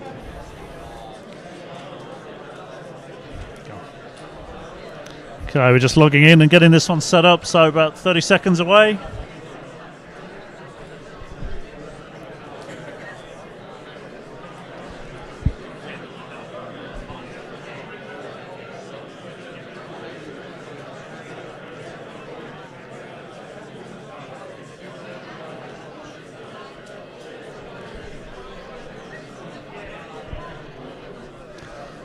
We've got to say, as organisers of this, we have been hugely stressed with the whole in-person virtual thing, but it seems to be working out really, really quite well. So, stress levels decreasing.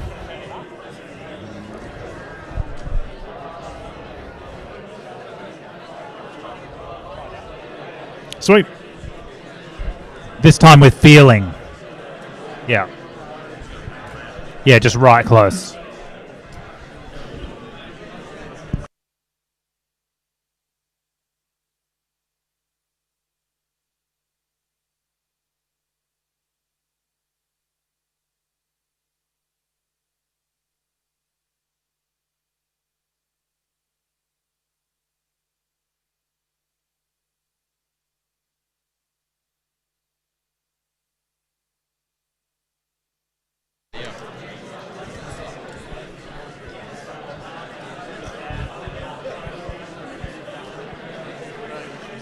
An intro, Shane. Sweet, okay, I think we're ready to go. So, grab your seats. Shush. All the cool things. Thank you. Let's kick this off. And I will hand over to Shane, who's talking about offensive RFID NFC. Thanks, Shane. Thanks, Nige. All right, so good afternoon, everyone. My name's Shane, and I'm here to talk to you about RFID and why you should start caring about it. Alrighty, so got to manage two screens here. Sorry, mate. That better? Better? I don't want to eat it. How's that? Good? All right. Okay, so who am I? I'm a penetration tester with Kinetic IT's Protect Plus security consulting team.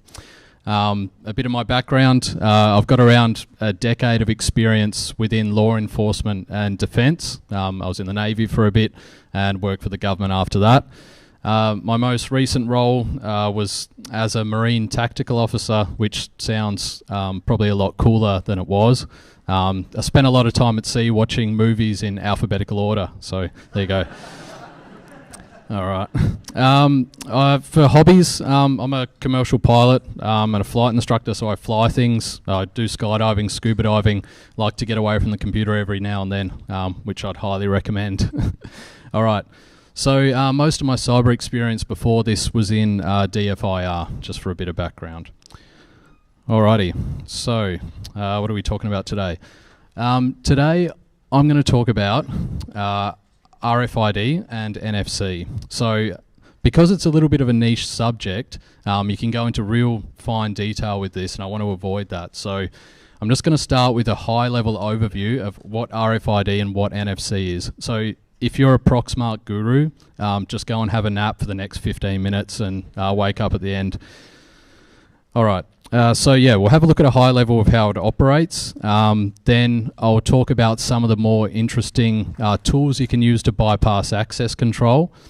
Then we're going to have a chat about bio implants, so NFC implants under the skin, which are pretty cool. Then I'm going to show you a demo of a couple of things that I've done with that, which some of you may or may not think is cool, but we'll see. All right. So, a bit of a disclaimer. Some of the stuff, particularly at the end, of these slides, it's not a good idea. Don't try it at home. I don't recommend it. And yeah, don't go out scanning cards of people without their permission. That goes without saying. All right. So, RFID. So generally speaking, what is it? Well, it's a radio frequency identification that uses electromagnetic field to automatically identify and track tags attached to objects. So, historically, interestingly, the first known use of RFID tech goes all the way back to 1945. There was a Russian chap called Leon Theremin, and he invented a listening device. It's the one you can see in the picture there. It was ominously called the Thing. Don't know who come up with that. But inside the device, it had like a sensitive membrane. And basically, when that membrane vibrated, it vibrated when it was subject to a certain certain radio frequency. And when that happened, it would then transmit audio when it was subject to that signal. That was gifted to the US ambassador to Moscow, and it sat in his office for 7 years until it was discovered in 1952. So that is the precursor to modern day RFID. Alrighty. So, what are the modern uses of RFID and NFC? So, NFC is pretty much everywhere, and the current global estimate is placed at about 2 billion devices. So, well, for example, all of you in this room have an NFC tag around your neck. Pretty much, unless you don't upgrade your phone very often, it's going to have NFC on it too, which is a form of RFID. So, greater than 20% of the entire world's population have access to an internet-enabled NFC device. All right, so what are some of the uses? Well, we use it for access control. Chances are you get into work using an access badge. Use it for stock take, inventory, anti-theft, e-wallets, library cards, vending machines, laundries, hospitals, they're in breast implants, you name it, you're going to find an RFID tag. All right, so here's some of the examples. So you can see there, well, how do we identify this tech? Well, not by the look, obviously. You can see at the bottom you've got a cup there, that's at a takeaway store, and it stops people from having more than one refill of the drink. So you can hack that and get multiple refills if you like, if you have a Proxmark. It's used in NRL to track players, casino chips to automatically count bets. The one on the tooth is pretty interesting. That automatically measures glucose intake, so you can track your calories through it. The one up the top is a breast implant. I'm not quite sure why they're tracked, but I think it's a health and safety issue. All right. Okay, and we've got the cow there, so for tracking livestock. But generally speaking, hard to tell what a tag is just by looking at it. You can use some tooling to figure that out. All right, so how does the tech actually work? Well, for RFID, there's 3 types. You've got passive, active, and semi-passive. So the first one, which is actually the one you've got around your neck too, if you look at that circuit board, you'll see there's no battery on it. So how it works is the electrical current, which comes from your phone when you place it on that PCB, provides power to the tag, the chip, which allows it to then use that power to transmit a response. And that's just a one-way ticket. It's a one-way response. The other type you have is active. So this tag has an internal power source and it's actively broadcasting its unique identifier to a reader. The last one is semi-passive, doesn't broadcast its ID, but it has a greater read range because of the battery in it. All right. So, NFC and RFID, what is the difference here? Well, the main difference between RFID and NFC is that RFID is only a one-way form of communication. Typically, the RFID tag, when it's powered, sends its data to the reader, which then uses that data in some way. NFC, on the other hand, is built on top of the RFID, but it's capable of establishing two-way communication. So with NFC, you have things like contactless payments, data sharing between phones, mobile devices, etc., and also increased security mechanisms.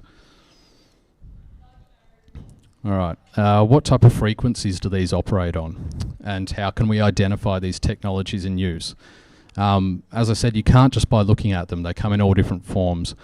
So generally speaking, a lot of access control still uses the old RFID tech in the low frequency range of 125 kilohertz.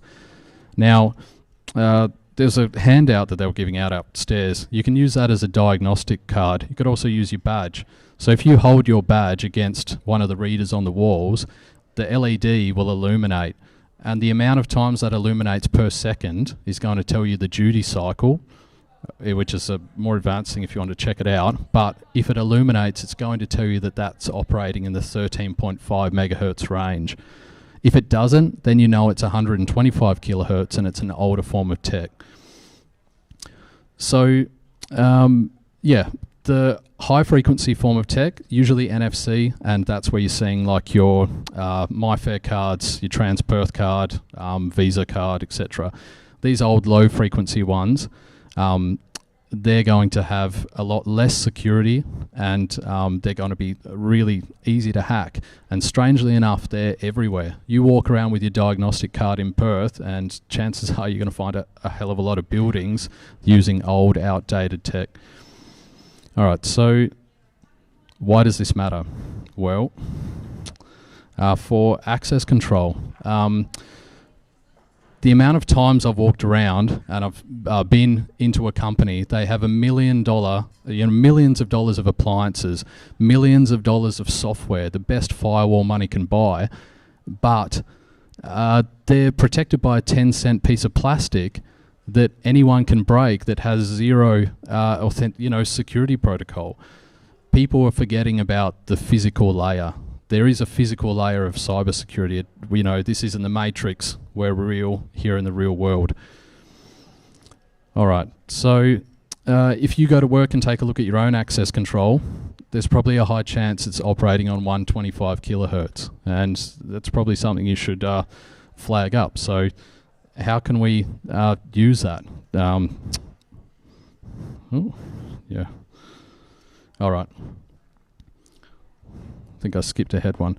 All right, so this is why it's a bad thing. With these access control cards in the 125 kilohertz range, they don't contain any other data apart from a unique identifier. So with an access control system like the one on the screen, the card is presented to the reader, and the reader simply checks if that unique identifier is registered. If it is, then it gives you access. If it isn't, it doesn't give you access. The problem with this is that if an attacker can learn what that unique identifier is, then they gain the same level of access control that you have. And, that might make you think twice about before you hand out your visitor passes. It only takes a couple of seconds to clone a card, and you've just given someone an unchangeable UID, unless that is then later deregistered. All right. These UIDs are also set during production and they can't be altered. So how do we get the UID though? Back in the day, people used to put Proxmark up their sleeve and try and touch people's pockets, but that becomes a little bit odd if you're feeling up people at the coffee shop. So we've gone, and luckily times have changed and there's some modern tools. So we'll take a gaze at these. So the first one is known as an ESP key. So this is a tiny little device about the size of a 10-cent coin. It's an implantable logic analyzer and debugger. It's powered from the reader device, so it takes power when it's clipped on the back. It generates its own wireless network, and it can store up to 80,000 creds. These creds you can basically, so what you would do if you walk around and look at readers, pretty much all of them, 99%, aren't behind a metal cage. If you have a screwdriver, you can pop the plastic casing off, clip this device on the back, and then it will read and capture those credentials. You can stand back around the corner, connect to your wireless network that it generates, and steal those creds, and you can replay them at will. So if you want to enter, someone swipes in, you can then just replay that credential and walk inside. The card reader has no idea that this is actually happening. So, yeah, pretty cool tool, but we can make it better. There's another tool which came out quite a few years ago. I've got one here. If you're interested in building one, I can let you know how. I've also been walking around scanning your cards all day. No, I haven't. But this is called the Tastic RFID Thief. What it is, it's basically a card reader for a garage. So to enter a garage, it has a really long range and a massive antenna. So what you can do with it, you can just pop it open, as in the picture, put some batteries in it, put your ESP key inside, put it in your backpack, and then you can go and walk around, you know, stealing access cards for your target organization.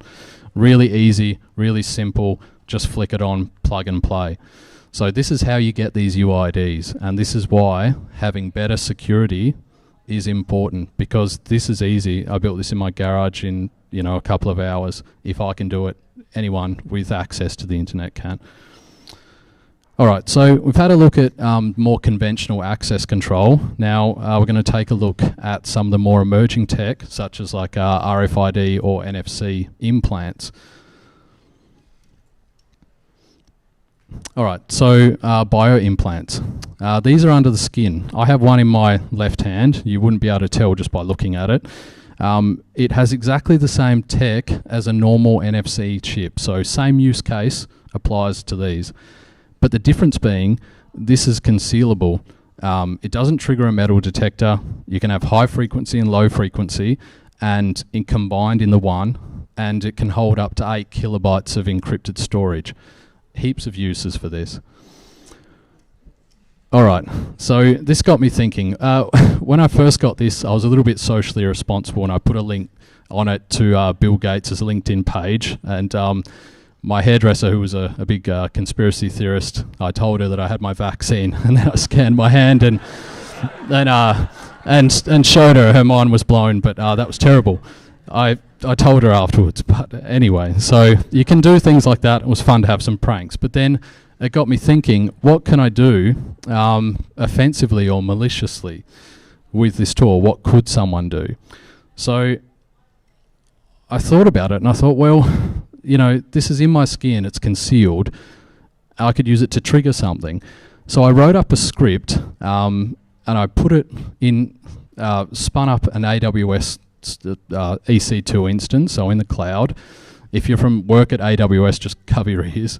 And so the idea was that someone with an NFC implant anywhere in the world could walk up to someone on the street, ask to use their phone, scan the implant, and then that would perform an action. So what this script does, it takes the public IP address of the phone that you've scanned. It begins enumerating and fingerprinting it, so runs Shodan, runs the IP through Shodan, runs Nmap over the IP, and then it runs auto recon, which is, if you've done your OSCP, you will know what that is, which is a really cool script. So basically starts drilling down into that public IP. And then after that, it powers on a server that you control and securely wipes the SSD. Which is like cool, it's just like a kill switch, right? All right, so that's essentially how it works. I'll put all these slides up so you can check it out, and the script will be up too if you want to have a look at it. So there's a bit of a demo. Cover your eyes, AWS people. Probably violates some terms of service. I didn't read it. So we can see up there in the terminal, it's running, it's listening for a connection. This just uses a raw WebSocket, so it doesn't actually establish any, it just literally listens for the a base 64 encoded string, when it receives that, you can see up there, it takes the public IP, runs Nmap, starts enumerating and attacking that public IP address. So if you ever think about that for a minute, there's a lot of really cool social engineering implications. You could walk into your target building off the street and say, hey, my car broke down, can I borrow your phone for a minute to make a phone call?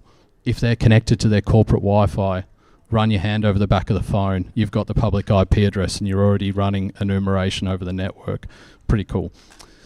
All right, so you can see that's powered up the server and wiped it, and it's running auto recon. All right, so you can also do that with a webhook. So a lot of you might be familiar with Beef, the browser exploitation framework. So you can also put a webhook in your hand, scan someone's phone, and take over the browser, which is pretty cool. So imagine if you had a cyber criminal and he's been arrested. You're sitting there and you're given a phone call to call your lawyer. You can swipe your hand over the back and pawn a browser or do something interesting. All right, I'm running out of time here, so I might speed it up, but you get the picture. Basically, you swipe your hand over the back and then you can take over the browser and start putting through phishing attacks. You can propagate that hook to the other tabs, etc. All right, now, after that I thought, well, but what about, that's lame. Like, digital forensics has come a long way. You can recover data off wiped SSDs for sure. Kai from Kit did a talk on something kind of like that a few years back. So I thought, well, why don't we just physically destroy it? I can trigger the script to SSH into a Raspberry Pi and melt it. And that seemed like a really good idea at the time. And it turns out that that this actually was really easy. So it functions just the same as the last script, apart from with the added step of SSHing into the Pi and kicking off an igniter. So you can see how that works. You scan the chip with your hand. I put a bit of a delay in there. That was to give me time to run away. And then it triggers a servo, which will then go and ignite a coil to a very high temperature. All right. And this is the part where it became a bad idea. So I'm not going to blow up my $4,000 server. So yeah, this is the next best thing. You can see the igniter there. Don't even bother asking what's in that. And there's the SSD sitting underneath. So here's the finished product. So with this, you could be on the other side of the country, walk up to anyone on the street, just with your hand, put it on someone's phone, and melt your computer back in your house. So I'm totally not responsible for anyone burning their house down. Do not try this. I also have like 10 years experience in some capacity of firefighting, so I took all the appropriate safety precautions. So as you can see, scan my hand, it tricks off the igniter, starts going down to the charge and the unfortunate $35 SSD from PLE. All right.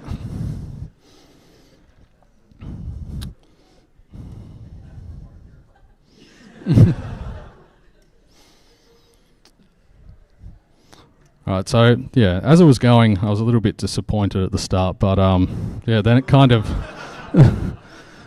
got going, and I had to pop it open and throw some sand in there. This isn't in a residential area either.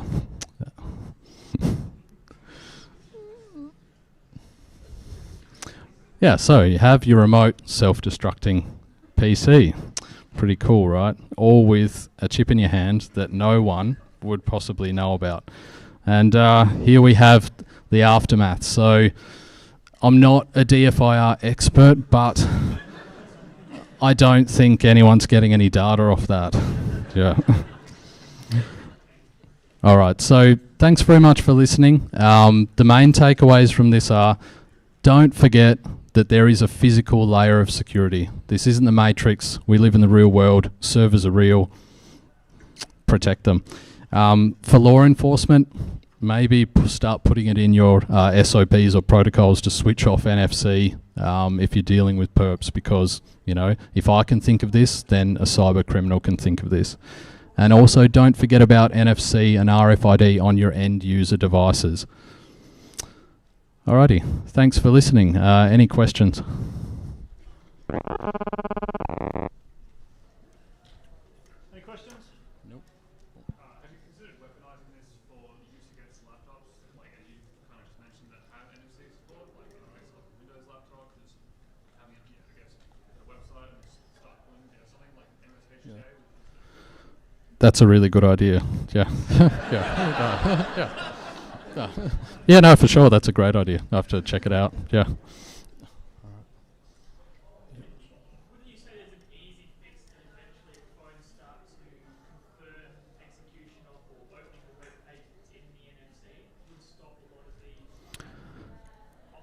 Yeah, so it turns out that probably about 50% of the phones just punch out the connection straight away. So with my iPhone, it comes up with a prompt. With a lot of Android phones, it doesn't ask, and it will just make the connection anyway.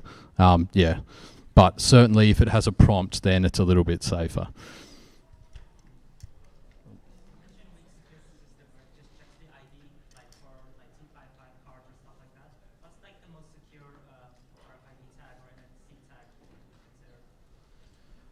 The most secure, I can't really say off the top of my head. There's some cards that operate in the high frequency range that actually establish an encrypted connection between the card and the reader, and they're much harder to be sniffed and cracked.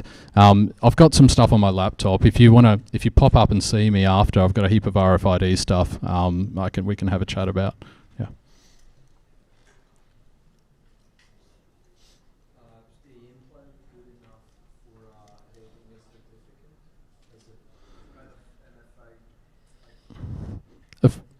Sorry, for holding a certificate. Oh yeah, yeah, totally. So basically, it's more security through obscurity. Yeah, so it's totally readable. If the thing is though, who would think that you had it?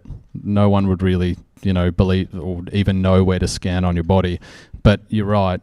There is no great security on these chips. There was a company made these chips that basically had a unique identifier. When scanned, they would connect out to a medical info database.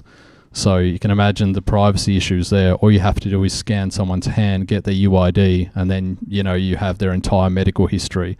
I don't think that ended that well for that company. Yeah.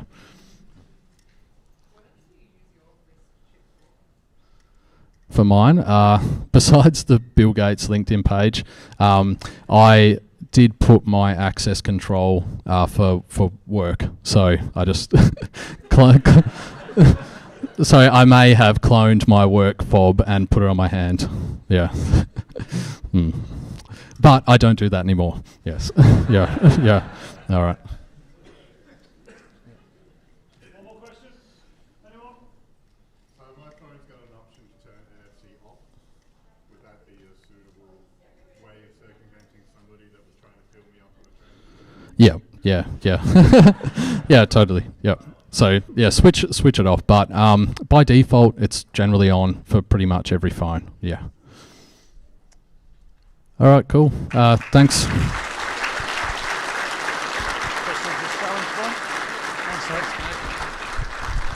Thanks, Shane. We're going to grab probably 15-minute break. Despite the fact that several people were witnessed creeping upstairs and stealing donuts, we still have some left, so we're going to break those out now. So help yourself to a donut, have a bit of a drink. A couple more talks on this afternoon, and then we will head to Steve's for after party. Thanks.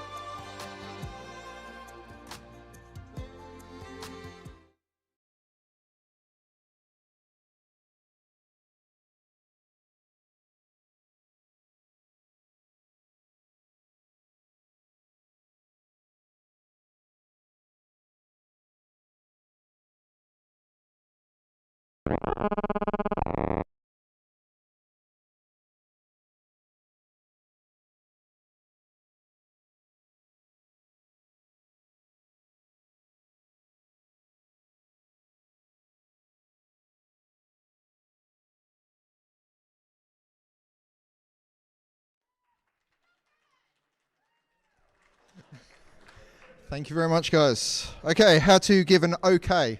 I said okay because I don't want everyone to walk out thinking that that was not a great talk. It's only an okay talk. So just a caveat, disclaimer, this is 99% made up. It's basically 30 minutes for me to rant about. Basically the last 20 years I've been in this industry, and I've seen some good talks, I've seen some bad talks, I've also seen some really ugly talks. Luckily no ugly ones today, so don't worry, you did well. So I basically thought, because I've been doing this for quite a while, I'd try and do something slightly different, and basically make it a slightly different talk and talk about how we as a community can actually improve our talks. So as you can see up there, I'm a director at PwC. As Jason said earlier on, it basically doesn't mean anything. We just like wave our arms around in front of people talking, and everyone else does all the work. I'm also a training instructor for the Sands Institute, and father of the three, off-roader. I'm having a midlife crisis at the moment, and decided I'll start up mountain biking again. And I've done a load of Sands courses, obviously, and that's about it for me. So the first thing that I see about a security talk is not setting the scene. So I will start by setting the scene by saying, as I said, I've been going to these conferences for about 20 years now. It's a very long time. We're hiring people younger than they're younger than I've been in this industry, which is quite depressing for me. I keep on seeing time and time again talks coming in and basically not setting the scene and jumping straight in, going straight into the code, going straight into what they found in the last week, even though they've done 6 months of research. And basically you've got to just set that scene first to make sure that the audience actually is listening and understands everything that you're talking about. The other one is using fancy animations to hide the fact that you don't know anything. Jason? Oh, we got this delay again? There's a real lag. And Jason did warn me about the lag, but there you go. There we go. I'll press this.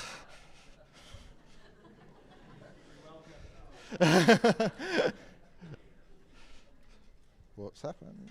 There we go. That is a PwC template, yeah.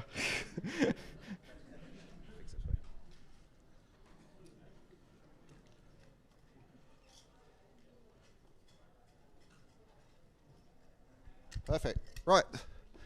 Next one is bring people up to speed. It's a bit like setting the scene.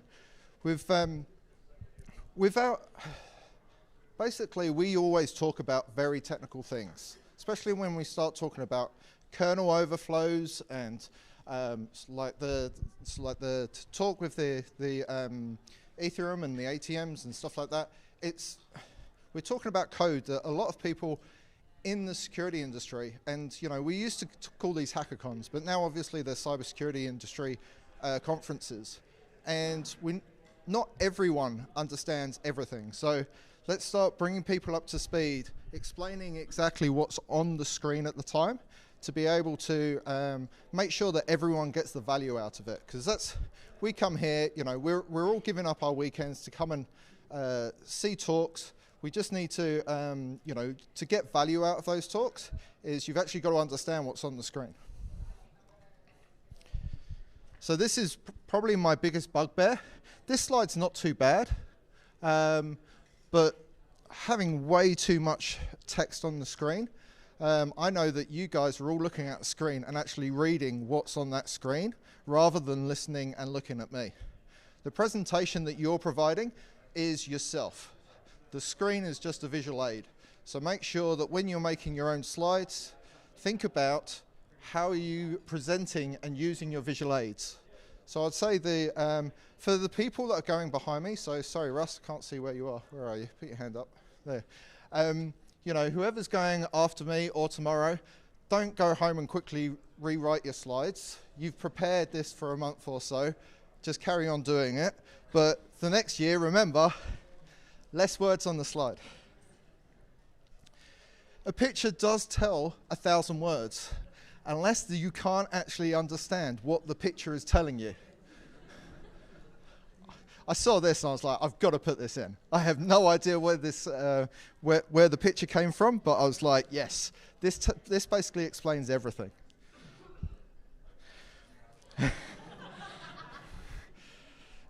The other thing that I always see is, because we're talking about a lot of technical things, people come in and they've done 6 months of research, and they want to talk about their research, but they're so worried about the subject that they're going to talk about that they try and actually show that they are, know the subject more than they actually do. Yeah? Just be comfortable with what you actually understand. Yeah?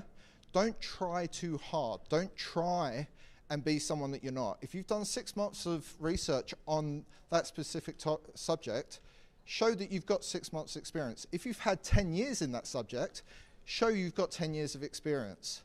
People don't, people will ask you questions at these places, and if you don't know the answer, be honest. Say, I didn't look at that during my research. But I've seen so many people try and, fake it till they make it, or try too hard, and it actually makes them look worse than they actually are. The other one is, and I love this slide, I stole this slide from a RutsCon talk from 2014, make it interesting, yeah?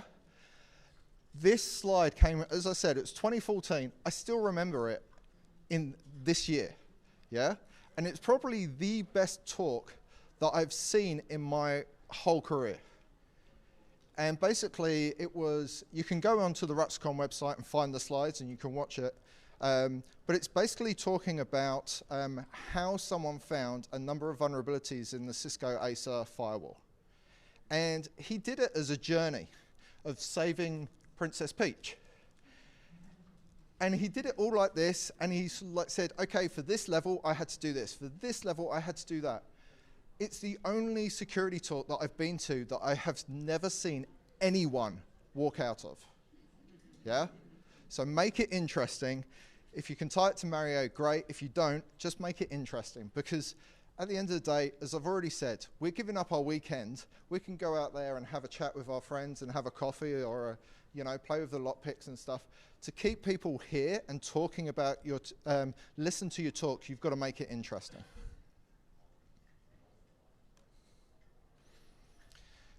One idea, one slide. I hate bullet points. I hate the thing, actually, I hate bullet points, but I also hate, the worst one is a bullet point where you put the animation where you show something slightly, slide by slide, slide by slide.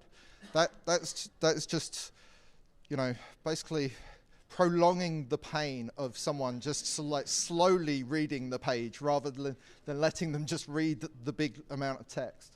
So yeah, so just think about one idea on one slide and always keep to your key message all the way through. The other thing that we keep on seeing is the speaker will go down a rabbit hole and just start talking about something, and because he hasn't linked, they haven't linked the that key message that they're trying to explain, they go down this rabbit hole and you're sitting there going, how did we get here? We were just over there a minute ago, and I've got no idea where we've suddenly changed the slide and it's a completely different message, it's a completely different subject, and it confuses people and everyone switches off and goes, right, I'm going to go and get a coffee. Screenshots and demos. Yes, it's great that we've got some high resolution on our laptops, but when you go and present it on these screens, it's terrible. As you can see there, you can't even, can anyone work out what that output is? Come on. No? Not even the people at the front? Yeah, exactly. So yeah, so just putting a red square around it also doesn't help. you know, you're just basically looking at a black screen and some like grey fuzzy text. So make sure that you really expand the text so you can actually see what the text says, okay? And I've seen this in lots of demos. They open up a terminal and go blah, blah, blah, and hit enter, and you've got no idea what's happening on the screen. They can see it fine in front of them, but the screen behind us, no one can see. So just be cognizant of that. The final one, use good visual aids. Yeah, there you go. Bad body language. Again, the speakers today have been great. They've been moving around, they've been talking, they've been waving their arms around, they've been animated. So you actually want to watch them. But I've also listened to people that are very monotone and reading off a paper, and no one wants to see that. So if you're not putting in the time to actually prepare, that you know the content and you know what you're going to say straight away, and you haven't prepared the speech, so you're actually looking down at your piece of paper and you're just reading it, it just ruins it to a point where no one wants to listen to your talk. And everyone then will just get up and go outside and, excuse me, yeah, they'll just go out and get a coffee and talk to their friends, and you've lost a key opportunity to provide information. The other one was actually, I quickly added this today, and I was sitting up there and I was going, these are some really cool links that I really want to go to. But they were long links, and they were links that were quite confusing. By the time I started jotting it down in my notepad on my phone, I couldn't actually see it. So I love that some people are already taking a photo of that. It's yeah, that's our careers website. So so yeah, so it's really easy to use CyberChef to sort of like create a QR, and there's loads of other services out there that make QR codes and stuff like that. So if you are using the QR code, if you are using a link, just create a QR code where someone can go. You may have hundreds of links, yeah? If that's the case, just aim them towards a Git page and have all your links there available to them, just so they can scan it and go, okay, great. And that just makes it easier for people who are actually interested in your content to go and find more information. So there you go, nice and quick. That's my rant over. I hope everyone went, who is this guy in front, and where's the next technical talk? Any questions? Go for it. Yep. What should people have themselves be visible as a presenter, and what should the ratio about the size of the window to the slides be that they're presenting over? So actually, I'm going to open that up to the audience.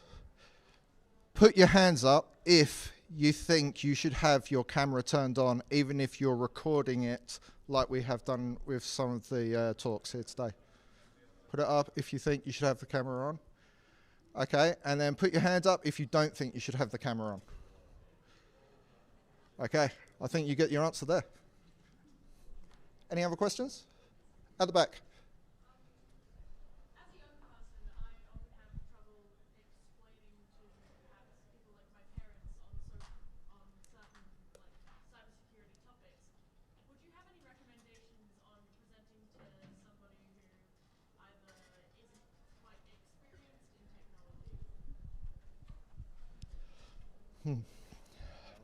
Sorry?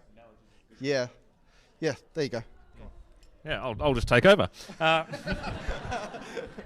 So it's a good. I think that's a really just to jump in on Duncan's bandwagon here. I think it's a good question. For those that didn't hear it, it's what's the best way to explain technology and these sort of things to people that don't understand? And I think analogies, you see that a lot. Explaining an example in their own terms. So we use a lot of things in cybersecurity around physical things like burglaries. Saying, if we do this, this is like a burglary. This is like someone knocking on your door to see if anyone's home. This is like someone breaking in through the window and stealing stuff from inside your house and leaving with that stuff, exfiltration. So, yeah. Right, there you go. Is that good? Perfect. Anyone else? Going. Gone. There you go. Cool, thanks, Duncan.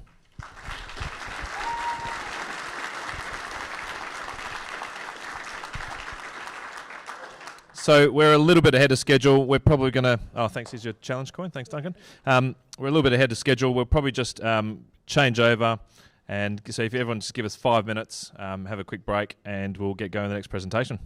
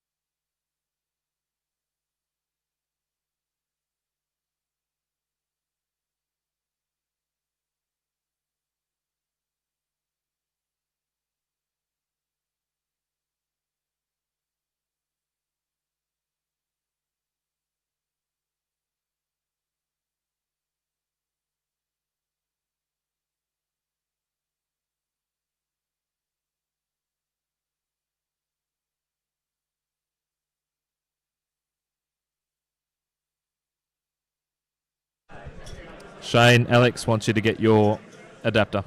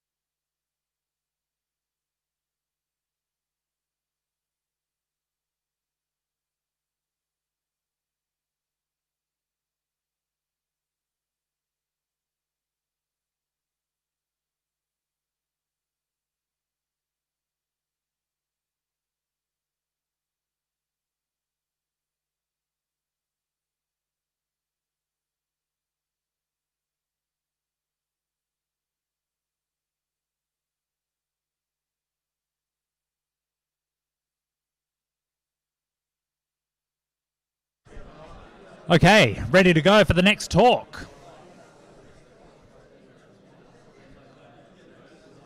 All right, so we've got Russ from Trustwave. Russ from Trustwave now, and his talk is titled Some Shall Pass. Over to you, Russ. Oh, let's get you a mic.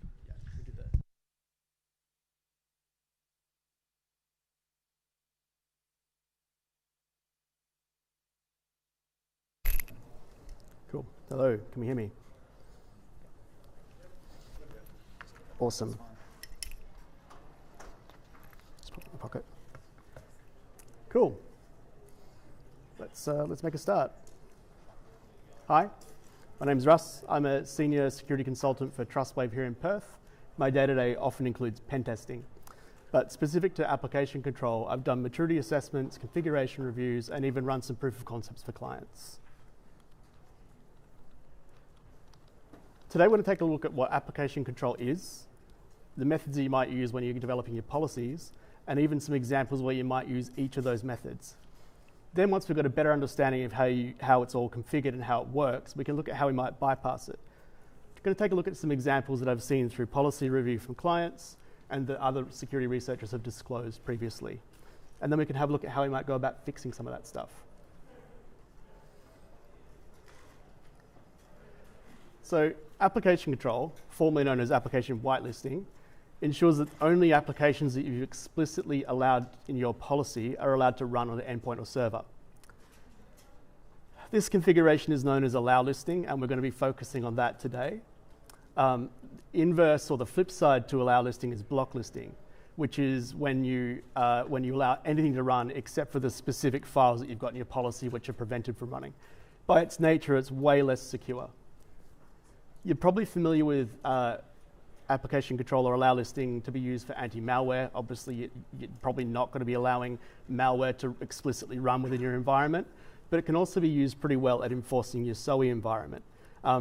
So things like applications like Spotify that are installed using nothing but local standard user privileges and installed entirely to the app data folder, normally they would run, but with allow listing, if they're not on your list, they're not going to run. So it's pretty neat that it has that kind of second side effect as well. I should mention that today we're going to be looking at Windows implementations of allow listing. The main reason being that there is solutions for Linux, but they've been traditionally a little bit less mature. That's starting to change now, though, with the ACSC, where they are recommending, I think I'm going to get it right, file access policy daemon. That's what their recommendation is now for hardening Linux devices with this. But I haven't really spent much time digging into that yet. So there's three main methods that you might use when you're implementing your allow list. You've got cryptographic hashes, which is checking the hashes of files. You've got publishers, which is relying on digital signatures. And you've got file paths, which is looking at the file path that the application or the things you're executing are in. You're not going to be using one of these. You're not going to be forced to choose one of these methods when you're developing your whole policy. You would typically have a mix of all three in your environment because they have different use cases. So the most secure method of allow listing is cryptographic hashes. Each file that you approve is added, the contents of the file are added as a hash to your policy. And so when you're running applications from your disk or from on your computer, they're checking the hash of what you're running and matching it to what's in the policy.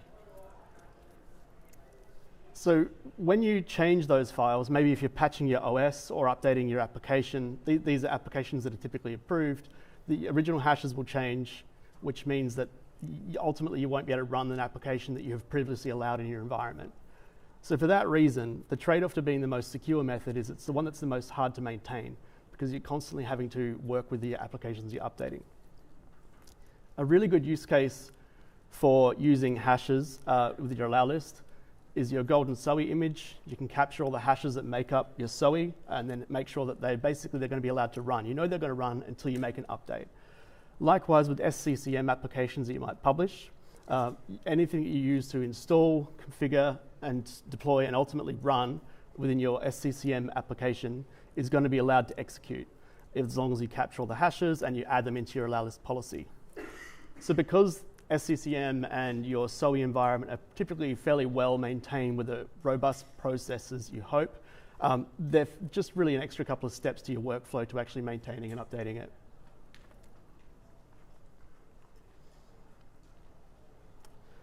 So applications and libraries can be digitally signed, and within the Windows realm, this is done using Microsoft Authenticode. So what that means is that the signatures can be used to work out that the file originated from the vendors that signed the file. There's some supply chain concerns with trusting publishers in this way. We're not going to touch on any of that today. So that signature makes publishers a really viable method of allow listing because you know where, with a fair degree of confidence, what application, where the vendor that provided the file is. The screenshot on the right shows an app locker rule that's a publisher rule that's allowing VMware, anything signed by VMware, to run. You can see an extra few fields there with product name, and file version to get more granular. You might want to do that in cases where, say, for example, taking VMware, you've got an ESXi stack, you've got a whole bunch of virtual machines.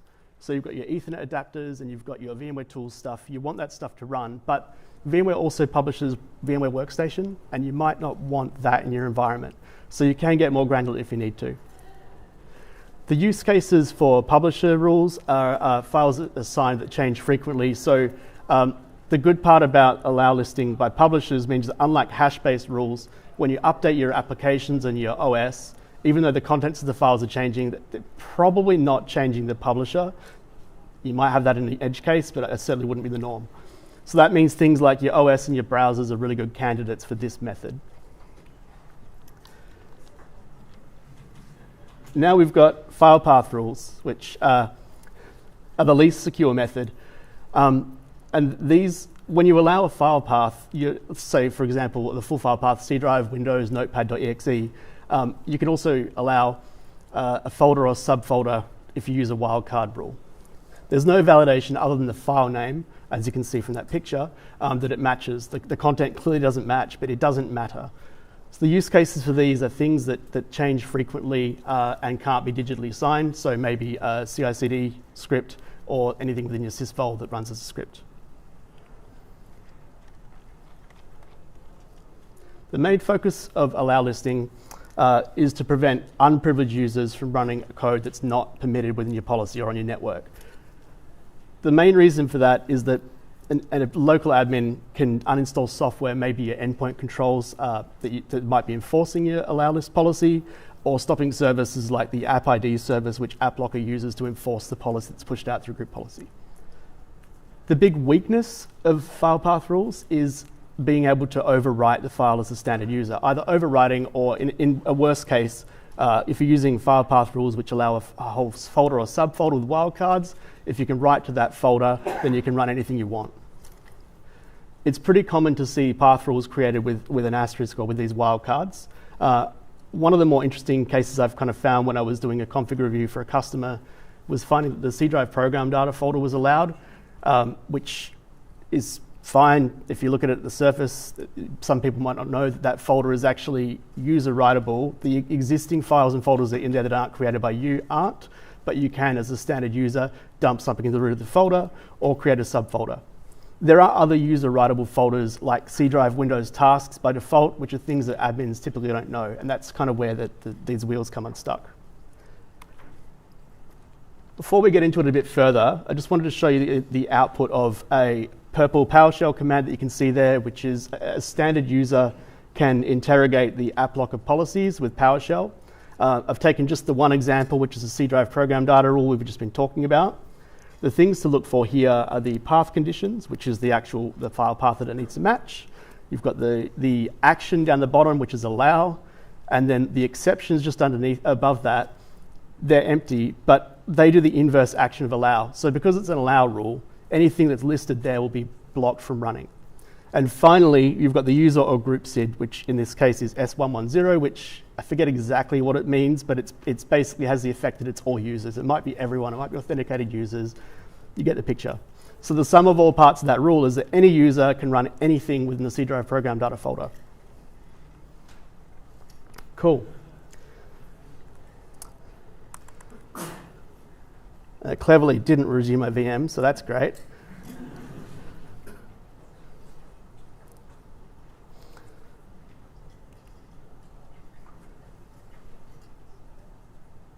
Cool. I don't want to type too much here, so I'm just going to copy and paste this. I'm not particularly good at pasting. It's a bit less than ideal. Give me a second. I'm going to drop that font size down a bit. I tried to take Duncan's advice without Duncan providing it to me yet. Let's see how that's going to work. Okay, so this raw, can I do that? All right, a bit annoying. So this is the PowerShell command that we saw before. We've got to further filter it based on wildcard and then by path conditions. I know that's cut off a bit. The sum of that rule, like you can see the output here as a standard user. We can see that the program data folder is writable. Oh, sorry, is in the allow list. I would like to point out at this point though that this is also showing any rules that are deny as well. But for the sake of brevity, we know this is a user writable folder. We've just gone over that. We've looked at one of the examples of this rule. So let's move on. So the app locker is running, which we can find by just running mimikatz, which is blocked. That's app locker saying no. But what we can do is copy mimikatz to the program data folder. I definitely haven't been rehearsing this on a mechanical keyboard. Okay, and we should be able to run that. So that's that.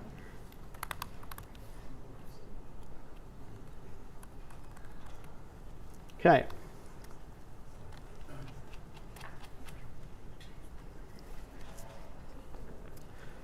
So this is a pretty common misconfiguration. Not necessarily that particular folder, but the concept of a user writable folder.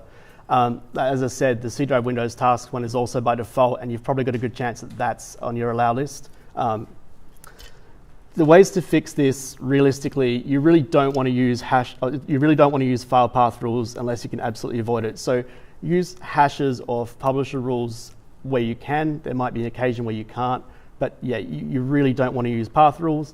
But if you absolutely have to, you need to know what's in your environment. You need to know what your SOE looks like, what folders are user writable. You need to know, if you're running this on a server as well, what the rules on your fleet look like, what the file paths look like rather, that they're user writable or not. But more importantly than that as well, is you want to make sure that anything can happen. Maybe you get a new application that's published by another team and it introduces a new user writable folder. You've got to be regularly checking this stuff against your SOE.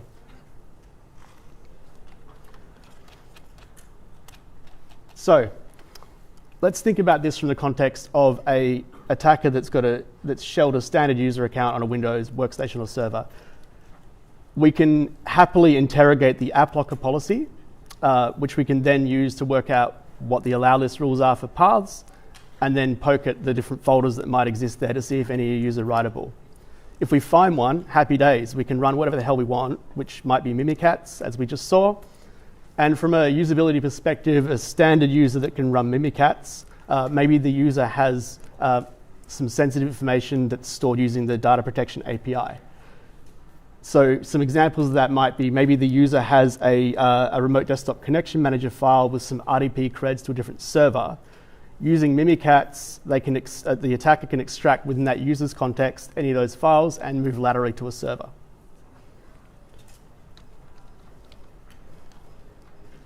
Next, we've got, they're called lol bins. There's a good chance that you've got core applications that are signed by Microsoft added to your allow list. That might be through publisher rule, maybe you're trusting Microsoft. It might be through a path rule, say C drive Windows and any subfolders, or it could be the hashes that you ingested from your SOE, which are going to have those files in them by default, because that's part of the OS. Security researchers are often finding ways to execute code using these core signed and trusted Microsoft binaries. This is called living off the land binaries, or lol bins. The link below lists out the lol bins that have been previously disclosed. There are quite a few of them. It also credits the researchers that have contributed to those disclosures, and it also shows you how to use them. Have a look, it's pretty good. But the link will be towards the end of the slide deck as well, so don't worry about that. Thanks, Duncan, for pointing that out.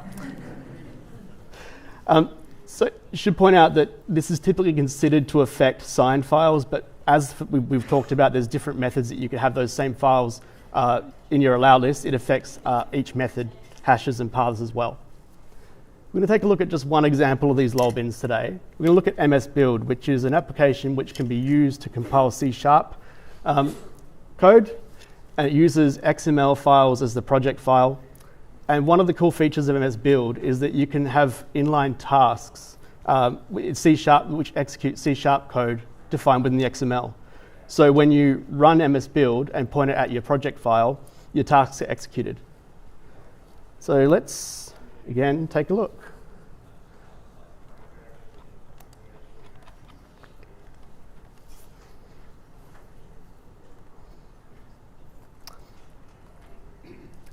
Okay, I'm going to start.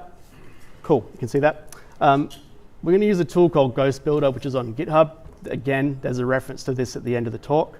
If you want to have a look at it, it's a Python code. We're going to point it at a C# executable. In our case, we're going to use Rubius.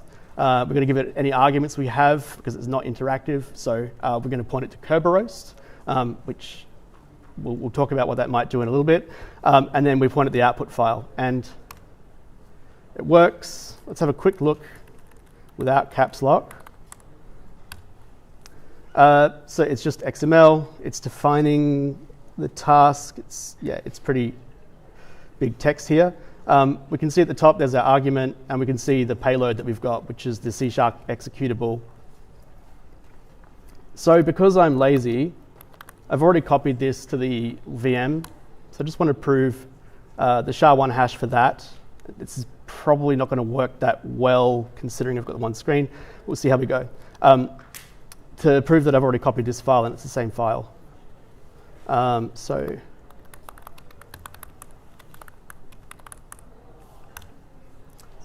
It ended in 01, the last file. Can I do the thing? That's the wrong thing. Yeah, cool. So now I'm going to try and run Rubius, which isn't going to work. But if we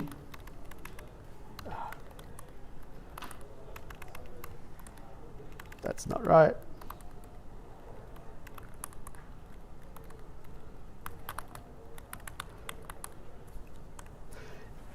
The path might change a bit depending on the version of .NET Framework you've got installed, but it's typically going to reside in that folder. Apologies for being silent. I can't do two things at once. And we're going to point it at the payload that we've just copied to the VM. We execute that. It's going to run Rubius. It's going to try and Kerberoast, which is going to fail because it isn't connected to a domain, but you get the idea.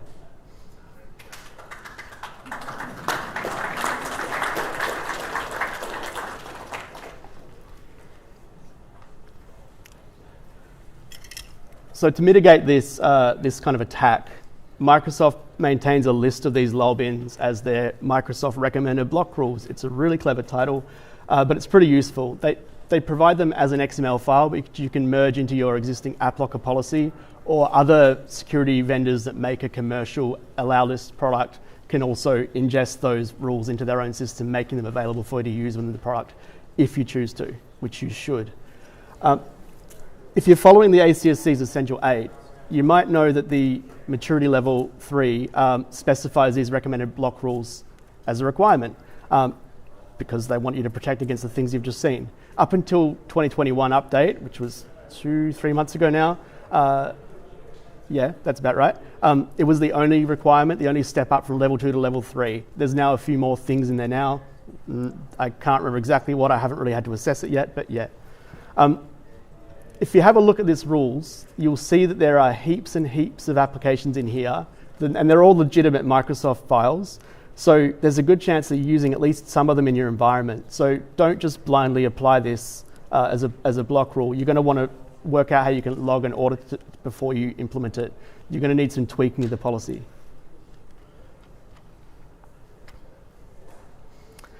Thinking back to our attacker with a standard shell,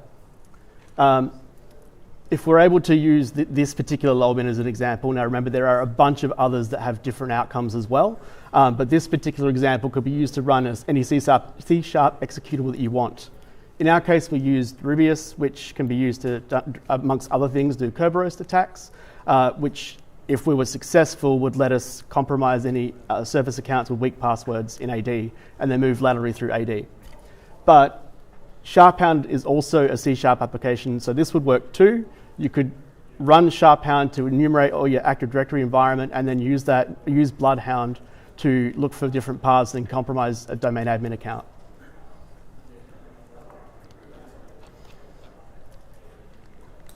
So far we've talked about compiled code, but interpreters can execute code too. PowerShell, for example, is an interpreted language, which means we probably want to think about how we can restrict that.